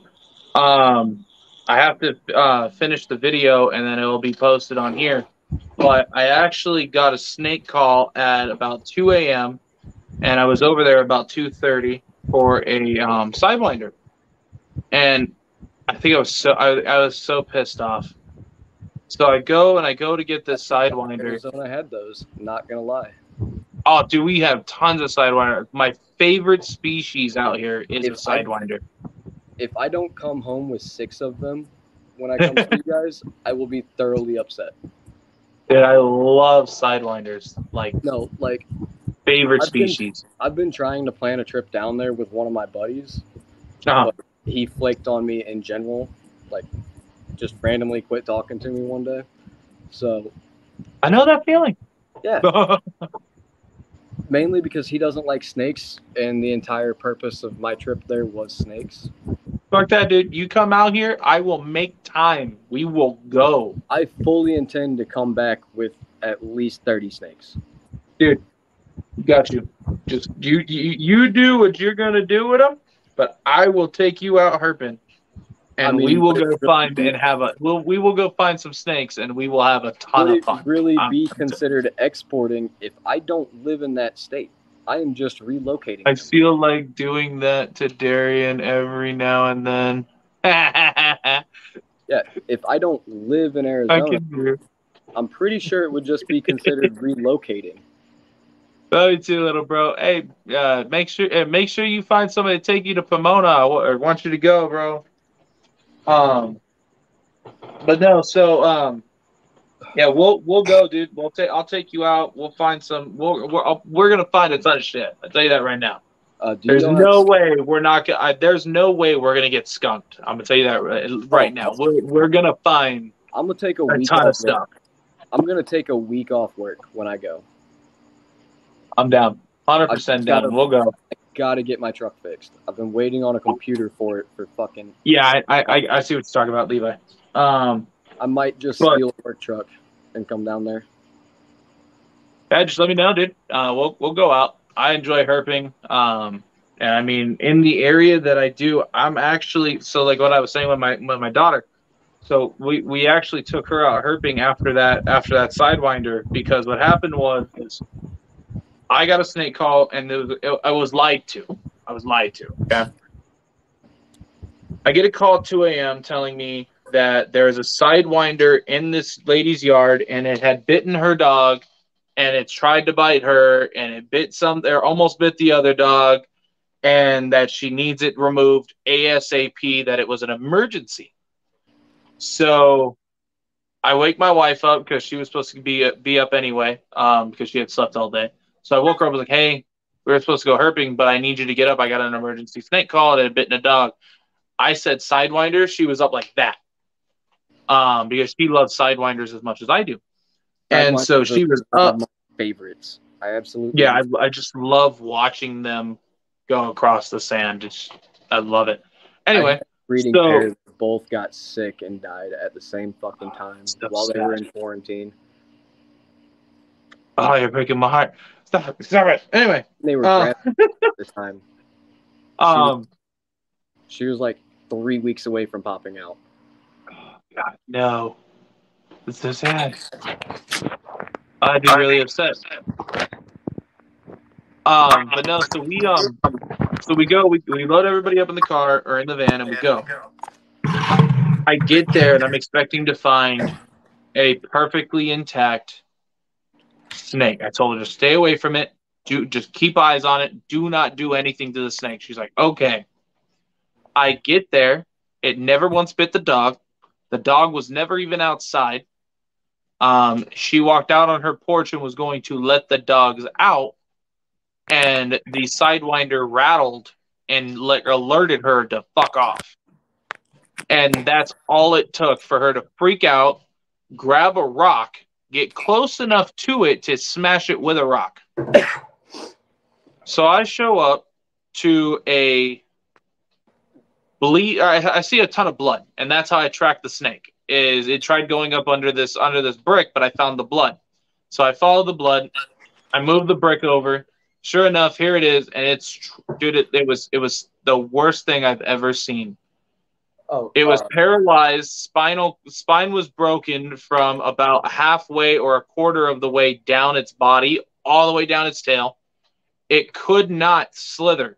It was literally bringing its head out and pulling it as if it was trying to crawl. It was dragging its back half. I actually had the same call, only not a Sidewinder, about 3 weeks ago.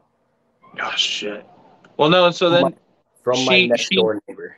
I had to put it down because I was going to try to nurture it back to Elvis. Like, it wouldn't have had to fight for the survival. I would have dealt with it. I would have kept it. The only issue was it was smushed so bad, it tore the seam right here between the belly scales and the side scale and pushed its organs out of the side.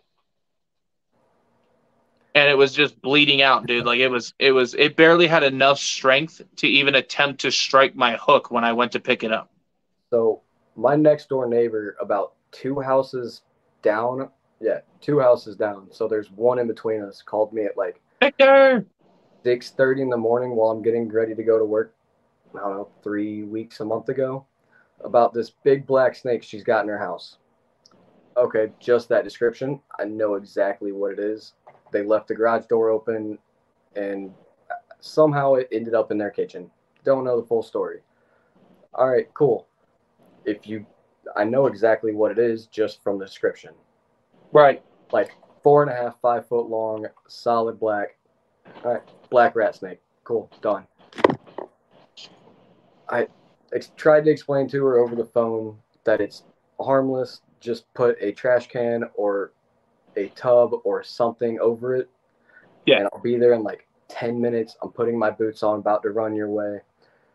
I get there, and she's got one of those big, the big Rubbermaid totes that had people use for, storage shit. Yeah. Sitting on its neck, head out from under it. The rest of the body is in it. And I go to flip it, not realizing that it is right side up, and it's actually the bottom of a weighted tote. Yeah, this tote was easily 35 pounds, sitting on top of the snake, and all I could see was the head. Mm-hmm. So I just grabbed the head. I grabbed the head real quick, put the whole head in my hand, that way nothing could fucking happen. Picked up the tote, looked at the snake, and it was the worst collapse I've ever seen in my life. I tried pushing it back in with Q-tips. I tried the sugar water, tried everything I could think of to fix the prolapse. I called 2 different zoos. I called 3 vets. one of my 2 or 3 of my buddies that have been keeping snakes since well before any of us were ever alive. I mean, hell, I got in touch with Tom Crutchfield, if you know who that is. Yeah, I talked to Tom. Yeah, I actually hit him up on Facebook, asked him about it. Everybody gave me the same answer: sugar water, Q-tips, gently push it back in. If it doesn't work, best thing to do is just put it in your freezer. Let it go to sleep and not wake up.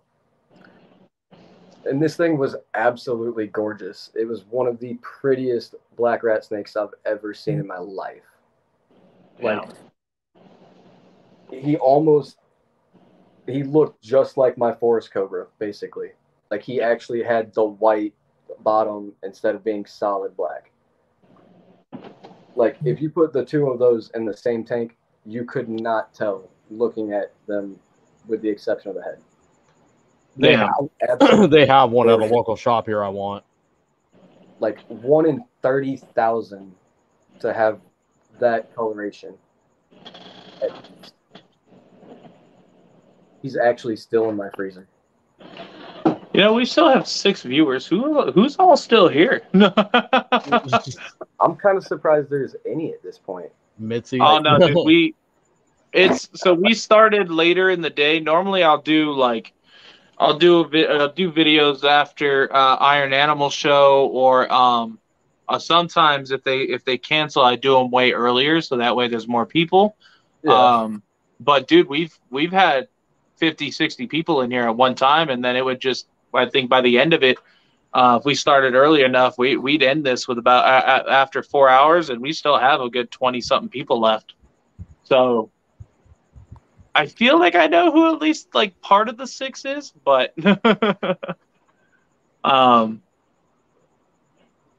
but yeah, no. Yeah, it sucks. And that's always the sad part is, you know, when you do these snake calls for removals and stuff, you never know what you're really walking into.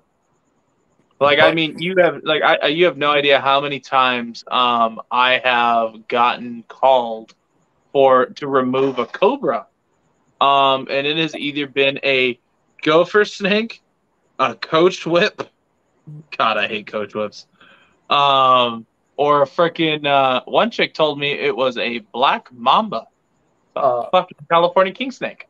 So on that topic, it is surprising on how many times I've gotten the cobra call and then got there and it's actually a cobra. No way. Yeah, I've done 6 snake removals for 3 different types of cobra, a couple of different rattlesnakes, and one of them was, what the hell are you doing? And one was an inland taipan. Yeah, but you can get imports out there and they're legal, so it makes sense. Yeah, here. When I got the call, I thought the one call that I think the worst one that pissed me off was all of those calls did not come from private residences. They all came from a city police, county, and state, and one was conservation. All in my county, like all in the county I currently live in, like not even 30 minutes away from my house. Yeah, and every one of them was drug calls. Like they busted a drug house. And we talked about this. Yeah, and they either had cocaine, weed, heroin, or meth in the cage with the snake. So I had to try and fight these cobras, taipan, shit like that, while having a police officer or conservation agent or DEA officer once in the room with me so I didn't touch the drugs. You know how stressful that is to have any kind of authority over your shoulder. Just watching every movement you do. So close. Like my snake hook touched the I think this one was the cocaine. It was an open kilo of cocaine. Like nice. The animal had ripped open the plastic. and it was just the substrate was just white. This snake was a Samar spitting cobra, like my black and yellow ones. I couldn't tell you what he was when I saw him. The only part of the snake that was not looked like he just came out of a vat of powdered sugar was the very top of his head. Couldn't see his hood, couldn't see anything. He ended up becoming one of my best animals. Like, he was permanently tweaked to the point he thought he was a dog. Like, I could set him down on the floor, walk away, he'd slither up to my feet and coil up. Walk away, he'd follow, and just stop. What up, my reptile fam bam? But sadly, I didn't get to keep any of them super long. All I got to do was the rehab needed necessary, since they were all drug related. DEA and conservation came back and took them and did whatever they did. Damn. I just got to choose how long I kept them to do their rehab and rescue shit. That sucks. I think most of them are either at St. Louis Zoo, one of the 2 local zoos I worked at, or Predator World up in Branson. They all just got spread out through zoos here in the state. Where are you again? I'm in Missouri. Yeah, I'm in misery too. No, I'm just kidding.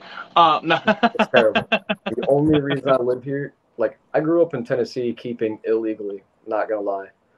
Right. But when I turned 17, decided I should probably start doing it legal if I want to do my big plans of open a facility where half of it's my personal animals, and it's a public zoo and pet store type thing. So right. I have my personal animals over here on display, whatever.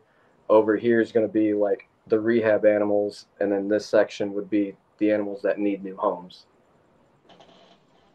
Basically an adoption place. Hell yeah. So going back to the rattlesnake hunting, it's good on Bell Road west on the 303. See, I don't go all the way out there. William. Why do I know that name? Yeah. Who are you, William? No offense or anything. Damn, dude. I'm over here trying to think of it. You're like, who the hell is you? Might as well ask. Like, I don't know you, William's but I would like to know you if you've got hot spots for these animals. Yeah, I met William the other day in an Instagram live, and we've been talking back and forth. Williams, is that that's not CMB, is it? No. What's your Instagram name? Like some towing thing? He jumped on the live with us, remember? Yeah. With you guys. He jumped on the live for a couple minutes, like the towing guy? The one something towing? Yeah. Like R2K. Oh, it's funny. So him and I actually have met once.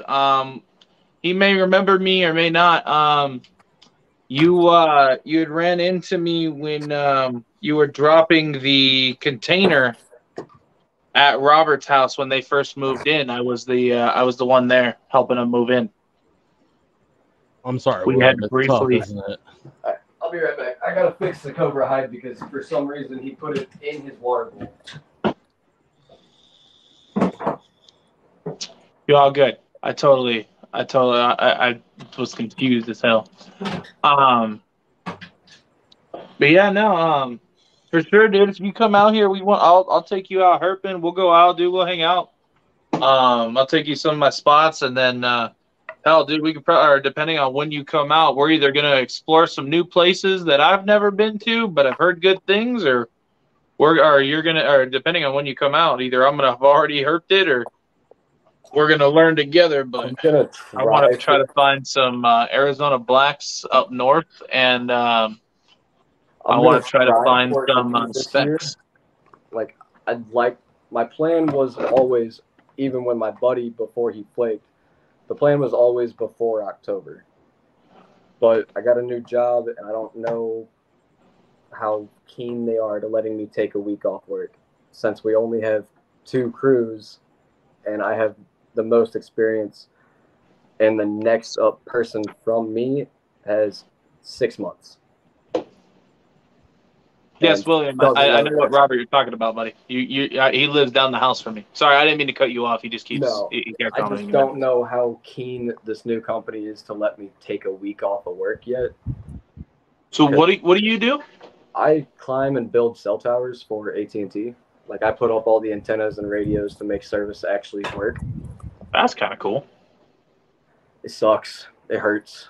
So But it you're the does. reason our shit don't work. What state are you in? And I'll tell you. Arizona. No. I've not been to Arizona for work in 3.5 years. This is like, wait, Levi, do you even have AT&T? I don't know. I can't remember. Wait, yes, I do have AT&T. You just over here talking shit. I also do T-Mobile and Verizon. I do. I have a Straight Talk, dude. So like, they use everybody's tower. Yeah, they do.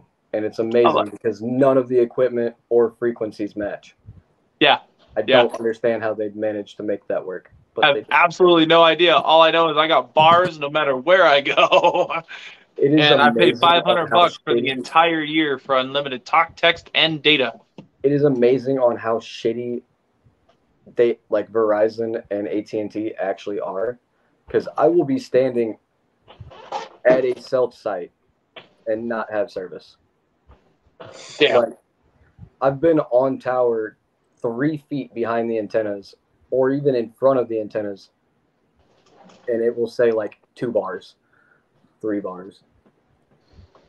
Yeah, see, I get like 2-3 bars average when I go out to like the boonies, but like for the most part, like right now, I'm the full bars, and I live in the middle of nowhere. And that is not an exaggeration, dude. Like it's almost Hill's country. I live in the middle of a town with a population of 15,000 and 3 or 4 cell towers in it. Where I'm sitting, I have 1 bar.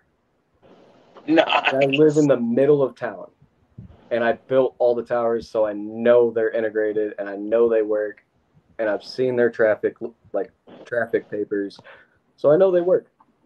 They're just shitty. He's all they work. They just suck. Yeah. Honestly, I've it's seen like my Wi-Fi. I know it works. It just sucks. Like, I can get reports. Like if I want to call Amdocs or QuadGen or whoever the tech is for that specific site, I can actually get an email list of how many phones are using this specific antenna and where it's pointed at and all of this stupid information. So I know it works, and I know the tower that's facing my house. I actually did this yesterday to prove a point to somebody. Currently had yesterday at like 20 minutes before I went live with them, had like 6,000 phones on it and was taking traffic and doing just fine. But at my house, I've got like 2 bars max, and that's if I'm by a window. That's why you got randomly kicked out of the live earlier, wasn't it? No, that was my phone just being stupid. I had water on the screen, and I don't have a screen protector, so sometimes it just does stuff. Do you have an iPhone? Yeah. That's why. Because I was cleaning cages and cleaning my glass off like that. So when I was spraying, I guess my rubbing alcohol bottle overshot a little bit and got some on the screen. Nice. Yesterday, I got dropped a lot because of my service. My Wi-Fi was cutting in and out, and it was being stupid. You know what to help fix that phone? Get an Android. Get an Android. The only reason I don't get an Android fucking guy is because some of the apps I have to use for work, Android doesn't have in the Play Store. Oh, imagine that. A major tech company decides to use iPhone only? No way. I mean, you know, when you're getting paid a lot to support, trash, it just happens, bro. Not only the apps that I don't get paid for supporting you. Like some of the apps like for some of my VQAs, some of my video quality audits where we just do all of this bullshit to where they look at everything we did on tower. Like some of that's through FaceTime. It sucks. I hate it. I can smell Eric back there.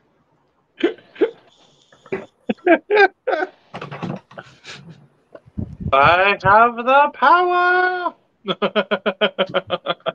Boy.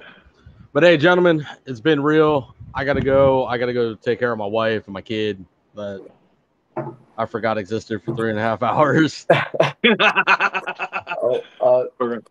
Yeah, don't worry.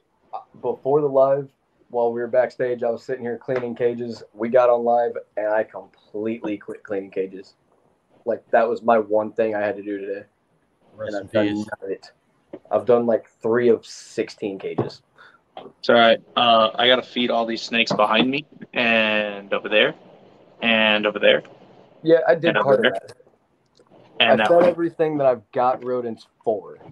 I had to throw away like $350 worth of fucking rats and shit today. So now I get to go buy more. All Nice. I get And I've frozen. had them for 3 days. I get frozen rats delivered through Cold-Blooded Cafe. How do you like using them? I haven't tried them yet. I've used Cold-Blooded Cafe for years, and I've had no issues. I So, love them. I love the quality rodents. All right, can you pick a delivery date? Normally I just kind of order it and get it whenever I get it. I don't think I ever really ever do the delivery date thing. But normally I give my wife the list, and then she will put in all my orders. Yeah, since I live alone and my work hours are obnoxious and obscene. Like the other day, I worked 27 hours straight, and then today was from 4 a.m. to like noon. Yeah. Yeah, my work hours are obscene, and I never know when I'm going to be home or if I'm even going to get to go home that night. Well, I mean, I can tell you this. Remember when all those riots were going on? Yeah. Okay. I had a almost completely full box of rats, and I mean like a lot of fucking rats. And there was barely enough room to put any dry ice in there, but they still packed it full of dry ice. Because of the riots, my shipment was delayed 3 extra days. And it still arrived here rock solid. Damn, I might have to try them then. They're a little more expensive than I've used Rodent Pro, and then they're a little more expensive than Rodent Pro. Yeah, I used to use Rodent Pro almost exclusively, but the last time I did, I had like a $700 shipment because I had 200 snakes. Right. So and that wasn't even enough food for half of them. Right. And it got here, no dry ice in it. I just had a big tub of rotting fucking mice. I opened it and immediately threw up. Yep, I've had that happen. That is one reason why I switched over. But also, I don't know if you knew Forest Fanning. What? I don't know if you knew Forest Fanning. I think I've heard the name, but I'm not super. So Forest Fanning was. I'm still listening, but somebody he ran asked me for the link. So you're good. Was it William that asked for the link? No, he did earlier. Wait, no, not same William. Okay.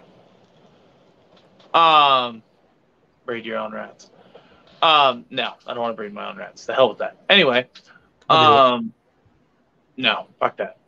Anyway, so Forrest Fanning ran Zoo Dreams, and he was a walking reptile encyclopedia, dude. He knew more than I could ever dream of knowing offhand. Like, he was just anything this man read and that he wanted to work with or he was even interested in, he took it to the pinnacle peak that he could. If you wanted to know anything about a Bronia, which is the Mexican alligator lizard, dude, he knew everything about Abronia. I think before he ended up passing away. See, that's like And my I knowledge. It's like super specific. But when you get me on that topic, I can go on for days and seem like an encyclopedia, but a lot of it I might pull out of my ass if it's something I don't actually know.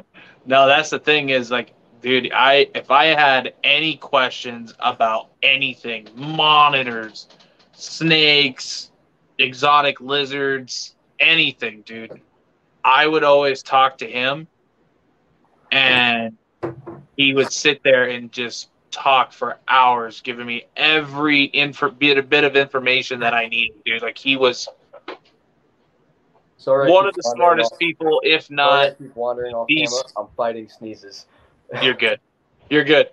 And my thing was, dude, like he was, if not is, one of the smartest or the smartest people that I had the privilege of ever calling my friend.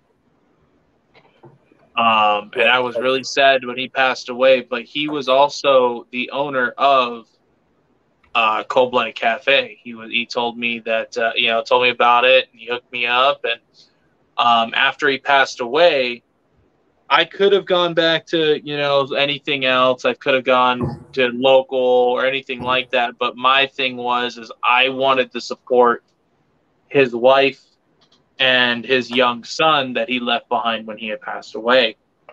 And she kept the business going and everything. It's like she didn't get out of it. She still works with all the animals he had. She's still pushing through to like supporting his dream, even after he's been gone or after he passed. And I commend them for that 100%. And so my way of supporting him is still to this day supporting Cold-Blooded Cafe. So I, without a doubt, dude, I'll go to bat and be like, hey, hands down, that's who I go to. That's who I get my rodents from. I highly recommend them. And I mean, they have great quality rats. I'm kind of surprised you don't try to get them to sponsor you too. I thought about it. Because if you knew the family, I feel like I knew him more than I ever talked to his wife. Like, not even trying to get money or anything like that, just promoting their business on your own. Right. And I do on my own, but like I don't ever put their like logo up by Zilla's up in one of the corners or something. And right. I mean, you don't even have to say anything. Just it's there. Everybody sees it. The only thing is like, no, I could. I mean, I always could. I never really talked to his wife. I only ever talked to him. So I always thought like I wanted to reach out at one point, but I didn't want to like be that weird guy. And so I just never did. But Zilla actually was one of them that came to me, and was like, hey, like they were in my live and they said they liked my content and they liked to like meet how I was on lives and stuff. And they're a newer company. So they were like, hey, we're looking to sponsor people. And I was like, let's do it. So dude, they're hooking us up with some new fresh kicks and supporting us for going to the expos and stuff. And we get 10% commission for any sales and stuff that goes through our link down in bio. And no, and then but no, yeah, dude, I like it. It's pretty cool with them, but yeah, the whole sponsor thing is still new to us. Zilla is our technical very first sponsor. And then on top of that, they are one of like they're not like another breeder sponsoring another breeder. It's at their company. It's an actual company. It's like on Instagram. And so it was like I'm not sponsored by them by no means, and I'm not trying to say I am, but I'm allowed to use them as branded content on Instagram. Right. For like Venom Life, because all the hooks I regularly use are Venom Life. My hat, the only time I ever wear this is in the snake room. Nothing on this hat has ever really been to work. or sweated in except for in this room. All the dirt and grime on this hat, it's all mostly venom, to be honest, from my spinning cobras. And I use it as distractions, all sorts of shit. This thing has been bit more times than you've fed off. Right. Or a lot of people have fed off. Like, this is the second year of using this hat as my main cobra distraction. Right. That's normally why I wear hats, is when I work with Venomous. I always like, do that. One thing I was going to try to do is show you how stupid, like, cobras are stupid smart. Don't get me wrong. They're also very stupid.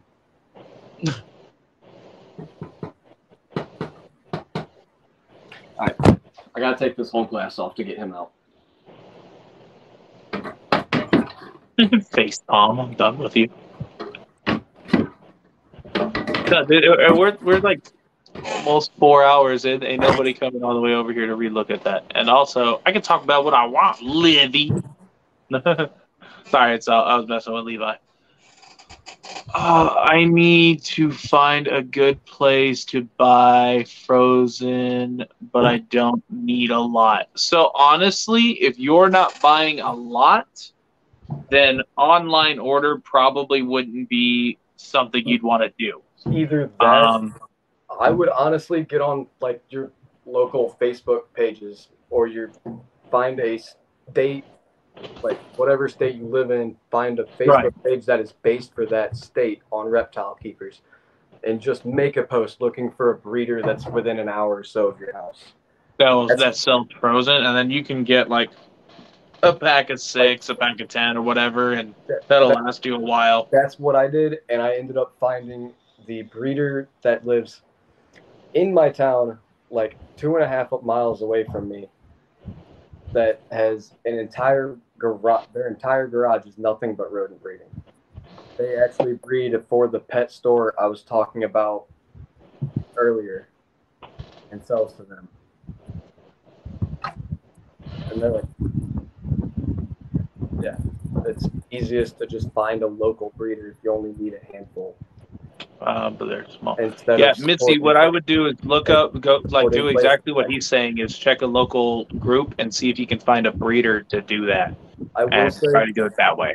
And if you decide to go the pet store route, like Petco, PetSmart, and buy their pre-packaged frozens, be very careful. I've gotten a lot of sick and decaying, like they're obviously starting to decay, and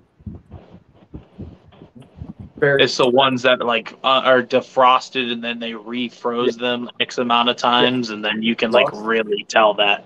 Yeah. Also, it's like $5 per adult for a lot of them. Like, you buy a pack of 3 and it's like $12.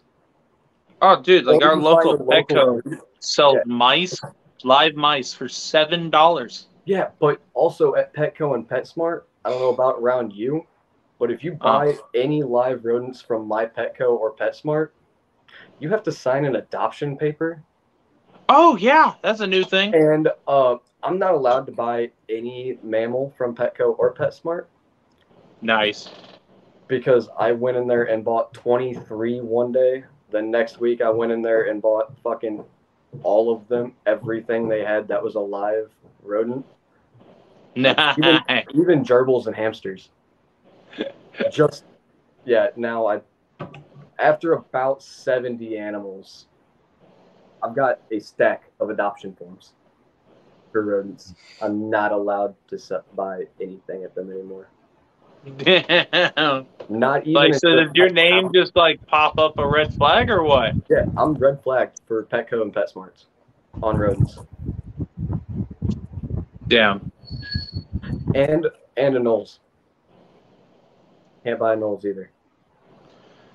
Yeah, we go over there when like whenever we're in a pinch, or if I only need like 1 or 2 things, like so like whether it's like, hey, this light bulb busted, I need to get a new bulb, and I don't feel like waiting for shipping or whatever else, and I don't feel like buying a ton and for wholesale or whatever. So I'm like, you know what?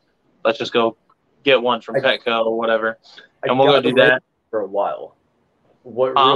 I got away with it for a while. What really ruined it is when I bought all of their frozen rodents as well. That kind of red flag. Yeah, I think that trip was like $600 at a Petco in just rodents.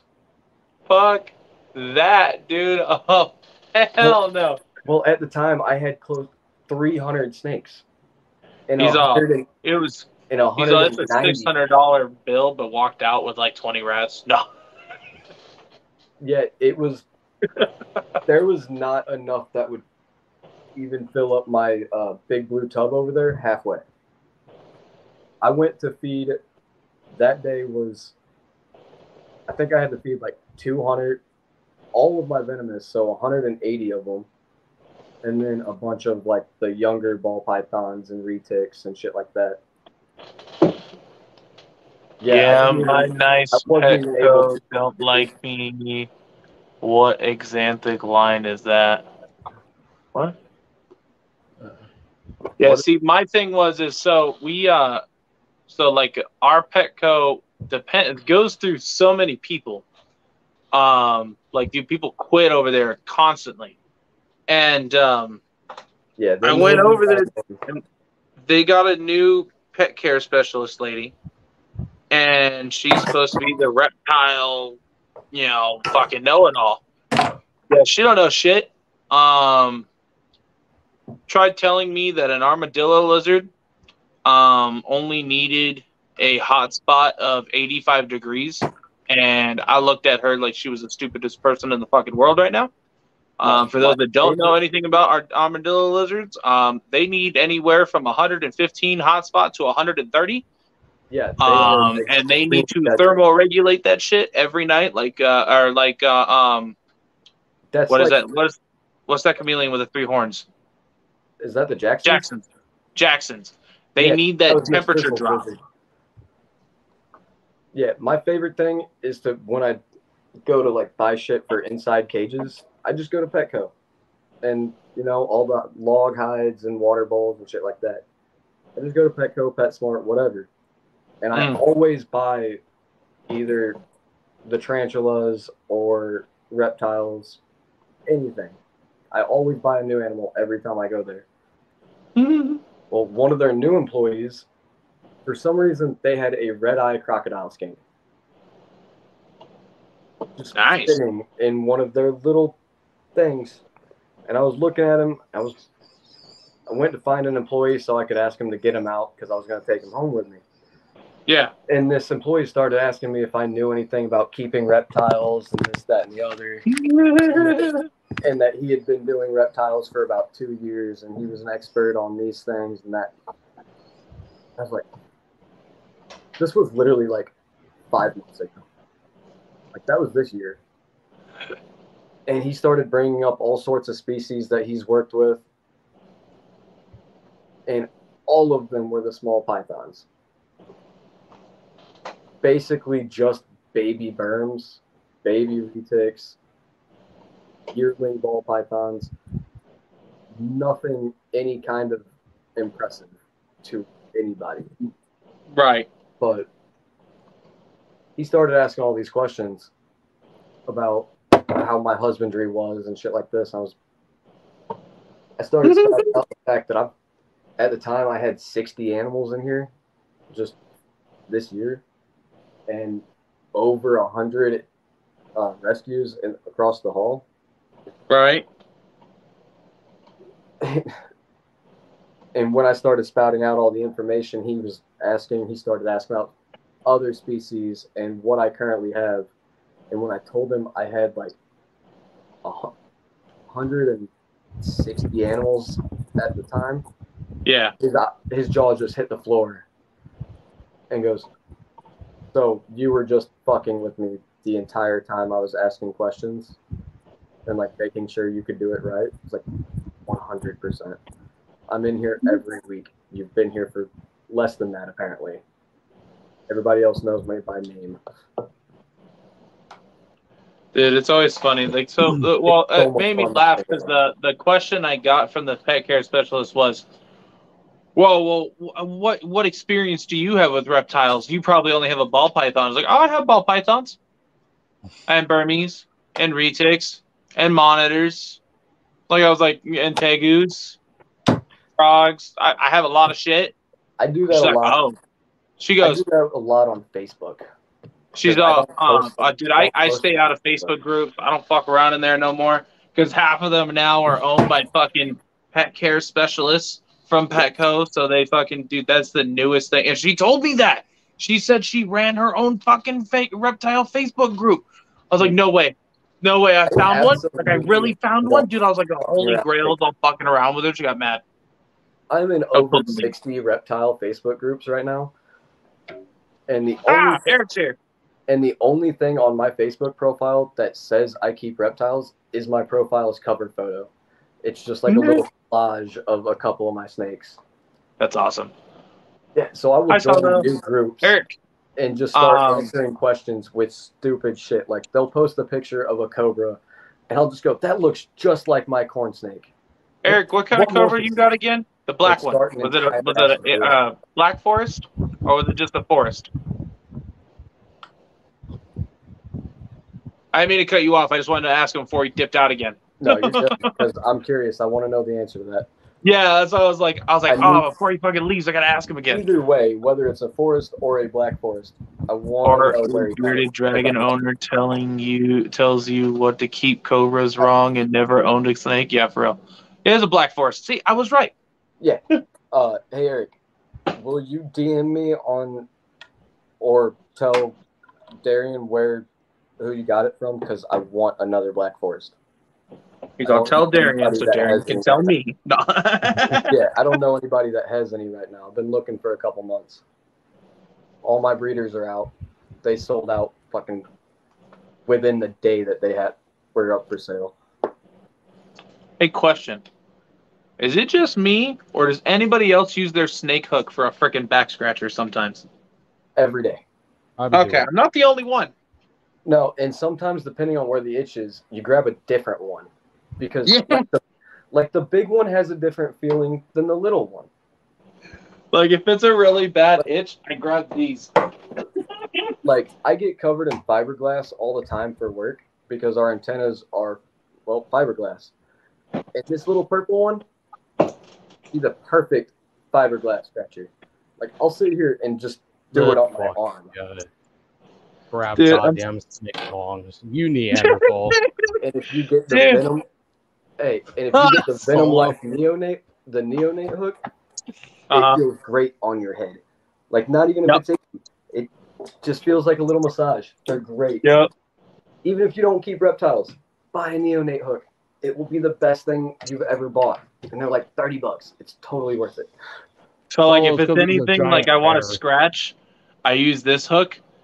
Or use these tongs. Real quick. And then the forceps. Sex does not matter. I do not have another one yet, so I will create a breeding pair off of whatever currently. Eric said I'll shoot him a message and then message you what sex do you need. Yeah, that's what I just answered. Okay, I didn't know if you could see your comments or not. When it's a species I don't currently have, I don't care what sex it is, because I will find the matching one later.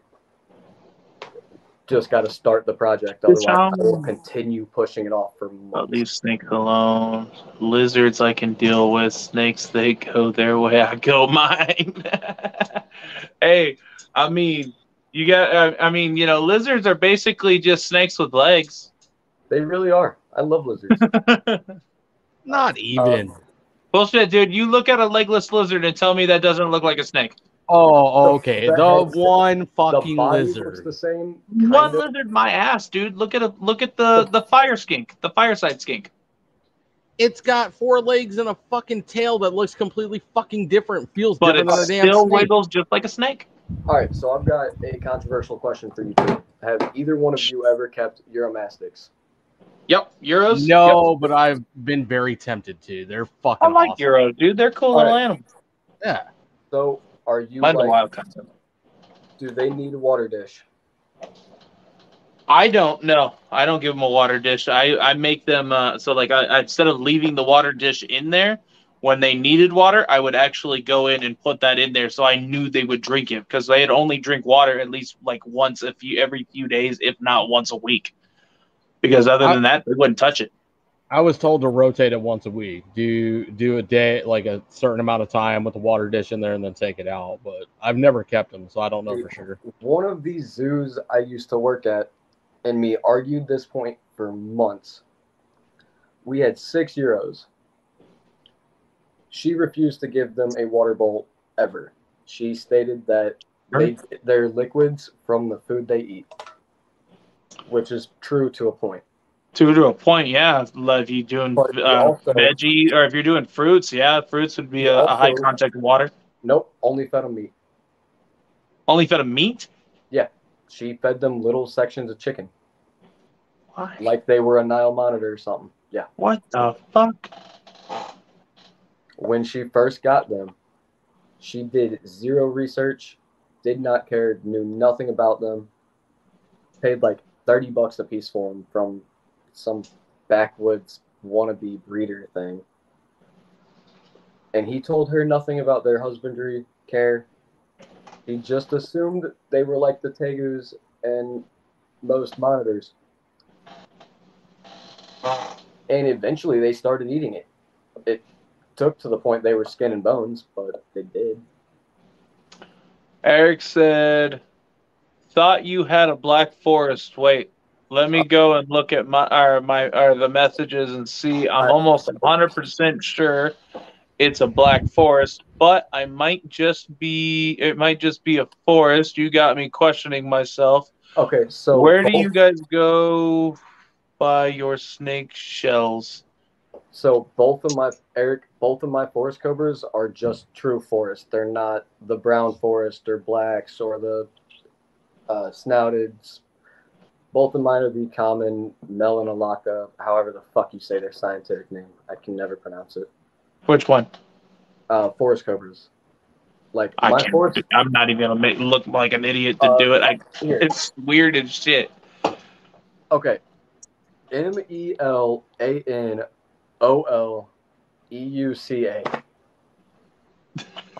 You ain't getting me to do it, dude. If Google don't say it first, I ain't saying it.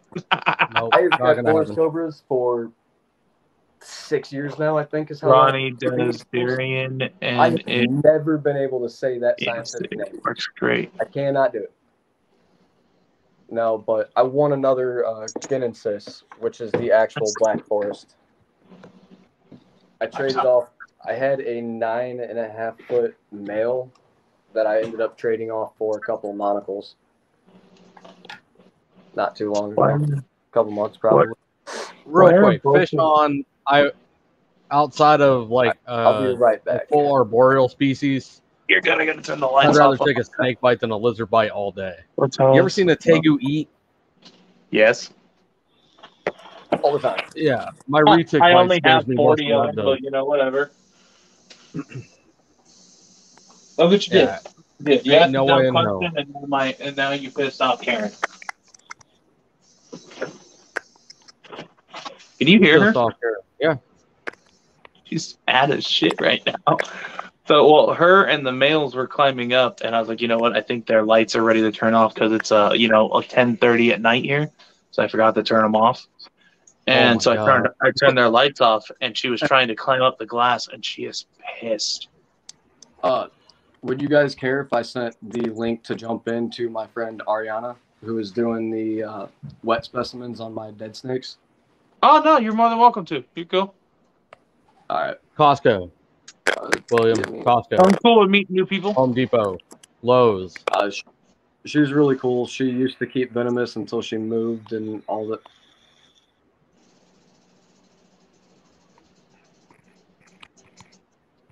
Oh, Ronnie's watching me on TV. I didn't know Ronnie was live. It never told me. What's up, Ronnie? Wait a minute. Who the hell does Ronnie think he is? Nah, I'm not. Dude, Ronnie's always a big supporter. And if he's live right now, I guarantee you it has something to do with Lucian. I guarantee it. No, I was watching Ronnie- earlier. He was Ronnie's- definitely talking about Lucian. I'll bet the fuck he was. That's the type of friend Ronnie is, man. He's a good guy. I love Ronnie, dude. Yeah. I don't Same ever here, say I got a I don't- best friend, but if I did, you know, Ronnie would be on that list of my best friend, man. Note that, Eric. You've been fucking demoted. Fuck Eric, dude. That motherfucker tried to call people while he's on the toilet. No, I'm just kidding. Oh, don't worry. One of my old coworkers sent.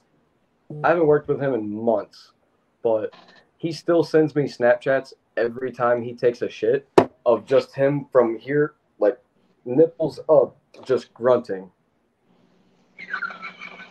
Every day. Every day. And I've not actually seen him in at least 4 or 5 months. It's okay. Eric will fall asleep on your live, and it sounds like a boar is fighting a bear, and it's funny as hell, dude. Just dead asleep. You know, it's like, oh no, Eric's dead, and then like he goes, dude, there's times he'll stop breathing.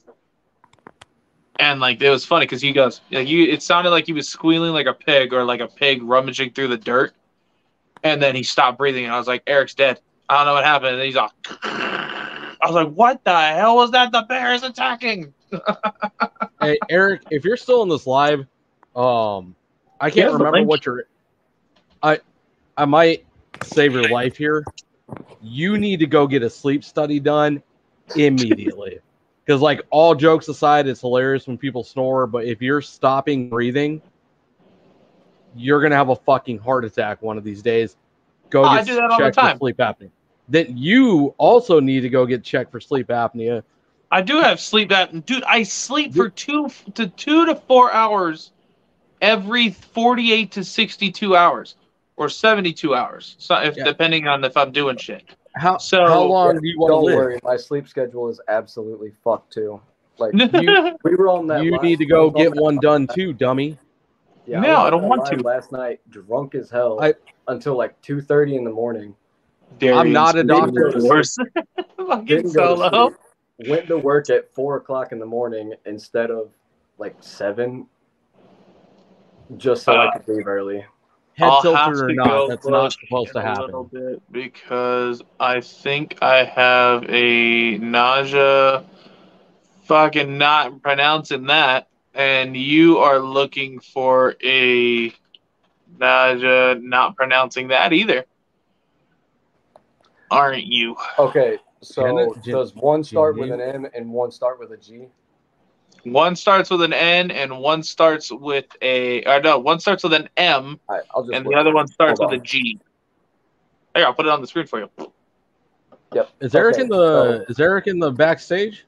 No, he's He in the said let him comments. in. He ain't trying to join right now. Got the melon. He just said let me in. Melaleuca. Did he say let me Oh, in? no. How you say it? No, never And mind. I'm looking for the That was somebody Guinensis, else. Subflava, and an Anolifera are the 3 others that I'm looking for.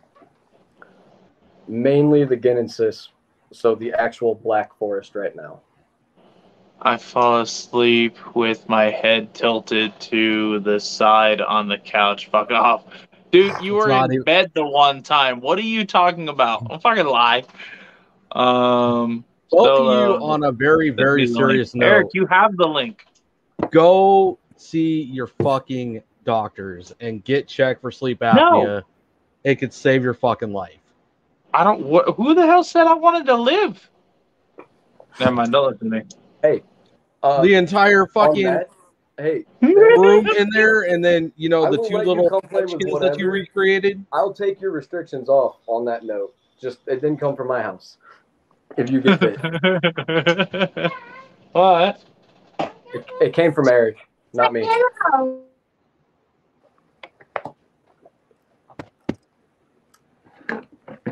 Is Eric getting in here? He should be. Hold on, I'm gonna send him the link right now. All right. Let's see here. Is there a way to keep the chat on the screen instead of it hiding the faces on a phone?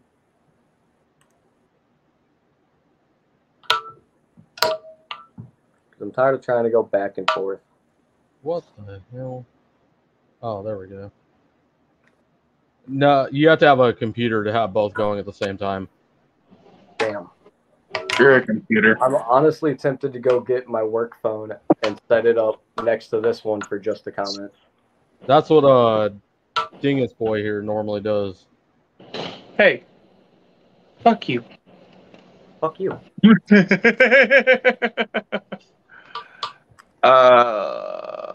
On your browser option. I built that fire. I fucked your mother next to it. My work phone. I love that doesn't fucking belong. video. What's Yeah, your name? My work phone belongs to the company I quit 6 months ago, and just never gave back. Like, it still has service and everything. They haven't canceled it. All they Chucky's did here, was- and Chucky flipped you off. Yeah, all they did was log me out of the company. There you go. See, Well, they do that Chucky for tries to use the dark emojis, but if you've seen that boy in the sun, he's just as white as everybody else. Oh, lobster-looking ass. Why is there a cicada? I think it's a cicada in my snake room. I hate those things. Uh-oh, now here's Shrimp Trouble. Oh, it's the 3 fat men and the skinny one. Who's God, who? in that case, I should put them up here so you guys don't crush them down there. Hey, listen. Whenever Let's you're crush on, him. I'm just happy you kept me on the right side.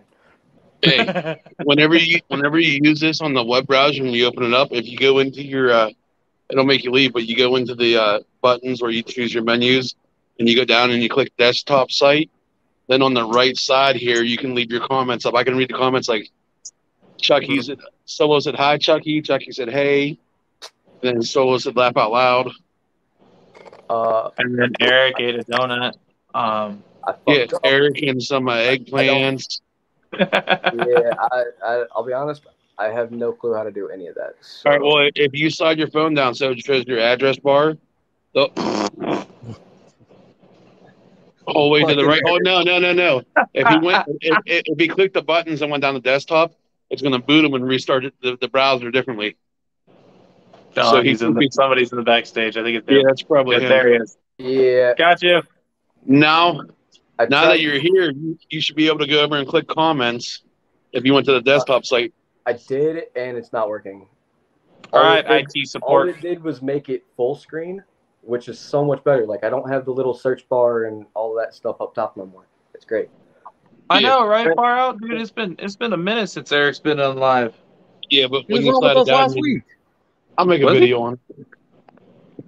I was on the Was he first one after the quote unquote sponsorship talk, and I was like, yeah, I may have to veer away because I'm not very PG. He's not very PG, but it's been Don't keep 4 into this, hours. it Ain't doesn't nobody, matter. Don't worry, I'm Ain't- not PG either.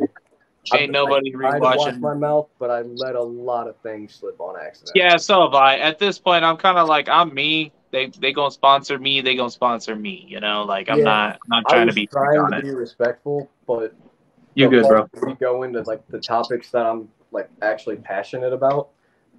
I kind of stop censoring what I say and what I think, and just No, you're good. talk. Wait a minute. Yeah, like the And one. we're I'm pretty about 4 sure- hours in, so like when people rewatch this, ain't nobody gonna get to this point. Like, No. so we good. No, We good now. I'm sorry. Hey, I'm sorry. This is going to be the pre-warning. I don't give a fuck.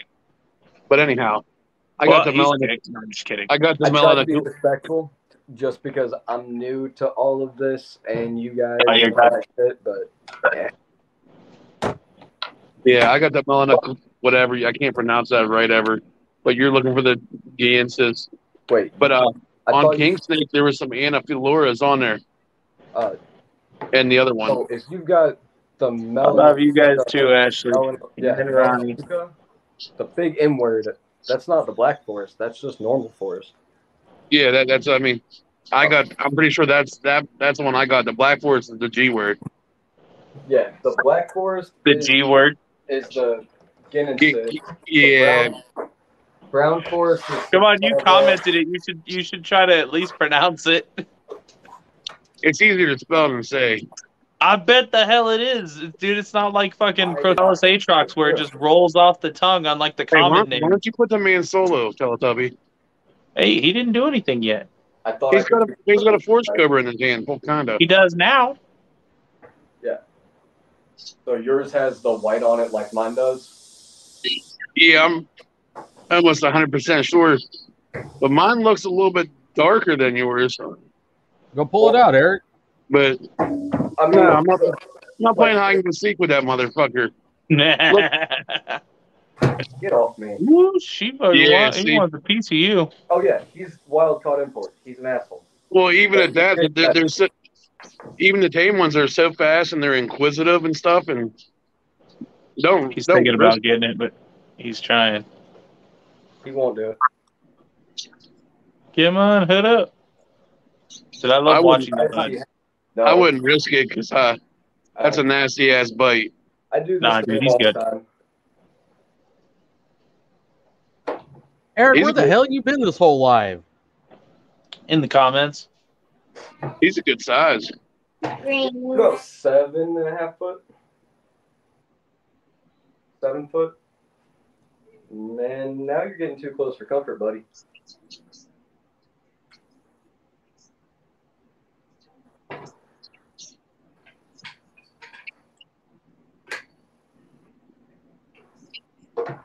Yeah, he's pretty big.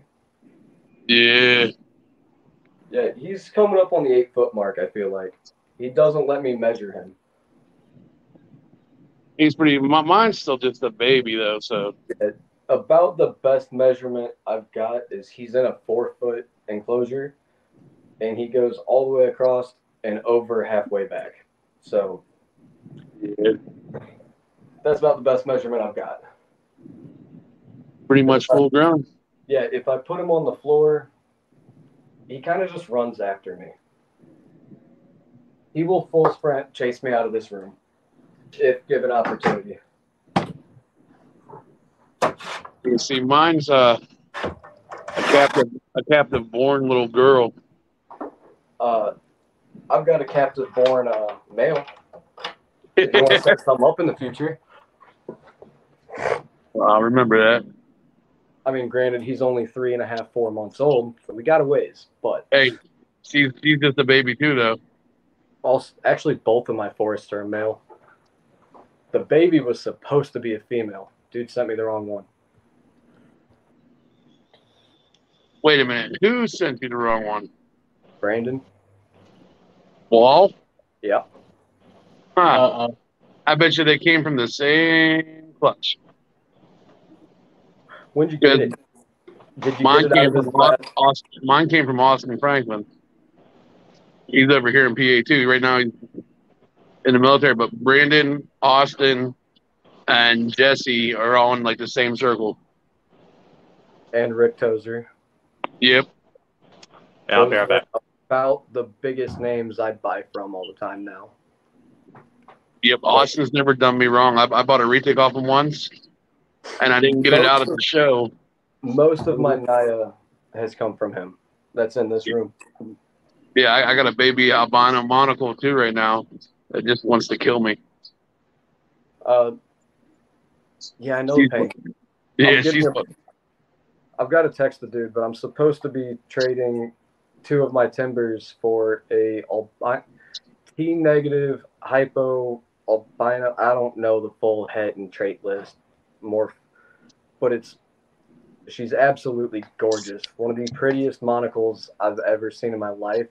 Dude paid like $1,200 for her. And I bought a snake that he want a non-venomous. It's a yearling granite and something else berm, like a green granite with het albino or something. All right, so if it's a green granite, it has a lot of. I paid like dark washout, a lot of less speckling on it. Yeah, I paid like $450, $500 for the snake, and I'm trading it immediately for the albino monocle that he's had for not very long, that he paid like $1,200 for, because it's his second Venomous. His first one was a wild caught Mojave. That was his first fucking snake. Not even first Venomous. That was the first legless reptile he ever owned, was a wild caught normal Mojave. Yeah, that's not a wise move. Needless to say, he had it for about 3 weeks to a month, and now it's there. He's had this monocle for probably a week and a half now, 2 weeks. It's the one you're sending me, right? What? No. And he's about to be in the cage you guys are currently sitting on. But that's that's the one you're sending to me, no, right? man, For that's a Mojave. pretty strong cage. I'm not going to send you my Mojave. I'm trying to get you to send me Mojave. No, I said the monocle you're getting. So you're gonna send that to me for some Mojaves? No, I'll send you money. Hey, good luck. Good luck with that Mojave thing. I've been trying for months. Hey, I will send you. I just don't like him. I could have sent him a Mojave like. I mean, I'm definitely gonna lowball you. Like, all right, it was nice talking to you. I'll catch you on IG. I will Fuck this lowball fat you fuck. like a motherfucker. I will pay you $100 per Mojave, as long as they're wild caught, not imported. I mean, not captive bred. I'm about to say, I was like, I don't think they import. No. 90% sure they're majority found We've been here. talking about imports a lot tonight. And you know what the great part is? He doesn't want the green, so and I do. I don't want the greens. We're trying to breed the Mojave greens. Yeah, we're trying to. $150 per female, $100 per male, and I'll go up to 10.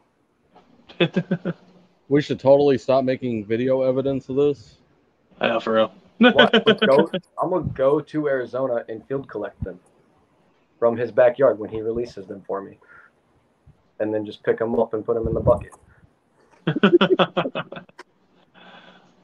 Then it's perfectly legal. Venomous class 101 today. Relocating them for you. I know. Dude, it's been a fun live though. I mean, he's shown out some pretty cool animals. I wish we could have those out here in Arizona. I've been trying to get permits for zoo permits out here. Huh? You could, but it's legally you can't. Yeah, technically. That's the only thing that sucks, dude, is I can import like tons of crap, dude. See, and that's why crocodilians, caiman, dude. We can get a whole bunch of different things, you know. But the only thing that sucks is even though I have access to all of this, I can't actually get them in legally. See, I can't. So, you know what? Back at my early venomous career, living in a venomous-free state, like no natives, no exotics, nothing, no venomous. Sounds like Benji. How the fuck did I end up talking breeders into sending me Cobras and Bushmasters and Mambas when I wasn't even 18 and living in an illegal state? Wait. The question is, which Bushmasters? I had black-headed and normals. I like Bushmasters. I had Mudas and whatever the fuck black-headeds are. Yeah. See, if I could ever get my permit, I think one of the very first venomous that I would get would be Venomous. I gotta text Brandon back about the green mamba. You're good. Yeah, I think if I can get my permit, I think the very first one I would get that's not native would be Bitis.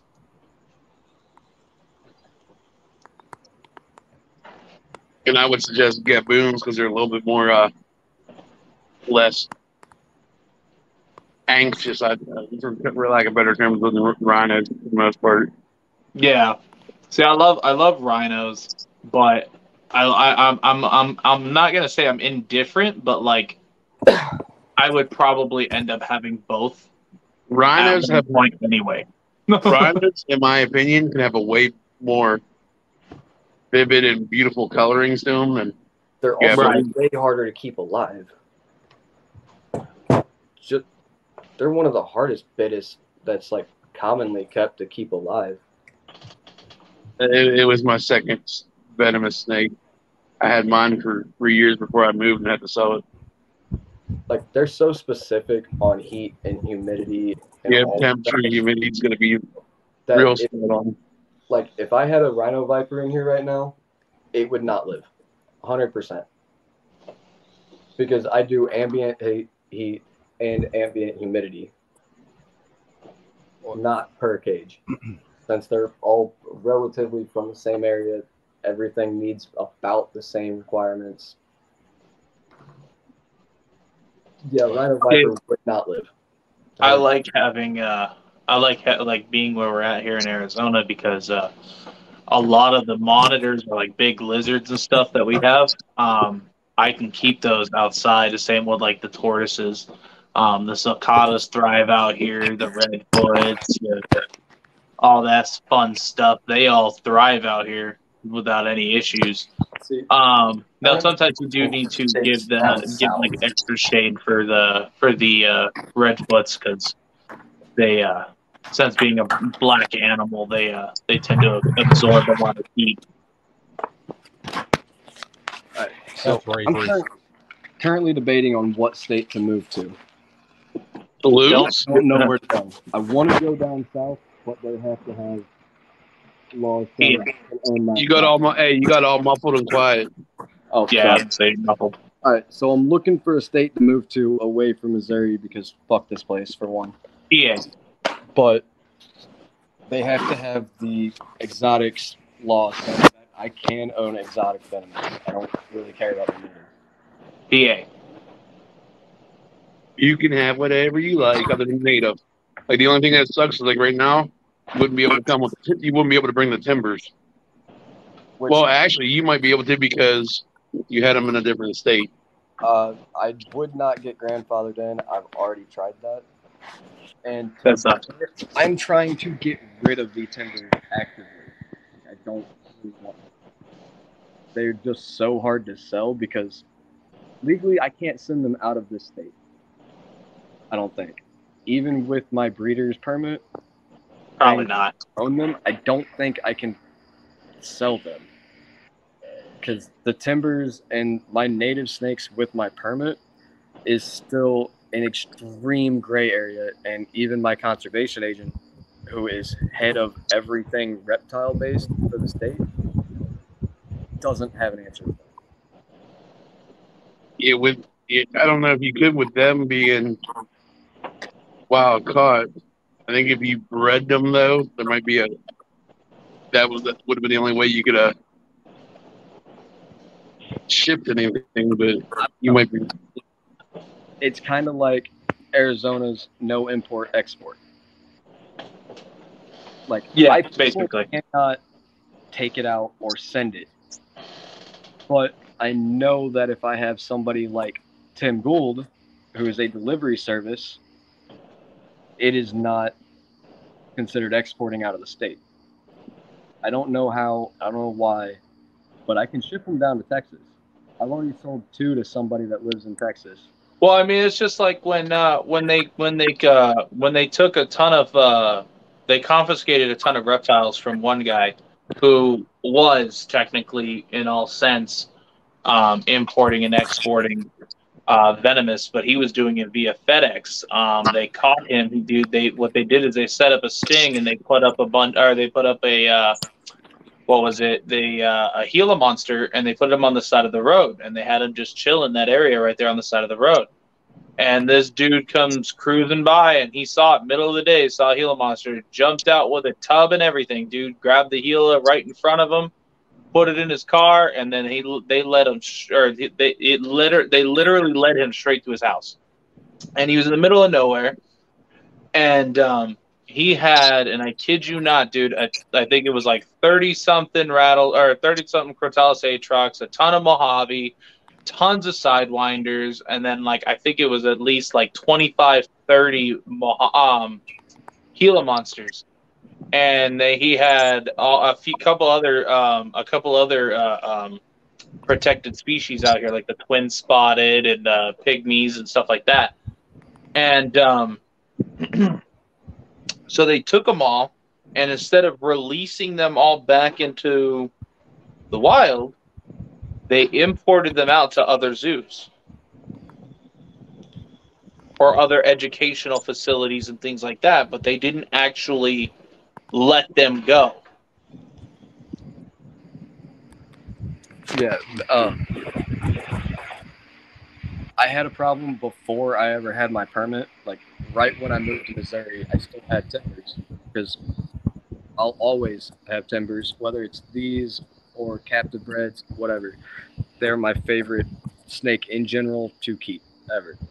When I learned Venomous on, I don't know why, but when I first moved to Missouri, I didn't have my permit and I didn't know I needed one per se because I didn't really care and didn't look it up since I've been keeping illegally in an illegal state underage. Didn't think I'd get caught. Immediately got caught. Like I lived in the state for 2 months and had conservation at my door about my timbers.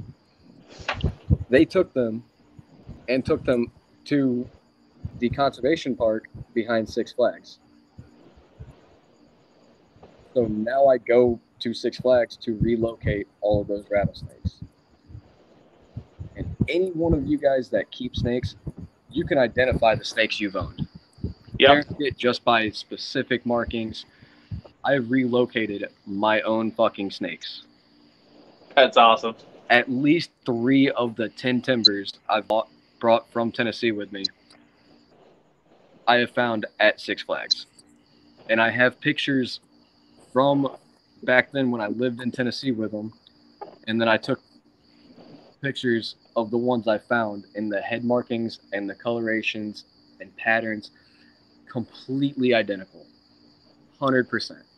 That's pretty cool. Even the scarring on one of them, because one bit the other and tore the, like, gashed his side, so his scales were all fucked. He even had that scar. Hey boys, I'm gonna jump off of here. I gotta go spend time with the wife. I'm about to say, you said you were gonna go at like 10 o'clock. It's 11, so like I've been waiting for her to come in and fucking just, hey, bam. Look, That's the worst thing. I don't know how you do things. Well, we all know how you do things over there, but I don't get beat up. I don't know what you're talking about, dude. I'm the man in my house when my wife's not around. I've got Aloha making my logo right now. I paid her this morning to start the design and shit on my logo. Right on, dude. And once we get that made, I'm gonna send her the money for stickers, and she can do hats now too. So stickers and hats. Yep, she's doing hats, socks, she's doing a whole ton of stuff now. I'm gonna get a handful of different stickers and a couple of hats and shit like that, and send everybody that helped me get started like this. So like you, Keys, Benji, Fitness, I'll send all you guys some shit once I can. Appreciate it, bro. For sure. Yeah, like I said, like I told you before, like you know, if you see me on live on Instagram, YouTube, whatever, if you want to jump in, you're more than welcome to jump in and hang out. Sometimes when I like for like YouTube like this, like hey, like you know, like I know some people are a little mad that I didn't let him in. Benji I let in because Benji was one of the reasons that really pushed me to YouTube. He was one of my biggest supporters to do it. But Benji's phone is messed up too. We can't chat in the chat. Yeah, it happens. Benji, you can't really say no to that fool. No, for real. Yeah, but no, so like everybody else, I tend to not let people on, unless you know, like it's like somebody new or whatever. Or if like you, like you know, like you requested for that one person, so if they wanted to jump in, they're more than welcome to.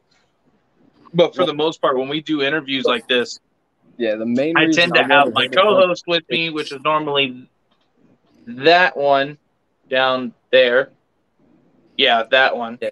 But his fat ass rolls cars like there's no tomorrow, or blows up engines. So he ain't been on lately, so I had to settle for that one. No, settle, eh? Yeah, but I wanted Ariana to jump on, so I didn't have to type out the long ass paragraph later of how the snakes that I'm giving her are probably fucked. Happens. All the frozen ones that I'm sending her for the wet specimens. You know what you can do? If you have her on Instagram, you can just literally, there's a button to record yourself to send a voice message. That's what I do for long ass messages. It makes life 10 times easier. Yeah, we normally talk on Facebook because it's just easier than Facebook does it too. Yeah, but I was on the live the entire time. Like I found out about my freezer going out like 20 minutes before this live, before you jumped in. I was sitting backstage talking to my dad because he came over and wanted to What see. is that loud? Is that a loud cricket? Or am I going nuts? No, the phone's outside and there's hella fucking crickets. Okay, dude, that thing is loud as shit. Holy hell. Yeah, You should I'm loud let him cricket. believe he was going nuts. I'm It's currently what looking at like 6 of them sitting in the grass right there, and a couple of grasshoppers over there. Dude, I can only, if a little cricket can make that loud, I can only imagine what the hell Benji hears with his giant wettas out there. Oh, yeah. I know. All right, so have you guys seen those, what are they called, the tiger beetles or some shit like that? Those real, like, iridescent, bright green and purples and... Oh, you're talking about, God damn it, rainbow stag beetles. Right, I'm going to bed, guys. Night. Yep. You were going 20 minutes ago. Yeah, I gotta like for real go though. Night. It was fun. Y'all keep it Later, real. Levi. Yeah, we're not going to be on much longer, brother. I'll jump in the comments or something maybe and then get beat up again. I like how he says maybe. Eric, we were talking about the forest cobras and the Yeah. Anolifera earlier. Oh, no, it was on King Snake there was a few different ones actually about a week ago.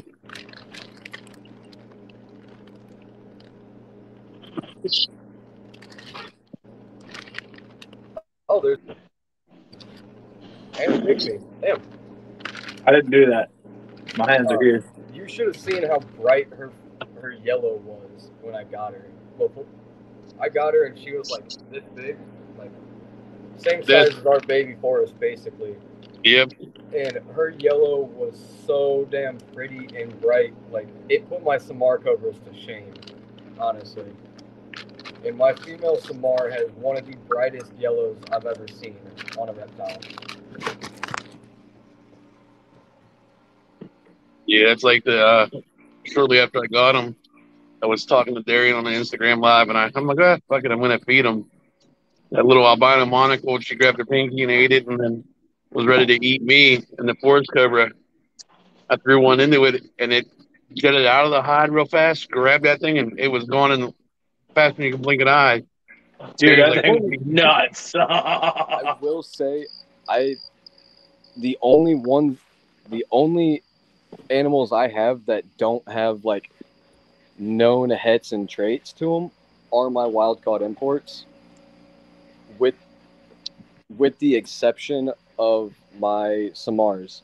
They're not wild caught; they are just imports. And my male is het melanistic, and my female is het leucistic. And I cannot wait for them to produce later this year, because my snake room is set up for their breeding, for Samar Cobra breeding season right now. And they are acting like it's working. I just haven't got to see the block yet so I can separate them. But imagine the Samar Cobras that are het leucistic and het melanistic. Imagine their fucking babies. oh, are they both double head or? No, as far as I know, they are both single het. The male is melanistic and the female is leucistic, I believe.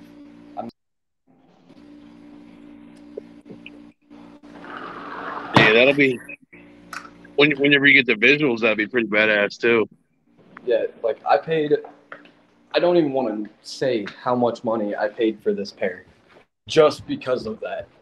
But the male kind of shows melanistic. Like, you can tell it's in his family, but it's not super proud. Yeah. How do I keep losing my glasses? I literally put them in the glass of the cage. But Ooh. Why are you hissing? You all right? like, here's the female. Oh yeah, that's pretty.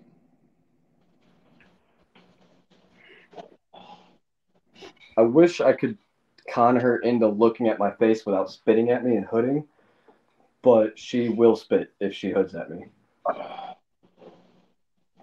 Yeah.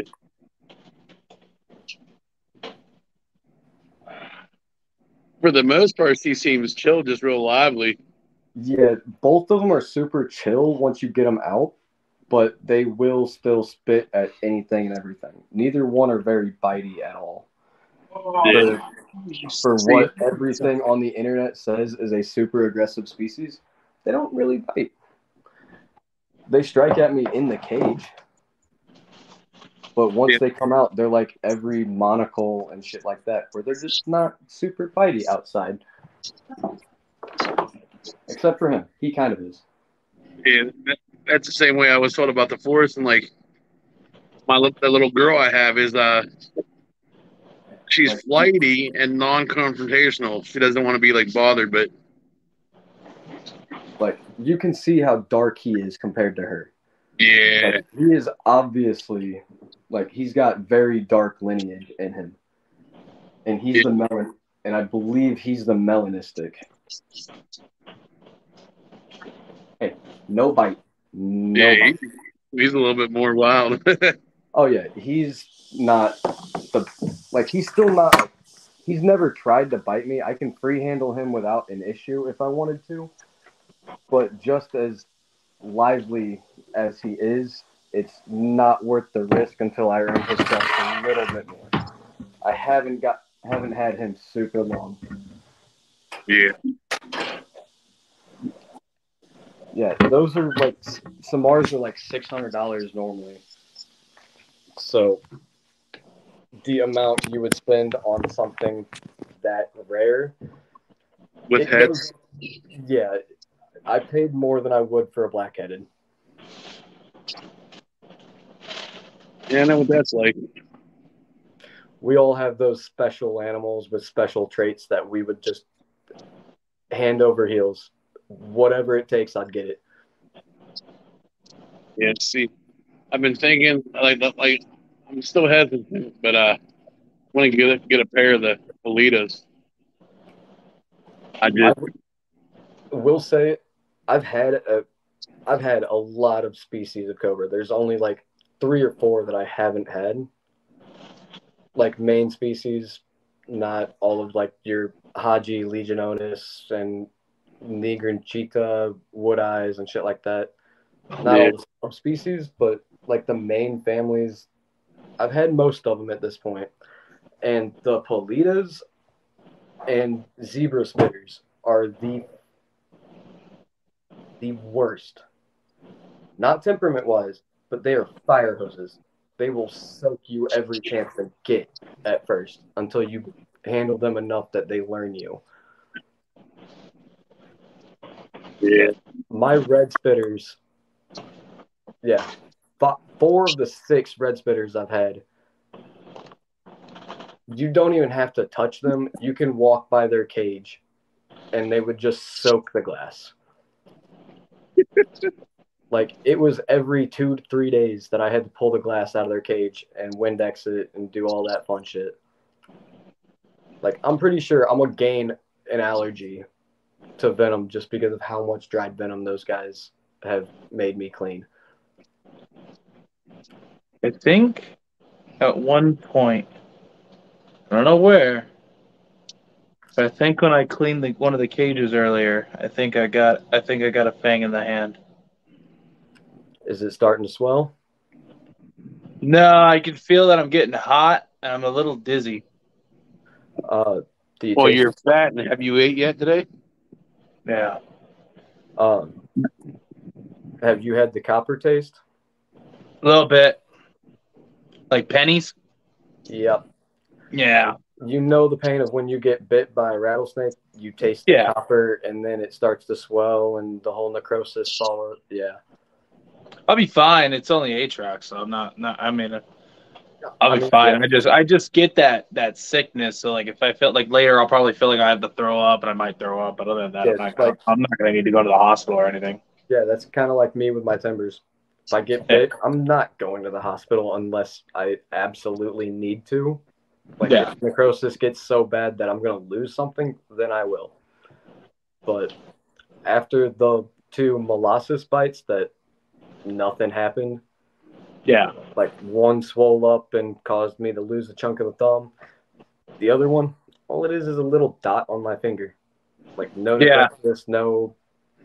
And I didn't. There's even no necrosis or anything. Like, I don't see nothing. your necrosis wouldn't start for at least an hour and a half, 2 hours after the bite. Well, that's the thing. I cleaned about right before this live, and we've been on for 4 hours and 34 minutes. So, I mean, last night I got my smaller female monocle got me on live last night. What's up, Luke? Which one got you? My female monocle down there, the little one. Oh, shit. Yeah, not the one I get out and play with. This is the one that is like really defensive, but not bitey at all. She just wants you to leave her alone since it's set up for breeding season. And she's not getting a male because I don't have one small enough for her. The 2 males are 5.5 and 6 foot. She's like 3.5. First year she can breed. And she's. Are you worried that they would be too aggressive with her, or do you think they'd try to eat her? No, they're just too big for her. They would end up killing her. Because gotcha. You've seen the big 6 foot male Sufan? Yeah. Sufans are beautiful. Oh, he's gorgeous. I love him. Probably my favorite lookout, really, or whatever you want to call it. I really taste pennies. Yeah, you'll be fine. It tastes funny. And then she's like 3.5 tops. Oh, quick. Oh, yeah, it's mouthy, too. I was about to say somebody growling at you. Oh, yeah. She's really mad at me that I don't have a boyfriend her size for her yet. I'm looking. She wants the D. And what makes it even worse is the big brown female that I get out is her mother. Mm-hmm. Oh, really? Yeah, so the big female I get out, she's technically a stonewash monocle is her morph. Yeah. And then she is the hypermelanistic stonewash. It's a male, Victor. Which I don't know if the camera will pick it up at all. But like, hey, be good for a second. Don't make me grab your head. Like, yeah, I don't think the camera is gonna pick it up where I've got the phone right now. No, you need a tripod. You need a ring light. I got a mag light. Like that's not good enough. Like ring light. I'm gonna send you one. Like the front half of her body is that same stonewash as my big female, and then the bottom half of her is like almost black. She's the hypermel stonewash. It's really pretty. Her dad was straight hypermelanistic, so he was pitch black monocle, and I tried to buy him, but dude won't sell. One of you two would know, Eric would know the breeder that actually produced them. They're both holy. They're Miguel's. They're Miguel's? Yeah. He produced beautiful Cobras. Yeah, and when I got the big female, I actually texted him pictures of her to prove that she was his. He confirmed it, and I did the same thing with her. But I've had the little one longer, and he knows I had her. So when I got the big female and, did the whole confirming it's his and asking about the lineage and shit like that for future breeding projects, he told me that she is the mother of that one. And I tried to buy her old male. Yes, he is, Victor. And he would not sell me the hypermelanistic. I offered like up to $2,700 for that hypermel, and he would not do it. He wouldn't even send me pictures of him. I don't think he's ever posted pictures or anything of that snake, because no, you had to be like a close friend. Then it's been up there to even know and whatnot. He does not post pictures of his breeders ever. Like, I'm honestly surprised that somehow or another my buddy ended up with her, and I bought. I don't know how the breeder came from Olaf. I don't know why he would sell one of his breeders, but she's had like 4 or 5 clutches now. Probably replaced with an upgrader, you know. Well, the thing is, she's a stonewash. You can mix that with Sufan, anything, and they will turn out gorgeous because they're just that light but solid brown. Anything you mix with them is going to come out gorgeous. I mean, hell, that Hypermel stonewash, she's absolutely stunning, but the camera does not. Camera in my, fluorescent light up there does not do justice. Yeah. See, I'm pissed. Like probably about a year ago.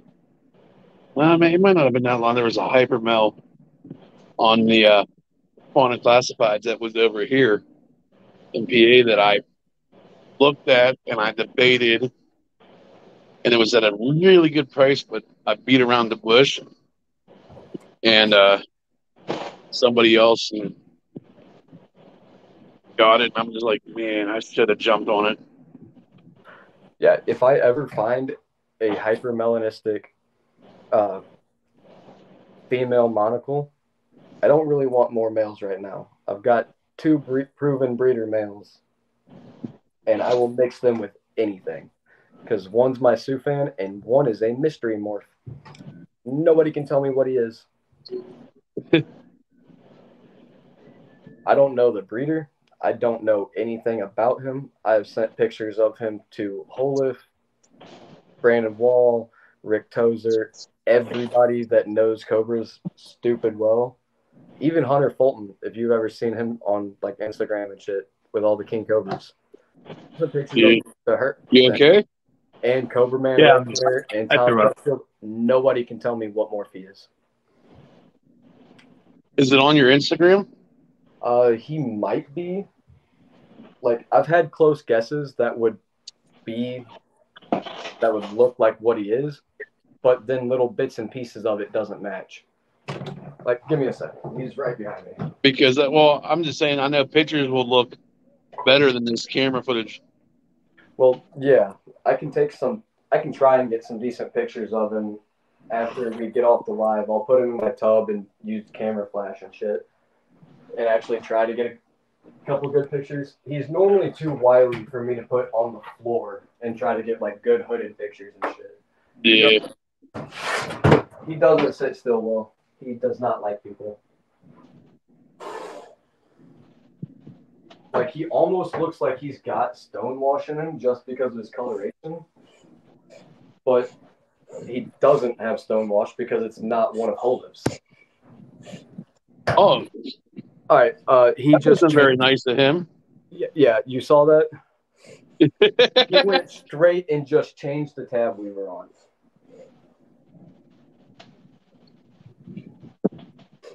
Right. I'm going to try and put the camera on the other side of the room real quick, where it's closer to the light. He is now crawling behind the door. Uh-oh. Yeah, I just threw him on the floor. It was easier.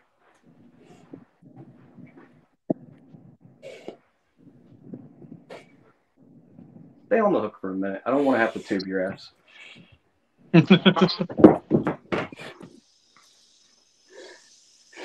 Oh, yeah, he looks like he's got stonewash in him, but Holif said it's not anything he's ever produced.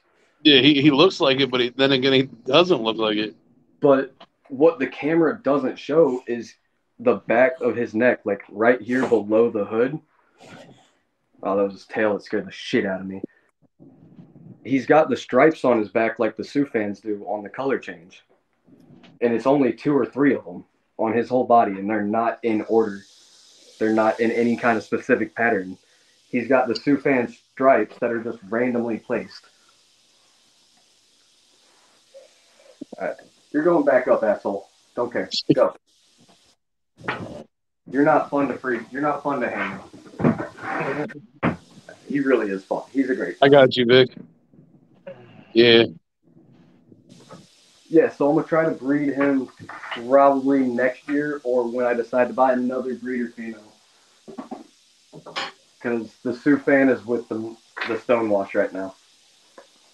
Nice. Oh, is your Sioux fan a female? Sioux fan is a male. Oh, male. He is a thick. That's what mine was when I had him, and then. Yeah.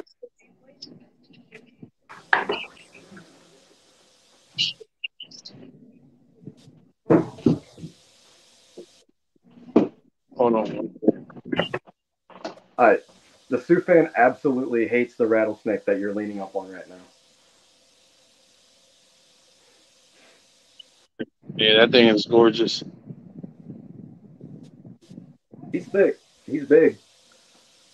And he's super, like most male cobras in general, he's super cage defensive, like cage aggressive. But, I mean, how many people can sit here and do this with a 6-foot anything? Yeah. I mean, the color change from what they are when they're babies to that size is ridiculous, too. Yeah, like, I'm trying to get him to go straight down so I can try and show you the actual stripes. And he doesn't like it when I grab his head like I do everything else. Man. Because the one at the bottom of his neck right there is the most prominent. And then they all just like start to fade out. Like his last stripe is right here where my hand is. The rest of this is like completely stripeless. Go on, buddy. Go get your girlfriend. Go make me babies. Come on. Yeah, I paired them this morning at like 7 o'clock this morning, 6:30. Went to work. Like I came home from work on lunch. Well, breakfast because I went in at 4. I came home at like 6:30, paired them, forgot about it, came home after work, looked at his cage, and it was cracked open like that much, and I forgot I paired him. So I searched my house for like 2 or 3 hours up and down trying to find the snake. Looked over, and he's just chilling in the fucking water bowl. And then I felt like an absolute fuck because I wasted time that I was supposed to be doing other shit. Yeah, that's the way my buddy did with his ball pythons. He forgot what bin he put one in, and he was like walking around looking for it. Well, and with me, normally when I take a snake out and put it in a different cage, if it's sliding glass, I will take it and open it all the way. That way it's obvious that there's nothing in there and it was done purposely. But I guess I went to shut it and didn't slam the door hard enough because it's a really sticky fucking door for some reason. And it just left a gap like that big. And I thought I did it last night on live. And it worried the ever-living shit out of me. Yeah, it was not a great day. Hey, listen, I've had stuff like it happen. Like, oh, I do it all the time. I do it on a daily basis where like I'll just be cleaning cages and I'll have one of them in my completely black lockbox. Walk away to go smoke a cigarette, whatever, come back, look at the cage, and it's cracked open. I'm like, fuck, where'd that, God damn it, again? Where'd that go? And then just hear the hissing and striking at the black cage. It's like, oh, okay. you sure you good, Darren? Yeah, I do it like once a week. You sure you're good? Okay. Feeling nauseous? Oh, I already threw up. When I walked off, I threw up. Do you feel the blowtorch? No, feel dizzy though. Like a little bit of like my face is heavy. That's about it. So you probably got venom in it for sure, but yeah, if you don't feel the blowtorch yet, you're fine. You just got enough to fucking make you sick. Like I enough to, dude. It's like a high. It's like a sick high. Yeah, like it's like like my head feels weird and my you can't even see the mark from where that hypermetal stonewash got me last night because I was trying. Somebody asked a question about how to tell like something about her head, so I just grabbed her head, and she moved and wiggled and gave me hell and just slipped enough to where it just barely scratched me. So no real venom, just like maybe half a drop. I see where he got me. And I felt like shit. And then after that, we all started drinking, and it hit hard with the mix of that, and then the fucking American honey and other whiskey. Oh, it was bad. I got 2 scabs. I think I did get bit. Did you get actually bit, or was it just the shed fang? No, I think I got bit. If you actually got bit, it would have had to be almost a dry bite. Soloed it out. Oh, what did it do? Freaked out. Why did it freak out when I tried to do solo? Yeah, but if you got bit, You won't bite me. like if it was an actual bite, it would have had to be a dry bite, or as close to a dry bite as an Atrox. That's probably, well, they did just eat, so they probably didn't even have enough venom. But let's see if I can show it. It may not show. You should be able to do solo. Just don't hit when you hit again. I don't know what I hit. It's solo. Thought I did at least. Let's see. Because if you actually got bit and they God damn it. there is no way. No, I don't see it. You don't feel I that see it. going through your veins. It's that black dot there and a black dot here, but I don't know what that is. It could be nothing. It's probably tuberculosis. You are Mexican. Okay. Jeez, Did you ever start bleeding? Whoa! The fuck? No, you're Come so on. I went to back out and it's all, you're gonna go to solo. I was like, okay. So Darian, did you ever start bleeding from it or anything like that? Yeah, it was oozing, or my finger was oozing earlier, but I thought I cut it on something. That's weird because normally Atroxes, if they bite, they bite. There's not many people that get dry bites from them. Sometimes you get, well, I don't know.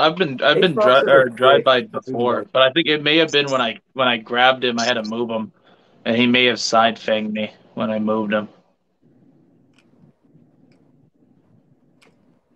Yeah, but that one might be a freckle, but the top one, that's a hole, and that's where the blood was because that's a scab. I'm digging at it now. Yeah, I can't. It was probably an accident and dry, and you just got whatever was in the tip of his fang, like I did. Probably. I'll be fine. Like this time, or like in the morning, I'll be just fine. I just know it's like your body's like, hey, you haven't been bitten in a while. You're gonna get high today off of this. Hey, Darian, how's it feeling to know that you got just the tip? And that's the sad part about doing what we do, and like you being bit and your body being like working on its own immunity to it. Yeah, mine's doing it too for like pit vipers, just because of my molasses bullshit. And I have shit like what you're doing right now happen all the fucking time with my timbers, because I just freehandle them and I milk them. So I get scratched by that shit all the time, and it just makes me feel. I think that's what it was. I don't think he meant to even like do it. I think it was I just moved him, and I think I may have just nicked it, because you know how they kind of just sit right there on the side. Yeah, and all you gotta do is move that lip a little bit. Yeah, I think that's what happened. Because he's super chill. He's moving around right now. Yeah, like my timbers get me all the time when they're just like crawling around, and how snakes, when they wrap around your arm, they'll dig their head in a little bit, kind of like the hog noses do. And every now and then one just like his lip comes up, and it just a little poke here or there. Not a little bit with it, just whatever is sitting in the tip of it. And it sucks. It doesn't hurt. It just makes you feel like ass. I've probably had that happen like 7 times this year. But that just comes with free handling everything I own. It's an expected cost. Oh yeah, for sure. I mean, I could have moved. I could have, should have, would have, but I should have moved him out before cleaning and spot cleaning his cage, because he took a massive dump and he was sitting right next to it. So I just reached in, grabbed it, and moved out. But when I moved out, I moved the side of his face, and I think that's when his fang kind of just lifted up. And Yeah, this is the one that happened last night. That you can't. yep, Not I that, see it. Not That's that one. no. It's this little one right there. Oh shit.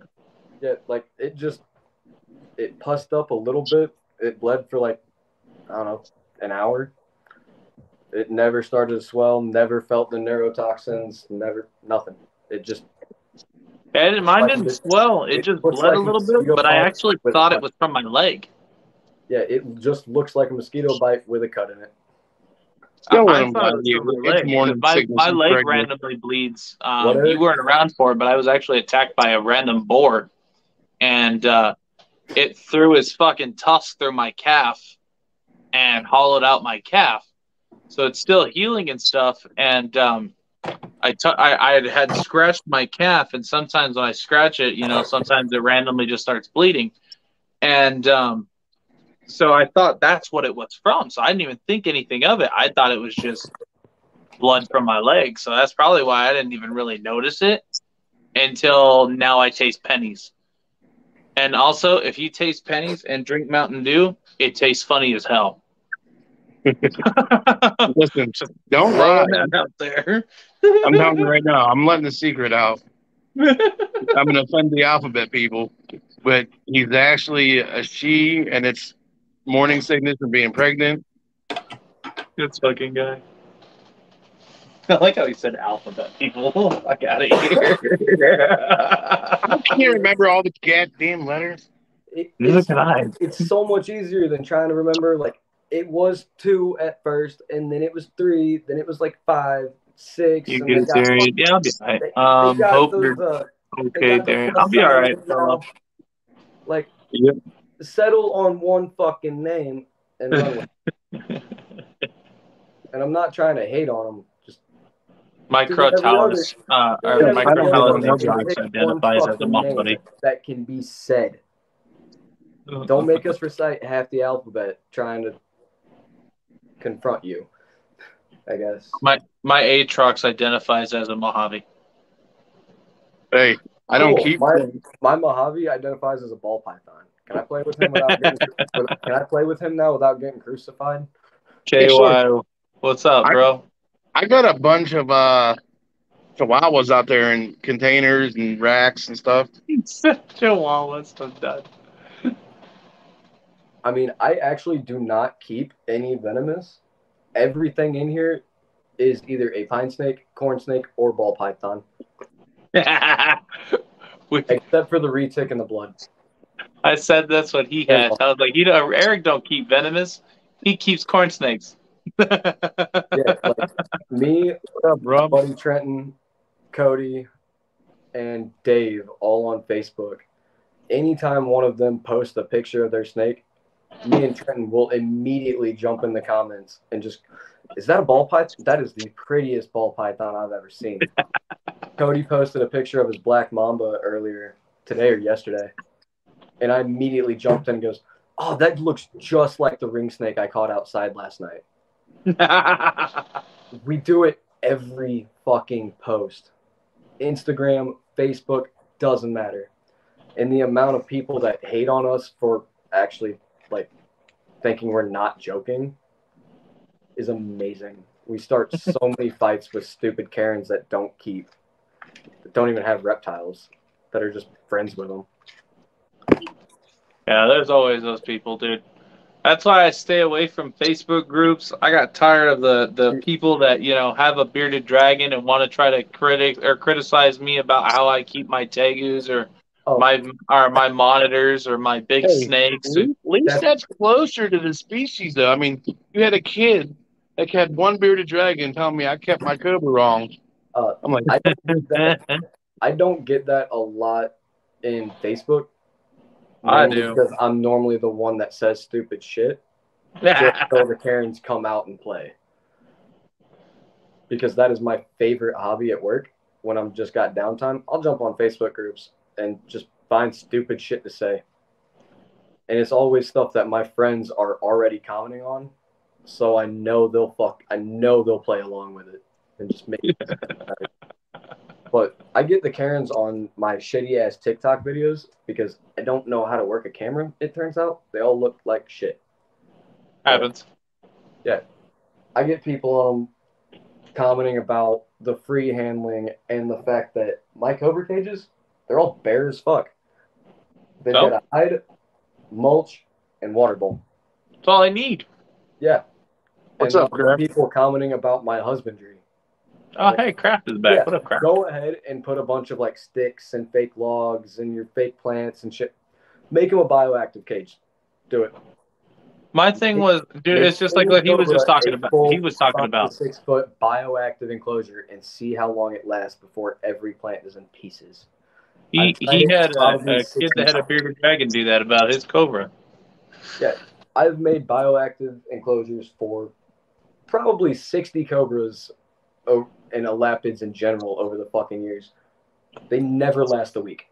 Speaking of bioactive, what I'm curious to see is Chandler's building His a big big Cobra old house, enclosure yeah, for his king like, Cobra.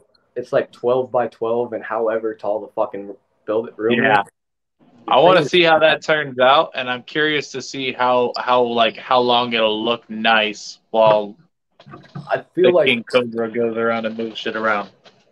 we will never see it look bad because he is such a big name on the internet. Like Tyler Nolan, Chandler's Wildlife, Jay's Prehistoric, Brian Barchevek, Nerd. We'll never see their animal rooms look like shit. We just won't. The worst we'll ever see is them having substrate on the floor that they just have swept up. Because they have such a big name and reputation that they have to uphold. And if your animal room looks like shit, I mean, there goes all husbandry to all the people who don't know the pain of keeping like 20, 30, 50, hundreds of animals. Or anything for that matter. Yeah. Like, I mean, when I had 260-something snakes, that room was never fucking spotless. I could not keep it because I would have bags of substrate. Every time I get a gab or some of the Cobras out, they drag mulch out with them. You've got bottles of bleach and chlorhexidine and rubbing alcohol and mouthwash fucking everywhere. Like, there is no keeping big facilities perfectly clean unless you pay somebody to come in there and help you. Private keepers like us cannot fucking do it. Once you get over so many animals. Dude, I'm in here all day. I'm in here half the day. I'm in my other room, or my bedroom, which is my other reptile room, for the majority of the day. And then I'm outside the rest of it. Yeah. Because that's where all my animals are. And that's my thing every day. Yeah. Once a month, I spend about 23 hours in here deep cleaning everything. Snake out, all the substrate, Windex, all the glass, all of that. Once a month or so. Even though I don't need to change the substrate, I just don't like the shitty looking mulch. I like spot cleaning. Yeah, I spot clean every day I'm home.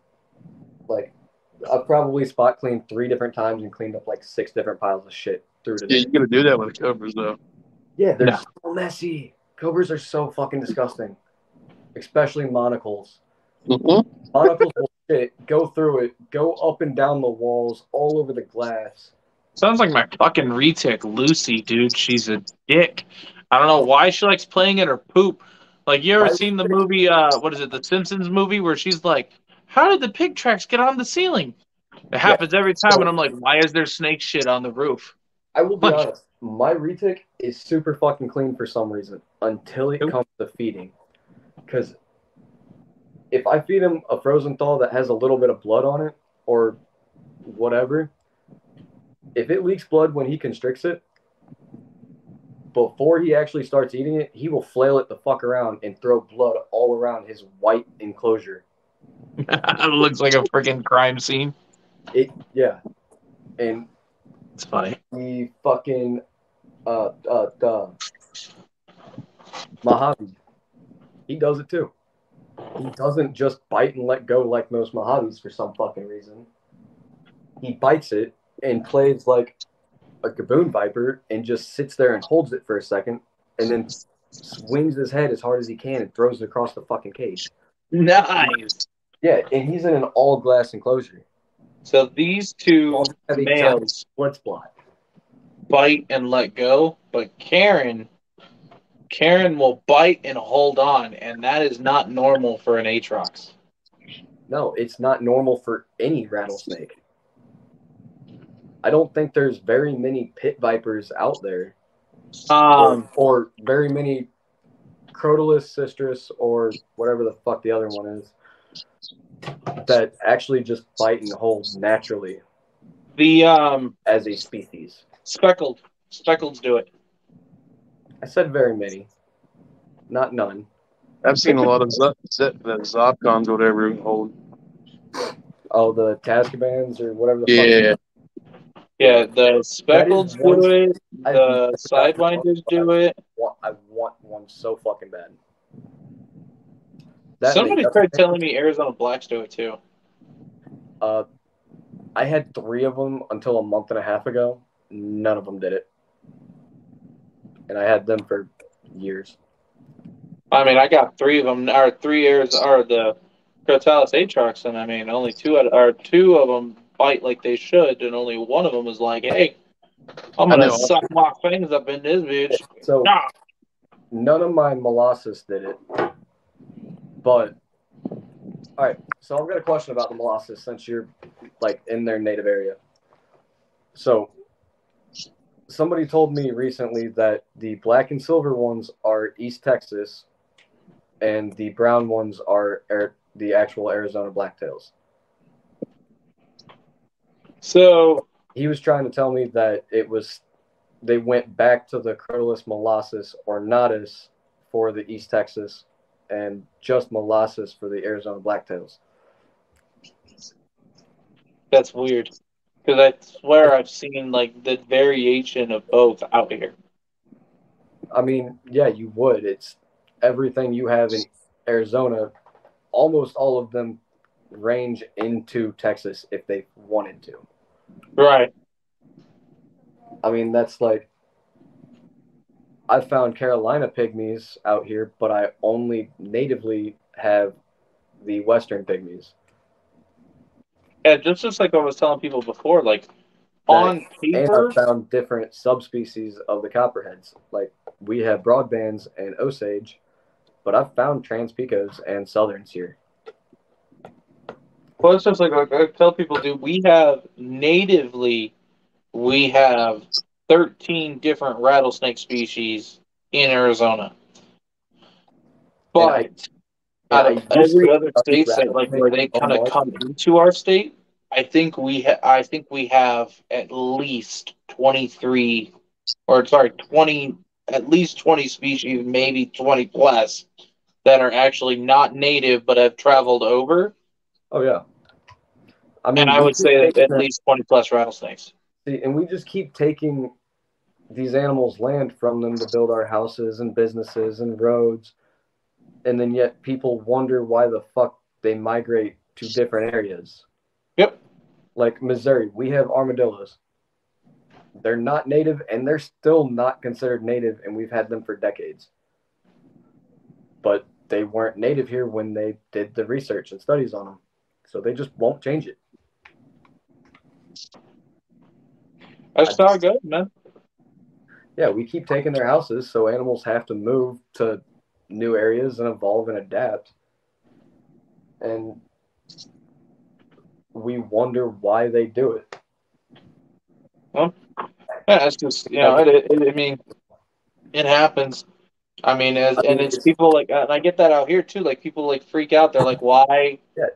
I've been living out here for years. Why now am I seeing all these rattlesnakes? I've been living here for, one lady told me she's lived out here for 18 years and she's never once seen a rattlesnake. But this year alone, she's seen at least, I think she said 8, and I've removed 5 of that 8. And it's absolutely no different than when I moved from Tennessee to Missouri. The states touch. like it's no different me moving states or counties. According to what I'm reading, the molossus is in Arizona, New Mexico, and Southwest Texas. But is there a difference between the East Texas blacktail? They're not even pulling up in East Texas blacktail.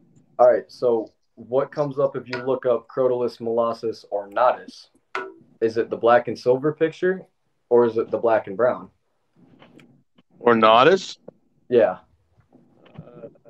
Because dude said that the ornatus was the black and silver.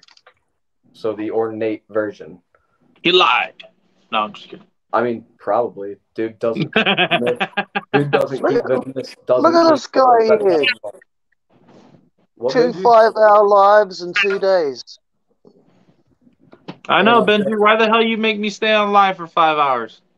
And I've been on several people's Instagram lives fucking around since then. You have. Benji, you missed it. I got bit. Oh, wow. Did you? What was it? Rattlesnake. Oh, yeah. I got bit last night too, Benji. What? Like, Oh, yeah, you missed him getting bit too. No, Benji was there. You just didn't know. Dump him venom, or was it a dry bite? Who? Yeah, both of ours. Both of ours, we of got us. bugged. Yeah, me and Darian both 2 nights in a row on live got scratched by a fang. Oh, okay, that's a bit Not different. actually bit. Like No, we just it's moved- about the same thing, dude. It's, Yeah, I we mean, just moved in a we way. just don't have a that's ton of very venom in us, but we have enough to where we're like, hey, this sucks. Yeah, I free handle so much, and I play with these animals, and I milk snakes. There's Do you think you've got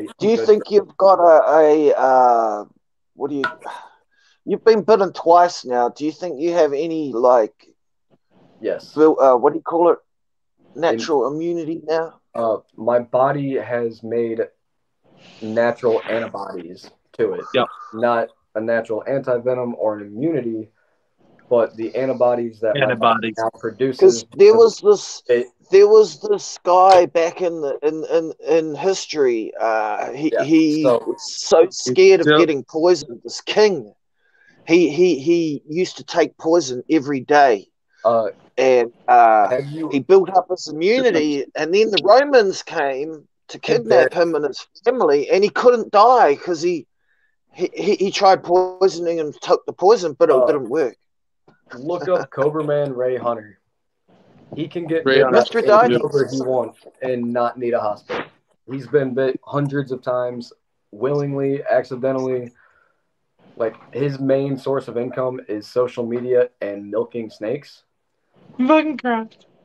Like, his entire thing is he milks mostly monocle cobras and sells the venom to Snakebite Institute, I think, to produce the anti-venom for it. You are notice, in my opinion, the pictures that I've seen looks a little bit browner than the molossus, the normal molossus. That's weird. This king was scared of being assassinated. Or venomous. What does that say? Native area was wrong. It says Craft Brew asked, who gave Bainesy the link? I'm pretty sure I It all depends, too, because whenever they change stuff, it depends on how fast certain sites get information updated. Instagram live before this, so I just sent it to him. Yeah, believe it or not, Craft. If I didn't send it to him, he was Venom, because I didn't do it. Believe it or not, Craft, I found Quentin on IG about 4 days ago, and I was like, dude, you've got to come and show these guys on YouTube. Like, come on and hang up. And now he's been on YouTube every day. I'll be honest, dude. If it wasn't anybody else that wasn't so like, there's a lot of people that I do interviews with, and I mean, you guys can see the video for yourself on my channel. Like, there's some videos that'll last past 15 minutes where I genuinely enjoy talking to these people at expos. Like, that's what I do. I do interviews at expos, and I talk to people, and I have a good time. And you kind of learn about the breeder that you'll see at expos. And you can see, dude, I ask these questions and I let the person that I'm interviewing make the video. So it's basically like if I ask you a simple question, if you give me just a simple answer, this video is going to be boring as shit and it just says something about whatever character. But like, for instance, here, if I ask, where's my list? It's right here. Give me a second. Oh, are you about to ask me more questions? I'm going to ask you one question. Okay. Let me see. You got lots of questions. I've been asked a lot of questions in the last 4 days. I didn't do it. It was all Levy. No, I love answering questions, but it's like the last 4 days, it's been the same like 10 or 12 questions just back and forth in every different live I've gotten on. All right, If you have the chance, all permits, all experience needed to own one. Benji! God damn it, Benji! one specific animal. And, if you had one chance to own any permits, experience needed to own one or a pair of anything, what would it be and why? All right, so are we going to limit this just to reptiles? Nope, or just reptiles. Yeah, just reptiles. King Cobras. But why? I absolutely love King Cobras. They are my all-time favorite animal to keep, play with, and watch grow up. Because you can tame them so well that they will become your best friend. They grow really big, don't they? Yes, they get up grow to like 18 feet. Yeah. Normally they stop around 14 to 15, but I think it's 15 feet because I think Kevin, the King Cobra, over there. It depends on locality. Malaysians have been known to get up to about 18 feet. Yeah, Malaysians are the biggest. I think the Chinese bandids are the smallest, and then the Indonesian is like they average like 14, 15. Yeah. It's like 18 and it's like. And there's one more. 14, 15 and a little bit. There's 4 main localities of the Ohanas. I don't remember them all offhand, but they're actually talking about splitting them up into subspecies like the forest cobra. I don't know if they have yet, but they said they were going to. But King Cobras can be so. I've had 5 or 6 of them now since I started keeping, and every single one of them I've had, except for one of the females, was super tame. Like, never needed a hook, never had a worry in the world that they would bite me, honestly. Like, after working with them and got them past the, 8 or 9 foot mark, they were super nice. Like, they were cage defensive, but if you could drag them out by the tail, they were puppy dogs once you got them out. Like my female monocle I got out. Like the one I got that died a couple months ago, that 9 foot really shitty health one. Right. I had her for 2 months total before she croaked, since she was a rehab project. But yeah, like I'd get her out and let her do what I did with my female monocle. Wrap her around my arm and she'll just chill with me. Like, I'd take her around and clean cages and do whatever else. And she was a wild caught import that I had for 2 months. So, to touch on the asking of that question, I asked you this question, and it was a good question, and you made this a good conversation. So that one question out of however many I actually ask at expos and stuff, you turned this one question into a 3-minute conversation, which was great conversation. As I actually liked hearing the story. But that's what I'm saying. That's what I like, and I like interviewing people like that. Well, it's so easy to do when you talk about something that somebody's passionate about. And that's what I tried doing is I wanted to make the video about I could have taken that conversation so much farther and went down to specific localities. Right. And, all the way down to the Bali locality, like my last female was. And then took it even farther with getting her a male from this locality and see and hope that they breed. So then here's Hey, one more for you. If you had advice for someone wanting to get into breeding or keeping, what would be your advice to them? Keeping venomous in general, or like a Let's lab say race venomous, first? since it pertains to the vid or to what we're doing. Let's do venomous. Honestly, when it comes to getting into keeping, it would turn down to how much experience do you have with snakes and hooks and shit like that in general. Mm-hmm. Like, did you only keep ball pythons and corn snakes, or did you have pine snakes, retics, berms, aggressive species, and defensive species? And are you trying to go with, like, what is your end goal and genus that you want to keep? Like, do you want to keep cobras, rattlesnakes? Because some people, they want nothing to do with rattlesnakes, and they only want to keep Bitis or Naya or some other shit like boigas or whatever. And then there's some people that only want this or that and don't care about the rest of them. Right. So if you're one of those people that is a like species specific or genus or family, whatever, you would want to start with something in that family. Like, I really don't care for rattlesnakes too much. I love them, yes. Do I want to keep a whole bunch of them again? No. I bet you anything, if you did a TikTok with a handful of rattlesnakes, you would get Okay, so the last time I did so a TikTok, you would start getting paid. You're gonna get paid. the last time I did a TikTok that had me free handling at all, it was just like one of those little slideshows where you can swipe on individual pictures. It had me free handling my Egyptian Cobra, where he was wrapped around my hand, standing up and hooded, facing the camera, which was a Did really it get views? It was a stupid idea. Like, it almost went Did it get so views? wrong. No, it did not. But it did cause somebody from YouTube and Instagram and TikTok, somebody who is very, like, more famous than any of us are and have significantly less experience with all of this shit. So did you fuck it up in some way?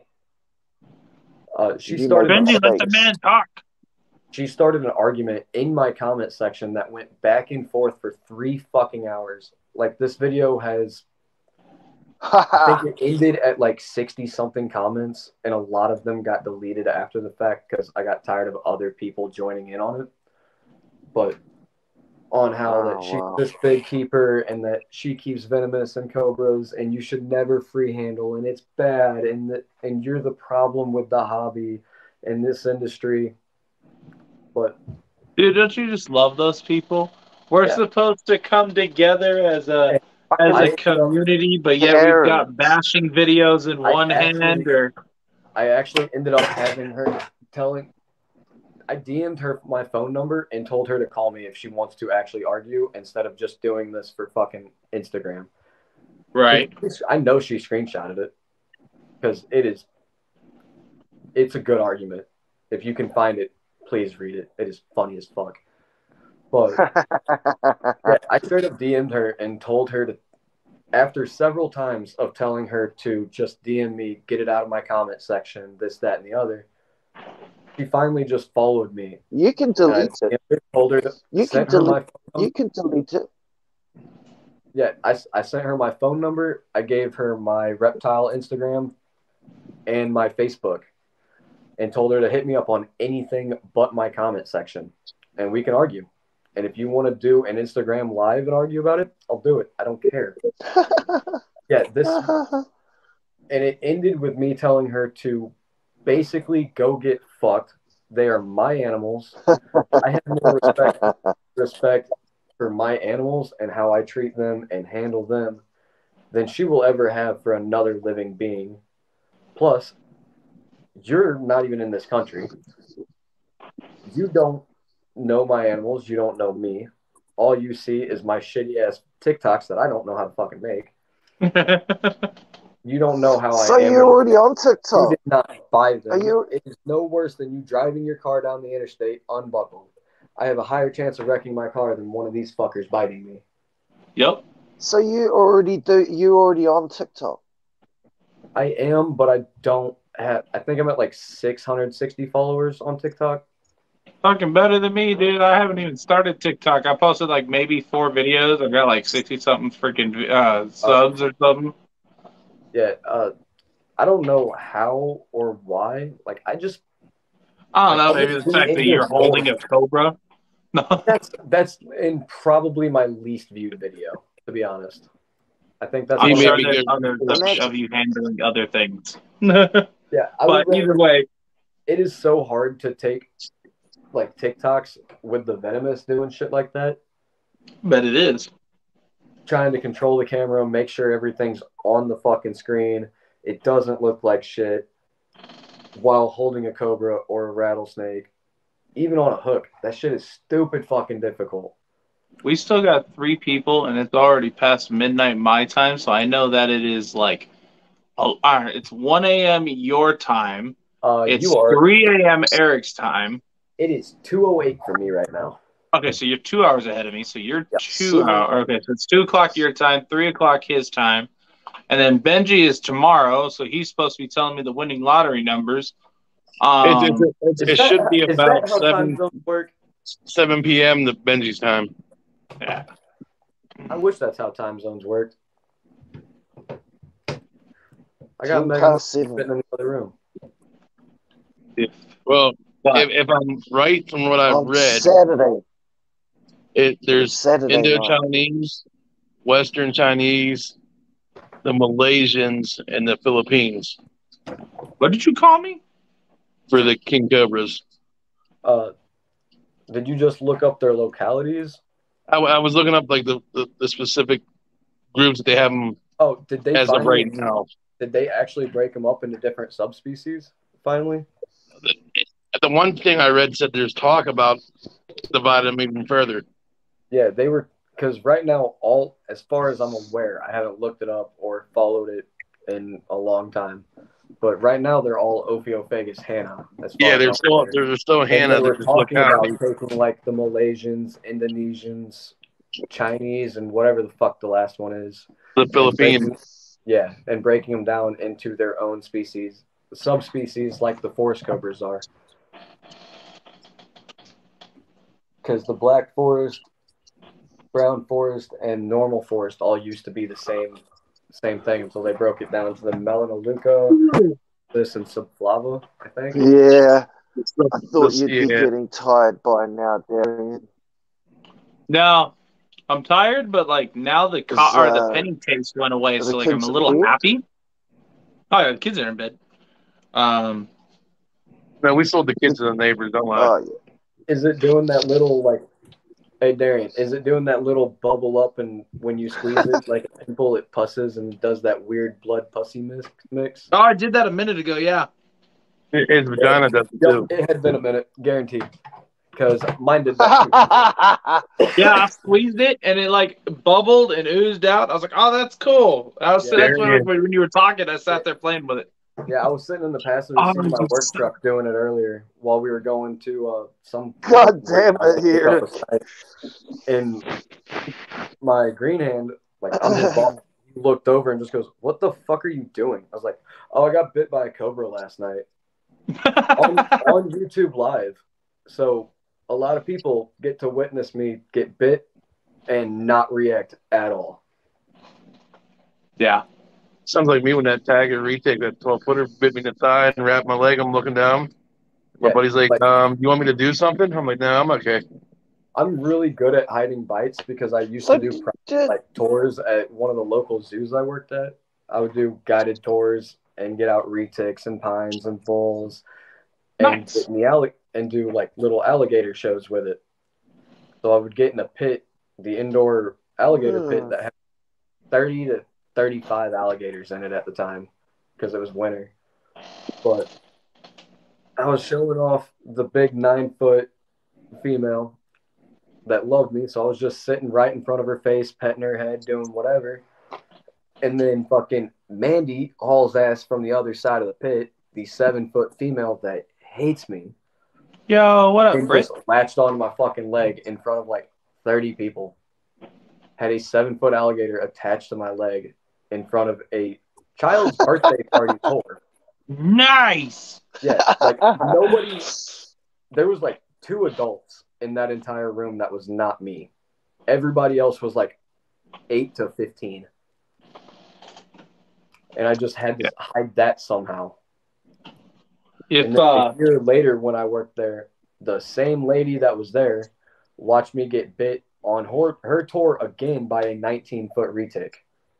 nice. Over a That year. was Kind a of fun reminds me day. of that scene, Ace Ventura, when he's going like his leg, he goes ah, and then he goes ah, and then he goes ah. The fucking air with the spears in his legs. Yeah. I remember my buddy he thought it was cool to get an alligator because I had a couple, and he's like, yeah, because I got a couple bigger ones. Well, that's cool. I went up and checked them out, and he's like built him a big room and everything. Alligator. A couple weeks later, I get a phone call. I was like, I need your help. I'm like, need my help with what? He goes, the alligators. I'm like, dude, I was like, you played with mine. I was like, I've seen you. You're okay. He goes, well, no. He goes, I'm getting rid of them, and I can't catch them to tape their mouth shut. I'm like, dude, I was like, they're 6 feet long. They're not bad. So, my question, how do you own alligators or crocodilians in general and not know how to jump them? No idea. Well, I've been his jumping gators. issue was I've been jumping gators for tours since I was 13. well, he had them both in a big room, but they were never far enough apart from each other that he was comfortable. And me, I just walked in, grabbed by the tail, and separated them. And Yeah, so if they're too close, they're pretty fucking, for them being 200, 300, 400 pounds, they're really fucking easy to just grab their tail and walk away. Kind of just like slide. It's kind of like That's what they're I on did. rollers. I grabbed it and out the door into the big main room, and I heard him and grabbed them, and I was like, here, take them out. Like when I worked at that small hometown zoo where I got bit by that gator, there was 35 gators in that pit, and all of them went outside in the summer. There is no way to keep gators far enough away that somebody like that would be comfortable. And the smallest one in that room was like 4.5, 5 foot. And I think that's what he learned that day. Oh, does anybody know where I can get a Nile crocodile that's not from Brandon Wall because I don't want to spend $1,200? Gator Pool Gators. No, the gator pool don't have a Nile crocodile. Doesn't he? But what's he got? Why do I think there was one on that list I just got? Because there was. Not your list. Who'd the list No, come from? what's the one I sent you? Because it might be. You want a Nile? Nile crocodiles grow huge, man. No, Darian, it wasn't. Remember, I sent you that one. I found one. No, you didn't. You didn't send me no list. You're a lying Teletubby. I sent you I the don't picture remember of you sending me a list. No, I sent you a picture of the Nile crocodile. Yeah, I want like a You can't help. You can't. I want a fucking 2 to 5 foot Nile croc. Give me 1 second. And more or less the same size. And eventually, I'll find me a fucking Cuban. What the fuck? I love crocodilians. Dude, I wish Arizona would give me a permit. I keep trying. Honestly, if you gave me a choice of keeping Venomous or keeping adult crocodilians, I'd probably go with the crocs, to be honest. Australia has some really awesome crocodile parks. Again, Crocodile. How Cobras are stupid smart, but also very stupid. He did it again. He tried so hard. In 3 hours, he has gotten stuck in between the glass and the support panel. Oh, he did that. He did that again. I can't hold the phone while doing this, so you just. Oh, he keeps getting out through that little gap. No, he tries to get out, but he's too fat. It's not even a 1/4 inch gap. What else can you close it up even more? No. I mean, I could get 3M foam sticky tape and put in between them. Yeah, super glue or something. Super glue a block in place. Yeah, I go to Lowe's or Home Depot or something and buy this roll of 3M. Like one side is foam and the other side is like that sticky tape bullshit. And I would just take a ice cream stick and super glue it in place or something. You take that 3M foam tape, you can put it on the glass panel that's in the back where the overlap and mambas and young elapids can't get out of them. How does he get his head?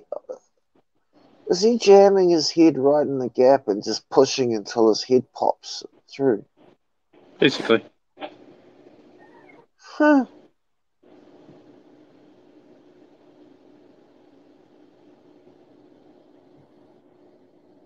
How did you end up getting bit? Me? Yeah, both of you. Okay, and I stuck my hand past her, and when I pulled back, I bumped her face, and she rubbed her fang into my finger. And mine was yesterday, when I had the younger female, like the black monocle cobra out, the real little one compared, and how I grabbed her by the head to answer some question somebody had. I grabbed her by the back of the head. Yeah, she moved a lot and wiggled, and then I felt a prick, and then I tasted copper, and yeah. I just didn't say anything. I just immediately went, fuck, under my breath. Nobody's mentioned it. I'm just going to open this. As long as you're not unwell. No, don't do that. I'm all good. Darian will be fine. He didn't get enough in him to. If it doesn't feel like he's got a blowtorch in his vein yet, he'll be fine. Nah, I'm alright. Just because you got away with it one time doesn't mean you won't. I've gotten away with it more than one time. I don't know what you're talking about. Hey, Benji, the way I handle my snakes, it happens a lot more than you think that I just get barely poked by when they're crawling on me and shit. Yes, well, yeah. It's happened like 7 times this year. 7 or 8 times this year alone. I can't tell you how many times I've had Cobra and Rattlesnake and Venoms in me. Fucking me up. I basically 15, what did you say? 15 minutes from the time you get bitten to the time you need to be intubated. Yeah, but with them, you can tell when it's a bad amount. Done with you. Like, you can tell when it's just a little poke, and you can tell when it's an actual envenomation. U.S. immigration. I'll be right back. You see that? U.S. Brandon about this. Oh, I know what he did. That's why he got removed. No. Come on, look at him read his faces right now. You gotta admit it's funny though. It was funny. It is pretty funny. You want me to teach you something? Yeah, I'll teach you something cool. You know, you can click on somebody and you can edit their name somehow. Yeah, I'm doing it right now. So, you know what? This is sponsored. I'm not going to do what I was just typing, but just know you're not safe next time. Will you type it in the private chat? Because now I'm curious. It's going to be something that he eats all the time when Benji's in the comments on Instagram. Oh, okay. Benji's over here scratching. He's like, I know what it is. Listen, I was looking through our chats, Darian. And it was not way back, but it was back before you got the retics and stuff. Whenever I sent a picture of them, they were babies, but they were $650 each. Oh yeah. Woo! Where are you going? So, psycho. Eric, you bought from Brandon before, right? No, I almost bought from Brandon before.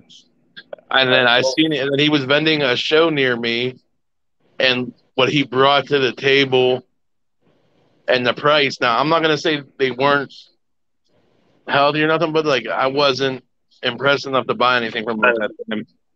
Yeah, a lot of his stuff can be overpriced. If it's the captive bred shit, it's normally higher than what he sells the imports for. But he just texted me back about the fucking green mamba I'm trying to buy from him. I asked him to send me a couple pictures of it tomorrow so I can see their size, because I've always had trouble with baby mambas. Like, they either fucking refuse to eat, and I have to force feed them for weeks, or Oh they'll shit! eat, Hey, look but who's they'll out. regurge. He's never out. And he goes, "Why? What kind of problems have you had with them?" It's like, what the fuck does that matter? I told you I asked for pictures so I can see the size, so I can know if I'm going to have problems with it. So I'm going to send you the money regardless because I'm buying it either way. Just send me the pictures. You're already sending a different Cobra to me. What's up, buddy? This dude never comes out on his own without me pulling him out. He's been really scared. I don't know why.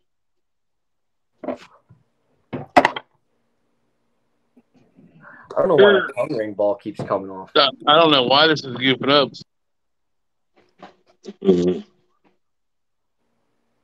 That's a pretty color. What the fuck is going on with Eric? What He's is fat. he doing? What morph is that? This is a albino 100% het labyrinth, and then also 100% het green. I was going to say, I know that's not just a normal albino coming from you.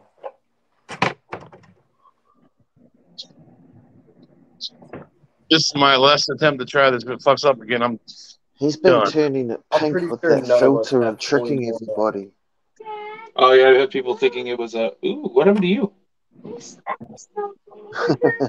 But probably the reason though that I figure he asked you, he's probably having some issues with some. Why am I on solo? I'm just sitting here spinning a fucking snake hook. Because Darian's fucked up again. Oh. Yeah, I I didn't. wasn't even looking at the camera. I was looking straight down, and all of a sudden, I just, like, out of the corner of my eye, I just see my face. It's like, that's weird. I wasn't expecting it at all. It scared the shit out of me, honestly. I'm pretty sure I heard one of the kids. Yeah, but from what I heard, what you were saying in this net, I'm saying that they're probably babies, and Well, he's I having know some they're babies. issues. I know they're, like, fairly new. Like, they're under 6 months old. But depending on their actual, like, body their thickness, whatever the fuck you feel like calling it, under a certain size, I've always had problems with.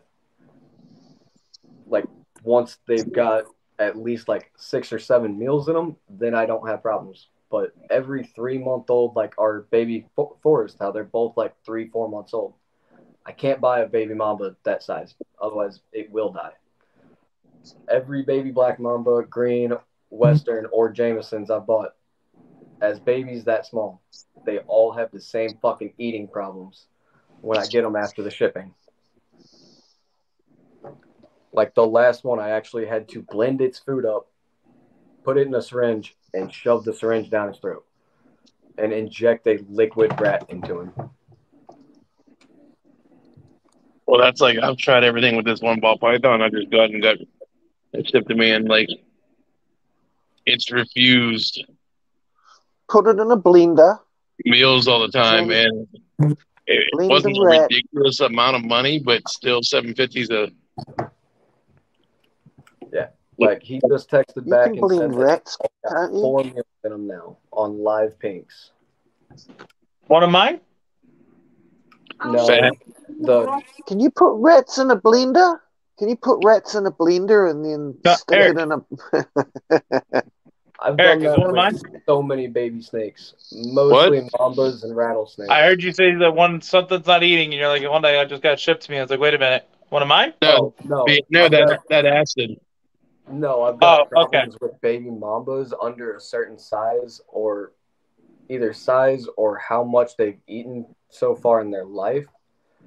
Normally under 6 or 7 feedings in them, I have problems getting them to eat after the plane ride to me. Can you put a rat in a NutriBullet? I don't know about a bullet, but One of I those promise you don't want blenders. to use my blender for food.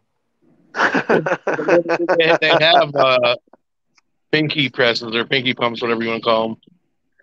Oh, really? That you put a tube in the snake's mouth and down its throat, Yeah. and you put a pinky in, and it gets crushed up and squished down the juice. I just go to O'Reilly's and buy really small fuel line and attach it to the end of the syringe. So much easier than buying overpriced shit. All right, so the Samara. So you can blend a rat and inject it into your snake. Get out of there. What? I was yelling. You can blend a rat. You can blend a rat and inject it into your snake. Yes. You have to shove, like, for baby snakes, you can't shove the whole syringe down them. You actually have to take, like, a little tube off of the end of the syringe and shove it down. And you've got to be really fucking careful, because if you fuck up by a little bit, you'll end up killing them on the spot. Mm-hmm. Like, you'll tear their intestinal walls and shit with it. Yeah, you fuck up a lot. Oh, man. Like, I'm probably going to do that for my white lip tomorrow, since I tried to force feed him on live earlier with somebody. I don't remember who. Got it, like, almost all the way down his throat to where all I could see was... Yeah, mine's And then he fucking regurged it. Mine's a the M1. I can see right now. Oh, you've got problems with your forest eating? No. It's a ball python. The forest I have no issues with. I was going to say, I've never seen a forest cobra that has eating problems. They're little garbage disposals. Yeah. She's mad right now. She's like, my 7-foot forest that's staring at us currently, he is eating lizards, rats, mice, fucking snakes. He eats anything I drop in that cage. Would he eat a frog? 3 weeks? Yeah. He's eating frogs, quails, chickens. He eats literally whatever I drop in there. And I'm pretty sure it's just because he likes to kill things. Yeah, I'm going to help out tomorrow. And that Gab, apparently she does not like frozen thawed. So I have to buy her a live rat soon. That's And the blood python didn't fucking... So I now have 2 giant rats that are completely thawed out, and I have nothing to do with them. Get a Tegu. I want one, I want a Tegu, honestly. I just don't know. No, you've got alligators downstairs. You said you can feed them to the alligators downstairs. Yeah, but he's got babies. Okay, yes, I could feed them to the alligators if they were... Hold on. I'm not reaching in her cage for this. Don't do it.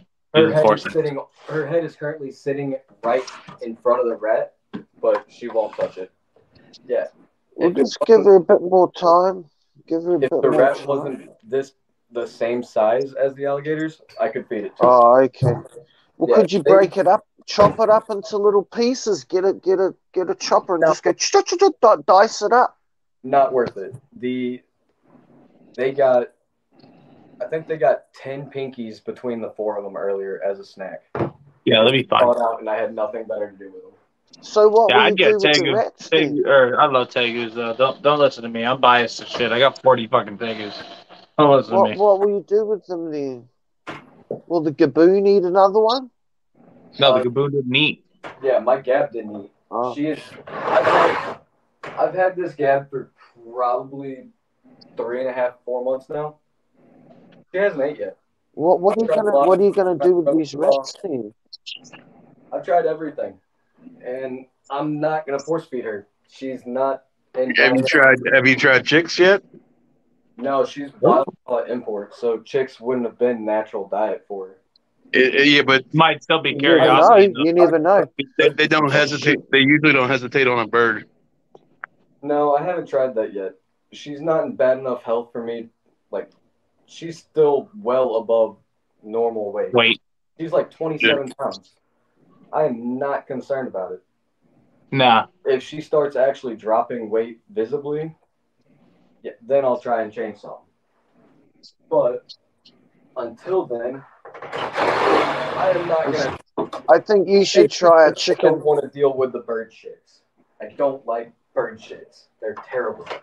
They fucking reek, bro. Yeah. The last time I fed my forest cobra a chicken, he shit, and I could smell it downstairs by the alligator. Dude, I fed an adult rooster. Granted, it was pre-killed, but I fed an adult rooster to my retic, and when she pooped, dude, oh my god, I smelled it from across the house. Like, I swear something crawled up her ass and died. Yeah, when he did that fucking chicken shit, I was out of town for a week. Oh. Right after that, like, so I was gone. I fed on a Saturday or a Friday night, and I went down Monday, came home Friday. I don't know when he shit, but not only did he just ruin the entire snake room for like 2 days, I had to leave the window open and a fan blown out. Oh my god, dude. Not only did he do that, he completely soaked himself in it and went all over the glass. He played Monocle Cobra and he became fucking Van Gogh for a minute. I swear. What's this? Picasso. I like it. Yeah. His white cage. I don't know why I keep buying white PVC cages. I really don't. They look like shit. If they spill the water bowl, you get fucking nasty ass stains that don't come off. But and you can see every drop of shit that they make a mess with. Every drop of blood. It is. Don't buy white enclosures. I'm just too far down, so I'm gonna keep using them. But they're terrible. Next time I buy some, I'm gonna ask the guy who makes them if he can get black PVC instead of white. It's fucking nasty. Oh yeah. Like, I mean, it looks nice, brand new, but yeah, like, actually, these 3 are the newest. I've had these for probably 2.5, 3 months now, and they're all still like pretty and clean. But the monocles just make a mess with their water, and you've got all these brown fucking stains that I have tried rubbing alcohol, mouthwash, bleach, vinegar, fucking toilet cleaner. I've tried everything. If you find anything that works, let me know. So far, asking the best for a friend. Yeah, so far bleach does the best, but you still have to sit there and scrub like a motherfucker, and it's almost not worth it. I would rather just buy a new sheet of Hey, PVC. there is a special paint you can get now that is wipeable, like cleanable paint. Yeah, it's a special type of paint. The next set of cages that I buy from him, I'm gonna pull the tracks off and polyurethane it. I'm gonna clear coat this shit so that stuff doesn't happen. Right? Mm-hmm. Yeah, no. I'm hopping off here. You're good, bro. Yeah, it's I don't blame you. We've almost been on here for 6 hours, so I'm gonna kill it at the 6 hour mark. Yeah, before backstage you said it was gonna be like hell yeah, dude. I was like, we're gonna be on for 1-2 hours. But I am gonna say this. Well, Benji, you may have missed what happened with Lucian. Yeah, I did. Hey, listen, I can't be on the screen for this. No, you're good, buddy. I do stand by what I said earlier, though. My DMs are open. If you need anything, let me know. I appreciate that, brother. You can call me at 3 o'clock in the morning while I'm taking a poop.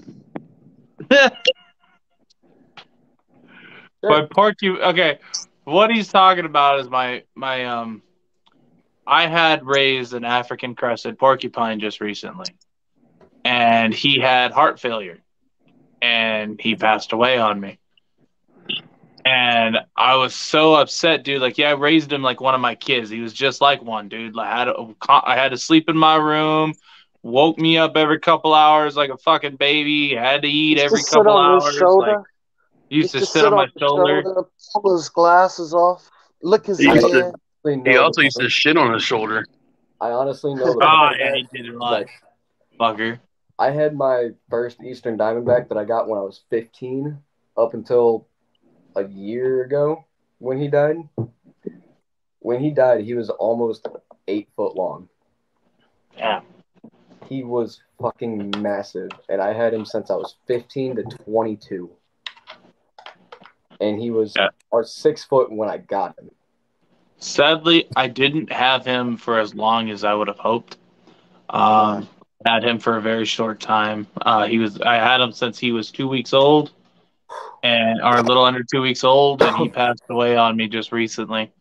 It was really upset me. It was only a few months. I only had him for a few months. Like I said, he had heart failure, and I think it was just a defect he was born with. How's his brother doing? His brother's fine. He's in a new home. His brother's doing good. He's still a dick. I saw a picture from the new owner. He's tried to bond with the porcupine. Didn't go well. Had quills stuck in his hand. Oh no. That is one I thought it was funny as hell. I was laughing. So hang on. As many animals as I've worked with and zoos I've worked at, I've never gotten to like work with or even see a porcupine. So, oh wow, you have to go back and I'll send you some of the pictures or send you a link to a live with Kratos, because Kratos was on so many lives sitting on his shoulder. Yeah, that's where he loved to be, was chilling on me and chilling on my shoulder, eating grapes and a whole bunch of stuff. That was his thing. But you have to watch a couple of older videos. He used to have an African gray parrot that absolutely hated. Yeah, he absolutely hated all females, whether it was a female animal or a female person. It's okay. My mom finds the opposite. Yeah, it's a female, and she hates other females. Yeah, my mom took him as a rescue for Tennessee conservation. I don't know the whole story, but somehow it ended up at our house. Realized it hated fucking females, and I was the only male living in my house, so it very quickly became my bird. And I was 16, 17, so it was right around the time when I was building my snake collection. I think at the time I had like 80 or 90 fucking venomous and big pythons and stuff like that. And I could not, after a while, I could not leave that bird alone in the house with my mom or my older sister, because he only knew cuss words. He was missing. He only knew cuss words, and he was super fucking sexist. Like, hey, what was that about Lucian? You were just gonna tell me? So, because I didn't catch. I just caught the very end of that Instagram live. Like the last few minutes. He had his scans earlier yesterday. Now it's past midnight here. He had his scans yesterday, and it's not good. No, everything we've been doing hasn't worked at all.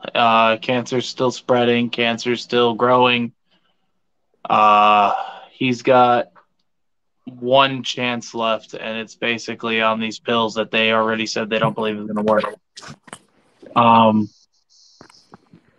So I don't know.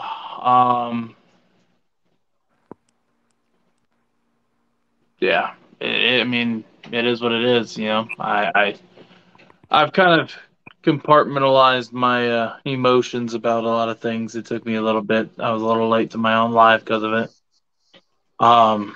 It'll probably hit me when I'm alone. But basically, his cancer's spreading and it's not looking good.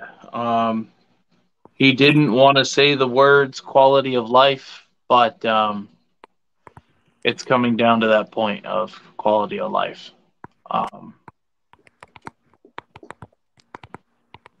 That's not looking good. We'll see what happens, but I'm going to be doing a lot more family stuff. Yes. But I'll let everybody know how things go. He has an appointment on Monday. Absolutely. There's something called Make-A-Wish Foundation. He's already been through that. Has he? What did he get? What did he do? He wanted to go do a bunch of animal things, so we went out and we did a bunch of animal things. Oh, He wanted to awesome. go touch an elephant, so we got to go behind the scenes and mess with some elephants, and we got to go do a ton of things. If you decide to take a road trip, Tennessee Safari Park off of Interstate 410, I want to say. If you tell them that, they will. It's a drive-through animal park, like all sorts of animals drive through. You used to work there? No, actually just grew up in Tennessee and been there a lot. And you know Ryan Porkel? I don't think so. He used to work. I think he used to work there. I haven't been there in at least since I lived in Tennessee, so that was at least fucking 5 years ago. I don't know. I think he was working there. The dude bounces around a lot. But I can say the owner is super sympathetic because he's had a lot of shit happen to his family. That's why he dove so far into animals like we all have. Right. So, and he does a lot for charities and shit like that. Yeah, we and it's not, even if you don't get in for free or special treatment, it's still super fucking cheap and it's a great time. The last time I was there, you can pay $3 for a bucket of carrots and feed giraffes. That's pretty cool. You'd have fun with that. Yeah. I think I spent like $60 total last time I was there. I'll keep everybody posted on how things go. He does have an appointment Monday. I'm actually taking him bowling tomorrow, and then we're going out to a dinosaur museum thing. I'm not entirely sure what it is. My dad is coming down from North Dakota. He just flew in tonight, so we're hanging out with him tomorrow. And he wanted to take the kids out and spend as much time with them as he could. But thanks for coming on tonight, Quentin. We appreciate it. Appreciate your time, man. Of course. I love this stuff. Like, it's not often that I get to actually talk about the shit that I love to do and actually answer questions and explain shit that people don't know. Yeah, people were genuinely interested to hear and to see. And teaching people just random stupid ass facts and handling tips and shit like this is my favorite thing to do. Like, I had a lot of fun having you on. I appreciate you coming on and hanging out with us, brother. Of course. I'll do it anytime. Except for the weekend of the 5th, I think. That'll be hit or miss. My mom's coming down from Tennessee, so he's off. Except this time. Don't fucking bother me that time. No, you can bother me all you want. I just don't know if I can get away from her for fucking long enough to do this. But no, I appreciate everybody in the comments. I appreciate everybody jumping on here. Like I said, Benji, if you want to see the whole thing, I did post it on Instagram. It explains more in depth. I'm not going to get much more into it. I don't want to keep repeating it, so that's why I shared the live on Instagram. But gotcha. Definitely rewatch that because it has a lot of the information on it. But shout out again to our sponsors who sponsored this video and sponsored us in doing all these videos and going out to these expos, which would be Zilla Footwear. Zilla Footwear has a lot of awesome shoes, great products, guys. I definitely recommend. We're still waiting for our shoes to come in. Hopefully, they're here before we go to the Pomona Expo. We will be there on Saturday. So if anybody's from California and wants to see me, let me know. We will be there from Thursday to Sunday. I come back Thursday or Sunday night. So I will be there for 4 days. So if anybody wants to hang out with us outside of the expo, we could always work something out. I am personally sponsored by Lizard Morphs. Just saying. Hey, Darian. Yeah. Earlier, when you told me to go look at all the Zilla shit, Yeah. am I just stupid, or all the shoe sizes in European sizes? No. Okay. So Or was that just when you go through and you actually scroll all the way through the thing, you can see they have conversion kit on there, like not a kit, but a conversion size. So you can see like what size US converts to that. They have a chart on the end of every single shoe.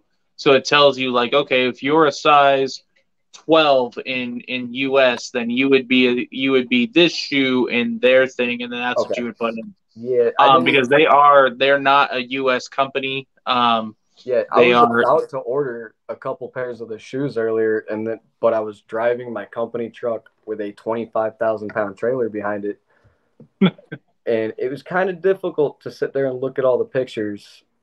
Yeah, definitely check it out, man. They've got some cool stuff. I was telling people, I was like, if you guys get shoes, a lot of people didn't think about this, but if you buy 2 sets of shoes, you're gonna get the same pair or the same same size.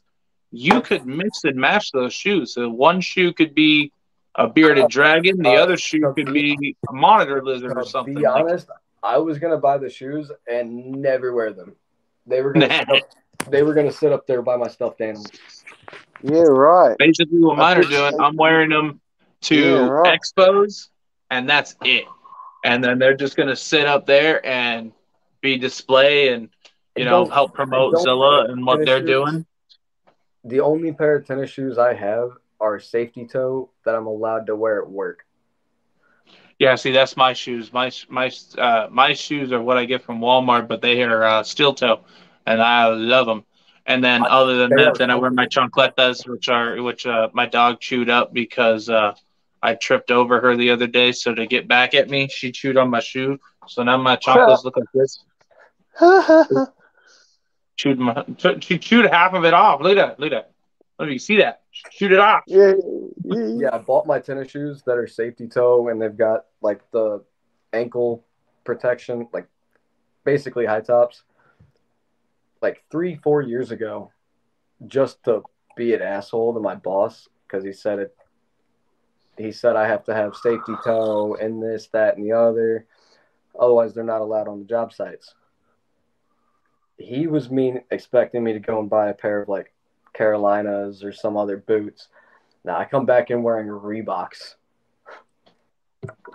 tennis shoes. That was a 2-hour argument. Totally fucking worth it. I wear these big clompers. Give me just a second.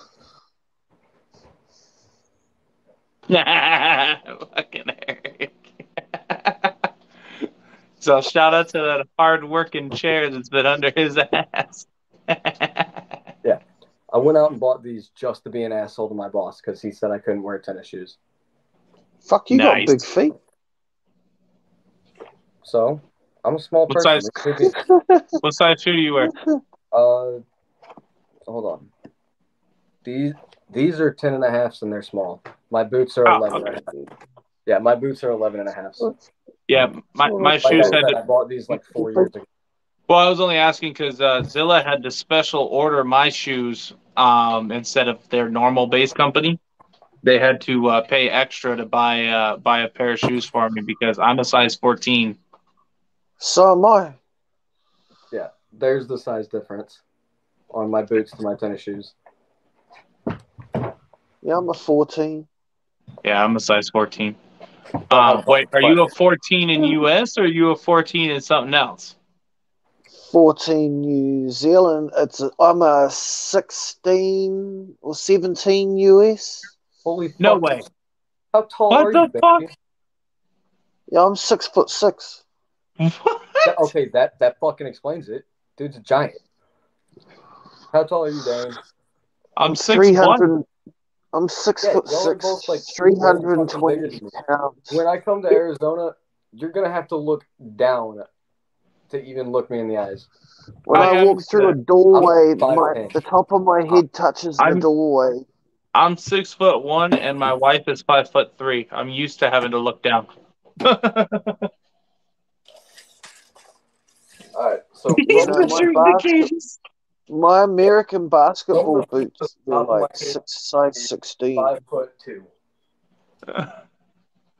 You know what's funny? 17. So Sweet. all of these cages behind me here, these are all 6 foot by 2 foot by 2, or 6 foot by 2 foot by 2 foot. So Wow. I'm literally just a little bit taller than those racks. Yeah, I'm like 5'9.5". Wow. Is what that just said. I'm not a big person. Hey, I mean you're not wrong, Eric. Said Darren only wears size or a 14 because he needs shoes wide enough to fit his fat feet. I do got wide feet. He ain't lying on that one. Oh yeah, my boots are fucking ease.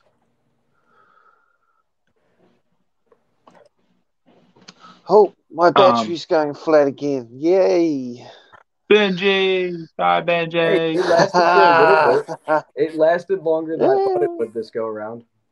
Anyways, back to what I was saying. Shout out to our sponsors, Cry Critters. Check them out. YouTube, Facebook, and Instagram.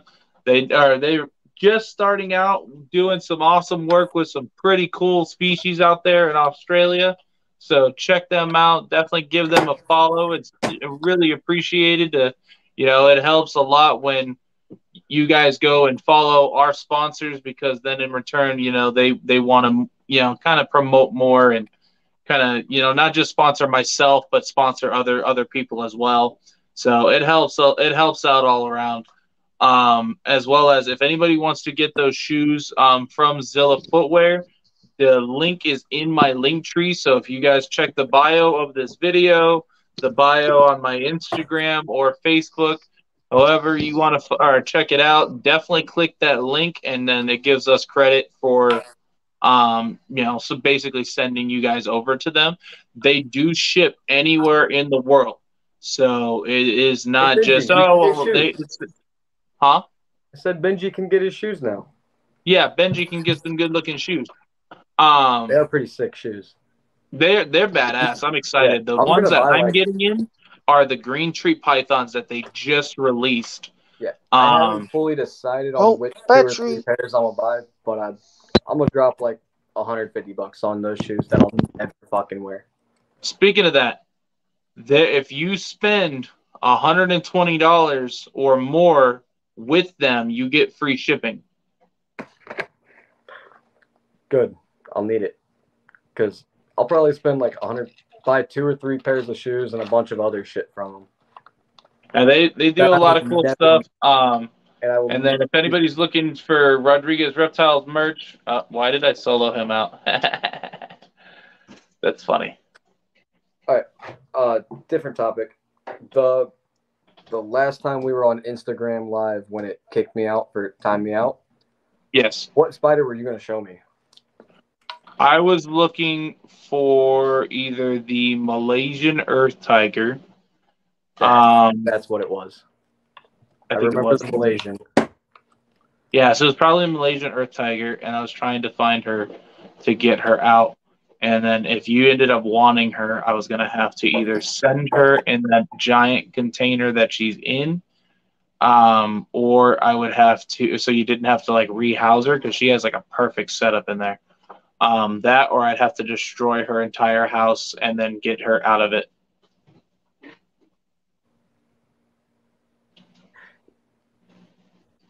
Yeah, I'll have to look at the list of shit you sent me. Yep. but I'll probably do it. Right on. And we'll just have to figure out the best shipping way.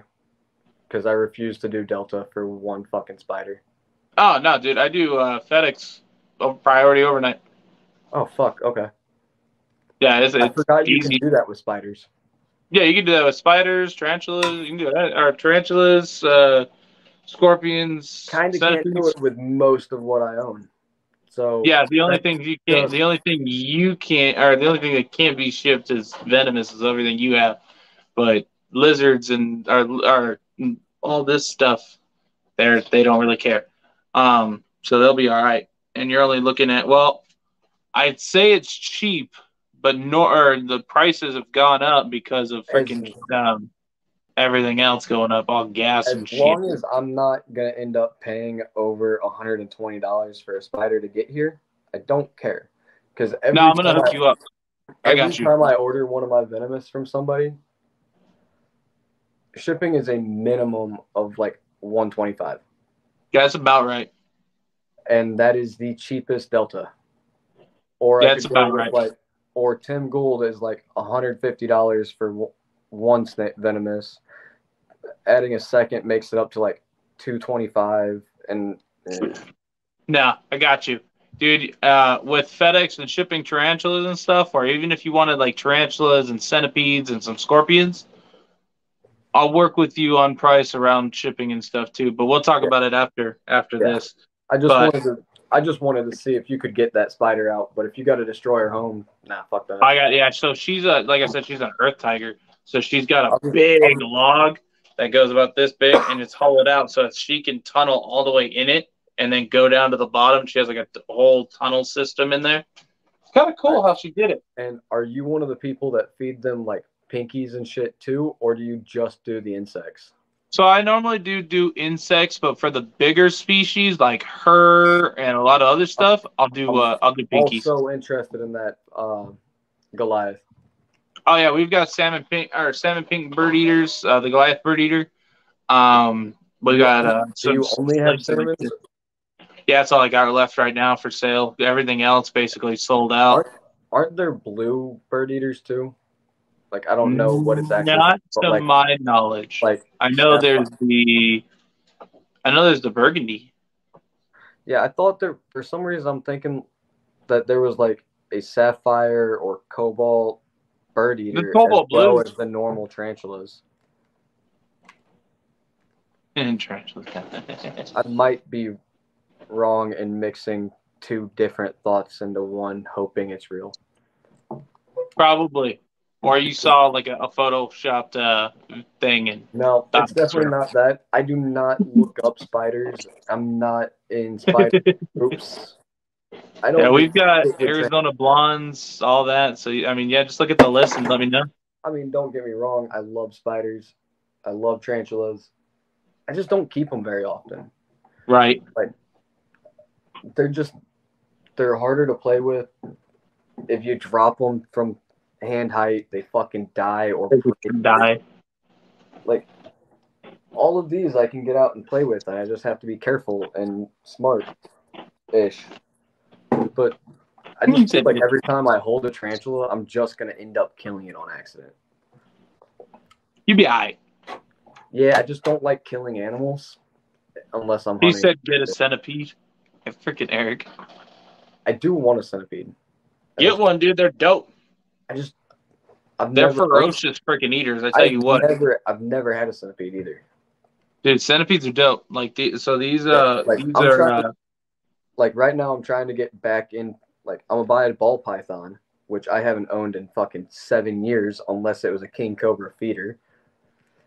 I want to get back into tarantulas and scorpions, and I'd love to get into the centipedes. Just don't have any kind of knowledge on them other than they have a lot of legs and nasty bites sometimes. That's the extent of my knowledge on centipedes. That's about all you need to know. I don't temperature. I don't know if it's like sand or soil or I use proper husbandry or food. I use peat moss. That is one thing I do not have. and have not used peat moss in fucking forever unless I'm making a lay box. No, dude, I love peat moss. I use it for everything. Well, I use the substrate I use. I go to Lowe's and buy that no float cypress mulch. Yep. Like $4 for a bag, and it'll do like 3 or 4 of my big white cages. Oh, you use the no float? Then that'll work. That'll work too.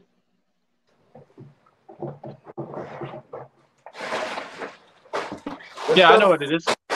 Yeah. You can use that for centipedes.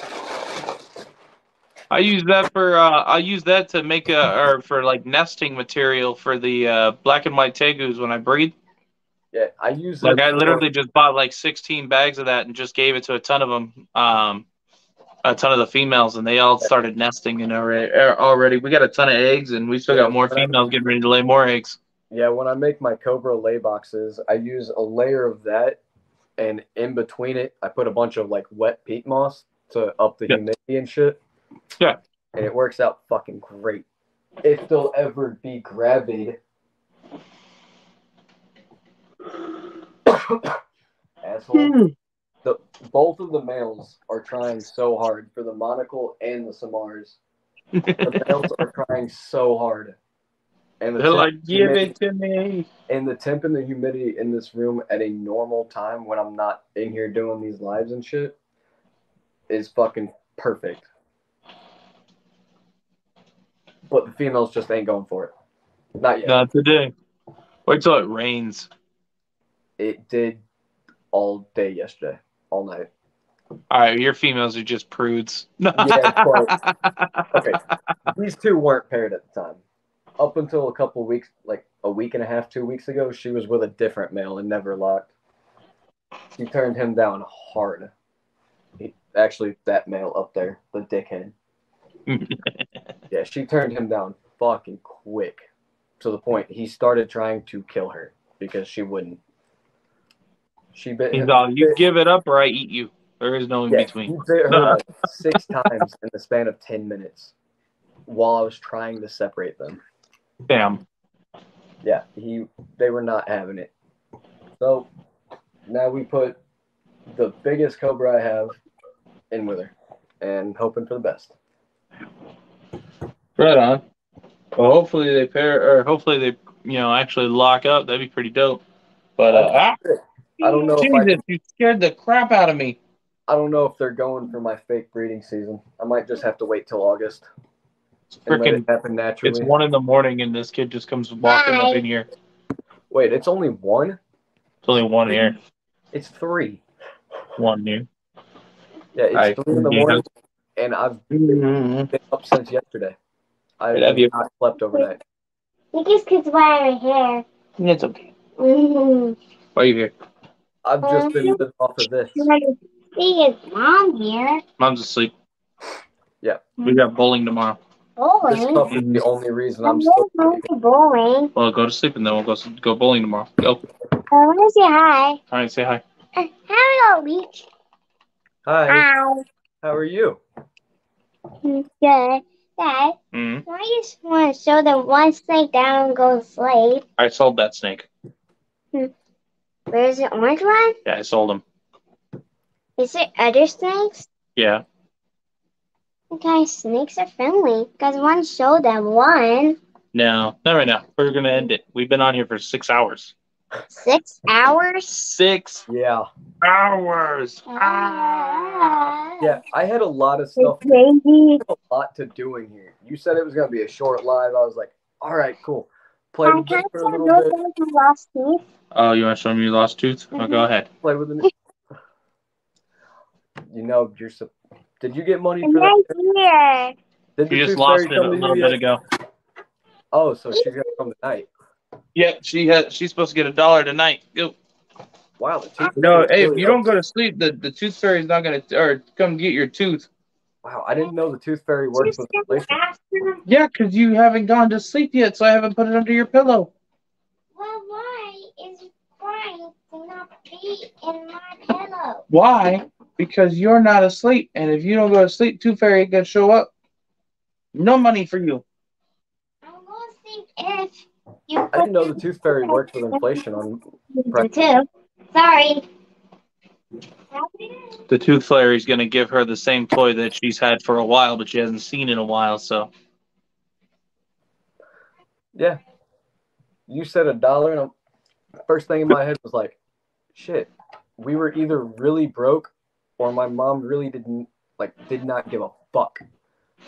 Oh, dude, I remember mine. Me and my my older dad was brother drunk. both ended up getting nickels and dimes. Dude, I remember when One or the I other. was 6, and my dad came home drunk, and he was supposed to put $1 under my pillow. And he didn't realize that he put $150 under my pillow. That is a big mistake that I would have never mentioned. I didn't say shit Yeah. until he was like, I'm missing $150. And that's the year I found out about the Tooth Fairy. Yeah, the year I found out about the Tooth Fairy, my mom came home fucking drunk one day. Well, one morning, because she worked, like, I don't know. She always got home right around the time that we would wake up for school. And she came in kind of fucked up. I told her that the Tooth Fairy never came, and handed her my tooth, and she just looked at me dead in the eyes and goes, yeah, she's never coming again. Because here's all your baby teeth, and handed me a fucking jar. It's like, oh, fuck that, dude. I ain't keeping it. All right, cool. I was going to take a picture of it, but I wasn't keeping it. Hell no. Oh, It's no. weird. For some reason, my mom has all of our baby teeth still. Nope. Fuck all that. That's weird. Why do I find that to be really creepy? I don't know. Apparently, a lot of parents do it. Yeah, I know. Because my wife asked me, she's like, are you going to be that weird parent that does that? I'm like, people do that? Is that really a thing? She's like, yeah. She's like, if people do that. She's like, my sister did that. I was like, yep, that fucking makes sense. Your sister's weird. Don't get me wrong. I love bones. And if you don't want to go into the barn at my farm, I've got an entire pile of fucking bones that I've found, and just, I don't know. I just like bones. They're cool. Oh, no, bones are cool. I found a boneyard. I'm going to post it tomorrow. When I took that little girl, Malia, my daughter, when we took her herping, dude, to go find rattlesnakes, we found a boneyard, dude. We found, like, I don't know if it was a cow or what. Yeah, like I was walking through my farm, and when I originally found all of these bones, it was obviously like a coyote fucking hide. Because there was just bits and pieces of cows, deers, fucking bobcat skulls, all sorts of shit. But, like, I don't know why, but human teeth are fucking weird. I like human bones. Don't get me wrong. Like the skulls, femur, shit like that. Human teeth are weird. And I like the whole blood and gore and all of that. But teeth are just weird. I don't know why. You'll still tell that story today. See?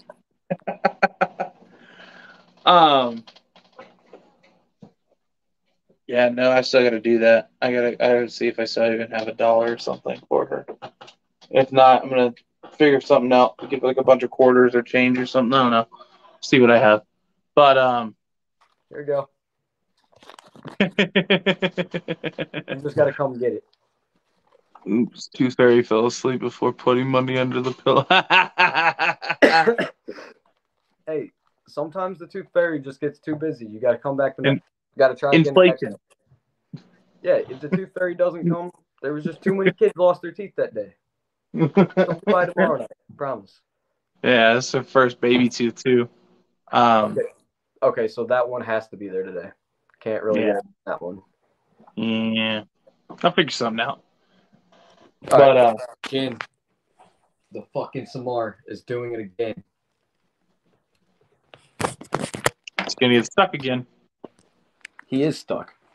3 times in this live. Damn. I'm not even pulling glass out. Fuck you. I don't know what his problem is. The female, it is Justin.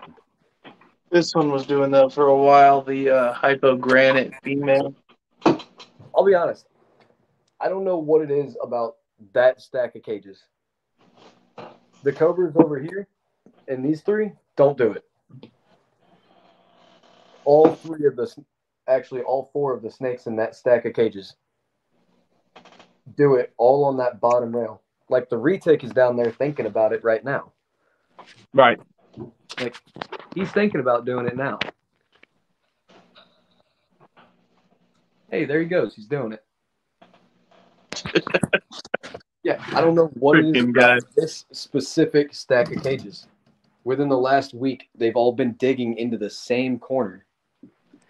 It is always this bottom right-hand corner on the left opening. It's weird. All 3 of the stacks right there.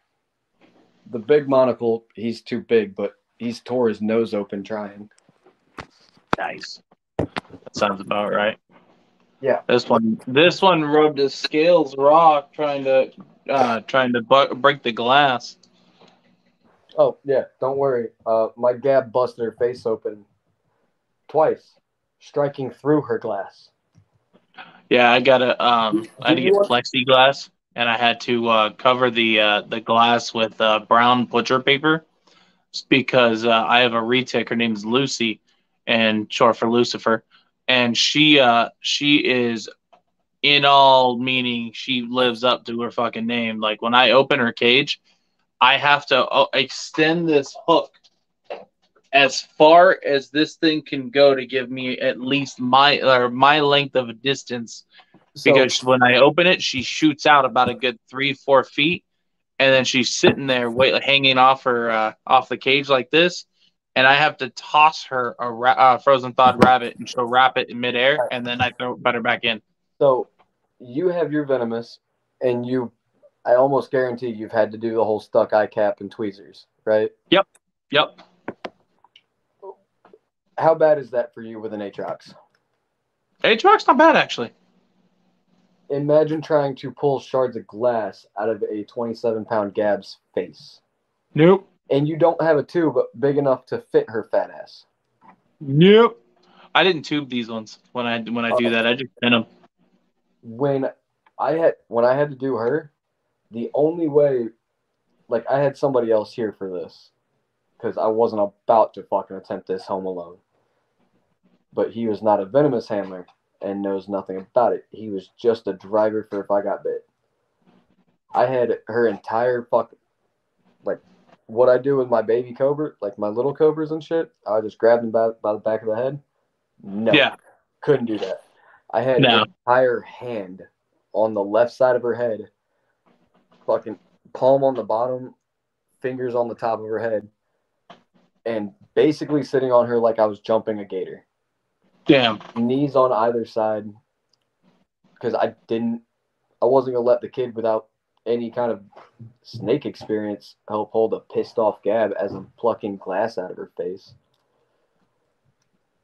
Yeah, about the best thing I came up with was I put the front of her head inside of a shoe at a certain point. Like I took a brand new shoe and shoved her head in it to where the top of her head was coming out of the foothole. So I could sit there and pull the glass out. Damn. That worked for a minute. It was not fun or easy. That does not sound like a fun situation. No, that was probably the sketchiest fucking 2.5 hours of my life. My dude over here singing, time to do some sketchy shit. Doo-da, doo-da. Yeah. Do that all the time. Of all the sketchy shit that I've ever done in my fucking life with reptiles and Venomous, that was by far one of the only things that legitimately made me feel like my heart was about to pop with no nicotine, no caffeine. Like, I've skydived. I climb things fucking 400 or 500 feet up in the air every day. I come home to this, and that bitch scared the ever-living shit out of me. And I've probably had 60 Gabs over the years. I was legitimately worried for my life that day because there was nothing I could do. What the hell you barked If she wanted me bad enough, there was nothing I am not physically strong enough to stop her body power. Right. And there's very few people in the world that could stop a gab of her size from going if she wants to go. Oh yeah, for sure. 120-mile-an-hour strike. That's like you catching a baseball bat with me at full Dude, speed. I had to explain that to somebody because I had one guy who was like, "Oh, they're not that fast. They're not whatever." I'm like, "Dude, you are aware that Bittis are one of the fastest striking / most power behind said strike." They are the most power, like most force behind a strike, but they are no longer considered the fastest strike. A couple of years ago, they but found they're one of the fastest. No, up until a couple of years ago, it was the Gabs. Until they found out that Death Adders are a little bit quicker. Like I bet they are, dude. not even 10 miles an hour quicker. I don't think. I think Gabs are 122 max, and Death Adders were at like 128 last I heard. Damn. Yeah, like I said, yeah, they're still one of the fastest. Oh yeah. If they're not the fastest, they are one of the fastest. And on the terms of Venomous, yeah, for size to weight and muscle ratios, they're the biggest. Damn. Yeah, if you count, like, she's 27 pounds of solid fucking muscle. Right. I've taken her to the vet, and she was literally like, I think they said she was 7% body fat or some shit like that. Damn. Going off of their tests. Damn, she's a thick girl. She's thick and she's strong. I do not have a tub I can put her in that she cannot get out of. That sounds about right. Yeah. That's like trying to put one of these Burmese in a tub and seeing what happens. Yeah, I've got a couple of tubs in the other room that actually have four of my like swinging clippy locks. 4 of these things. I got one that does 6. It's 4 or 2 on each side, and then on the handle side, or like on the handle, like long end side, it does 2. I use that for really strong tegu transport. Yeah, when I actually have to tub her for purpose, like actual things other than just cleaning, I put her in the smallest one that I can fit her in. Otherwise, she can get out of literally anything. Right. The one I put her in, I have to be so fucking careful with it because she has to coil up in it. She has 0 moving space, and it's got 4 locks, and I put 2 8-pound weights on it, and she has still gotten out of it just by pushing. Yeah. Yeah, she's not easy. So now she just goes in an actual different cage. I just find an open cage she can fit in and throw her in it for a while.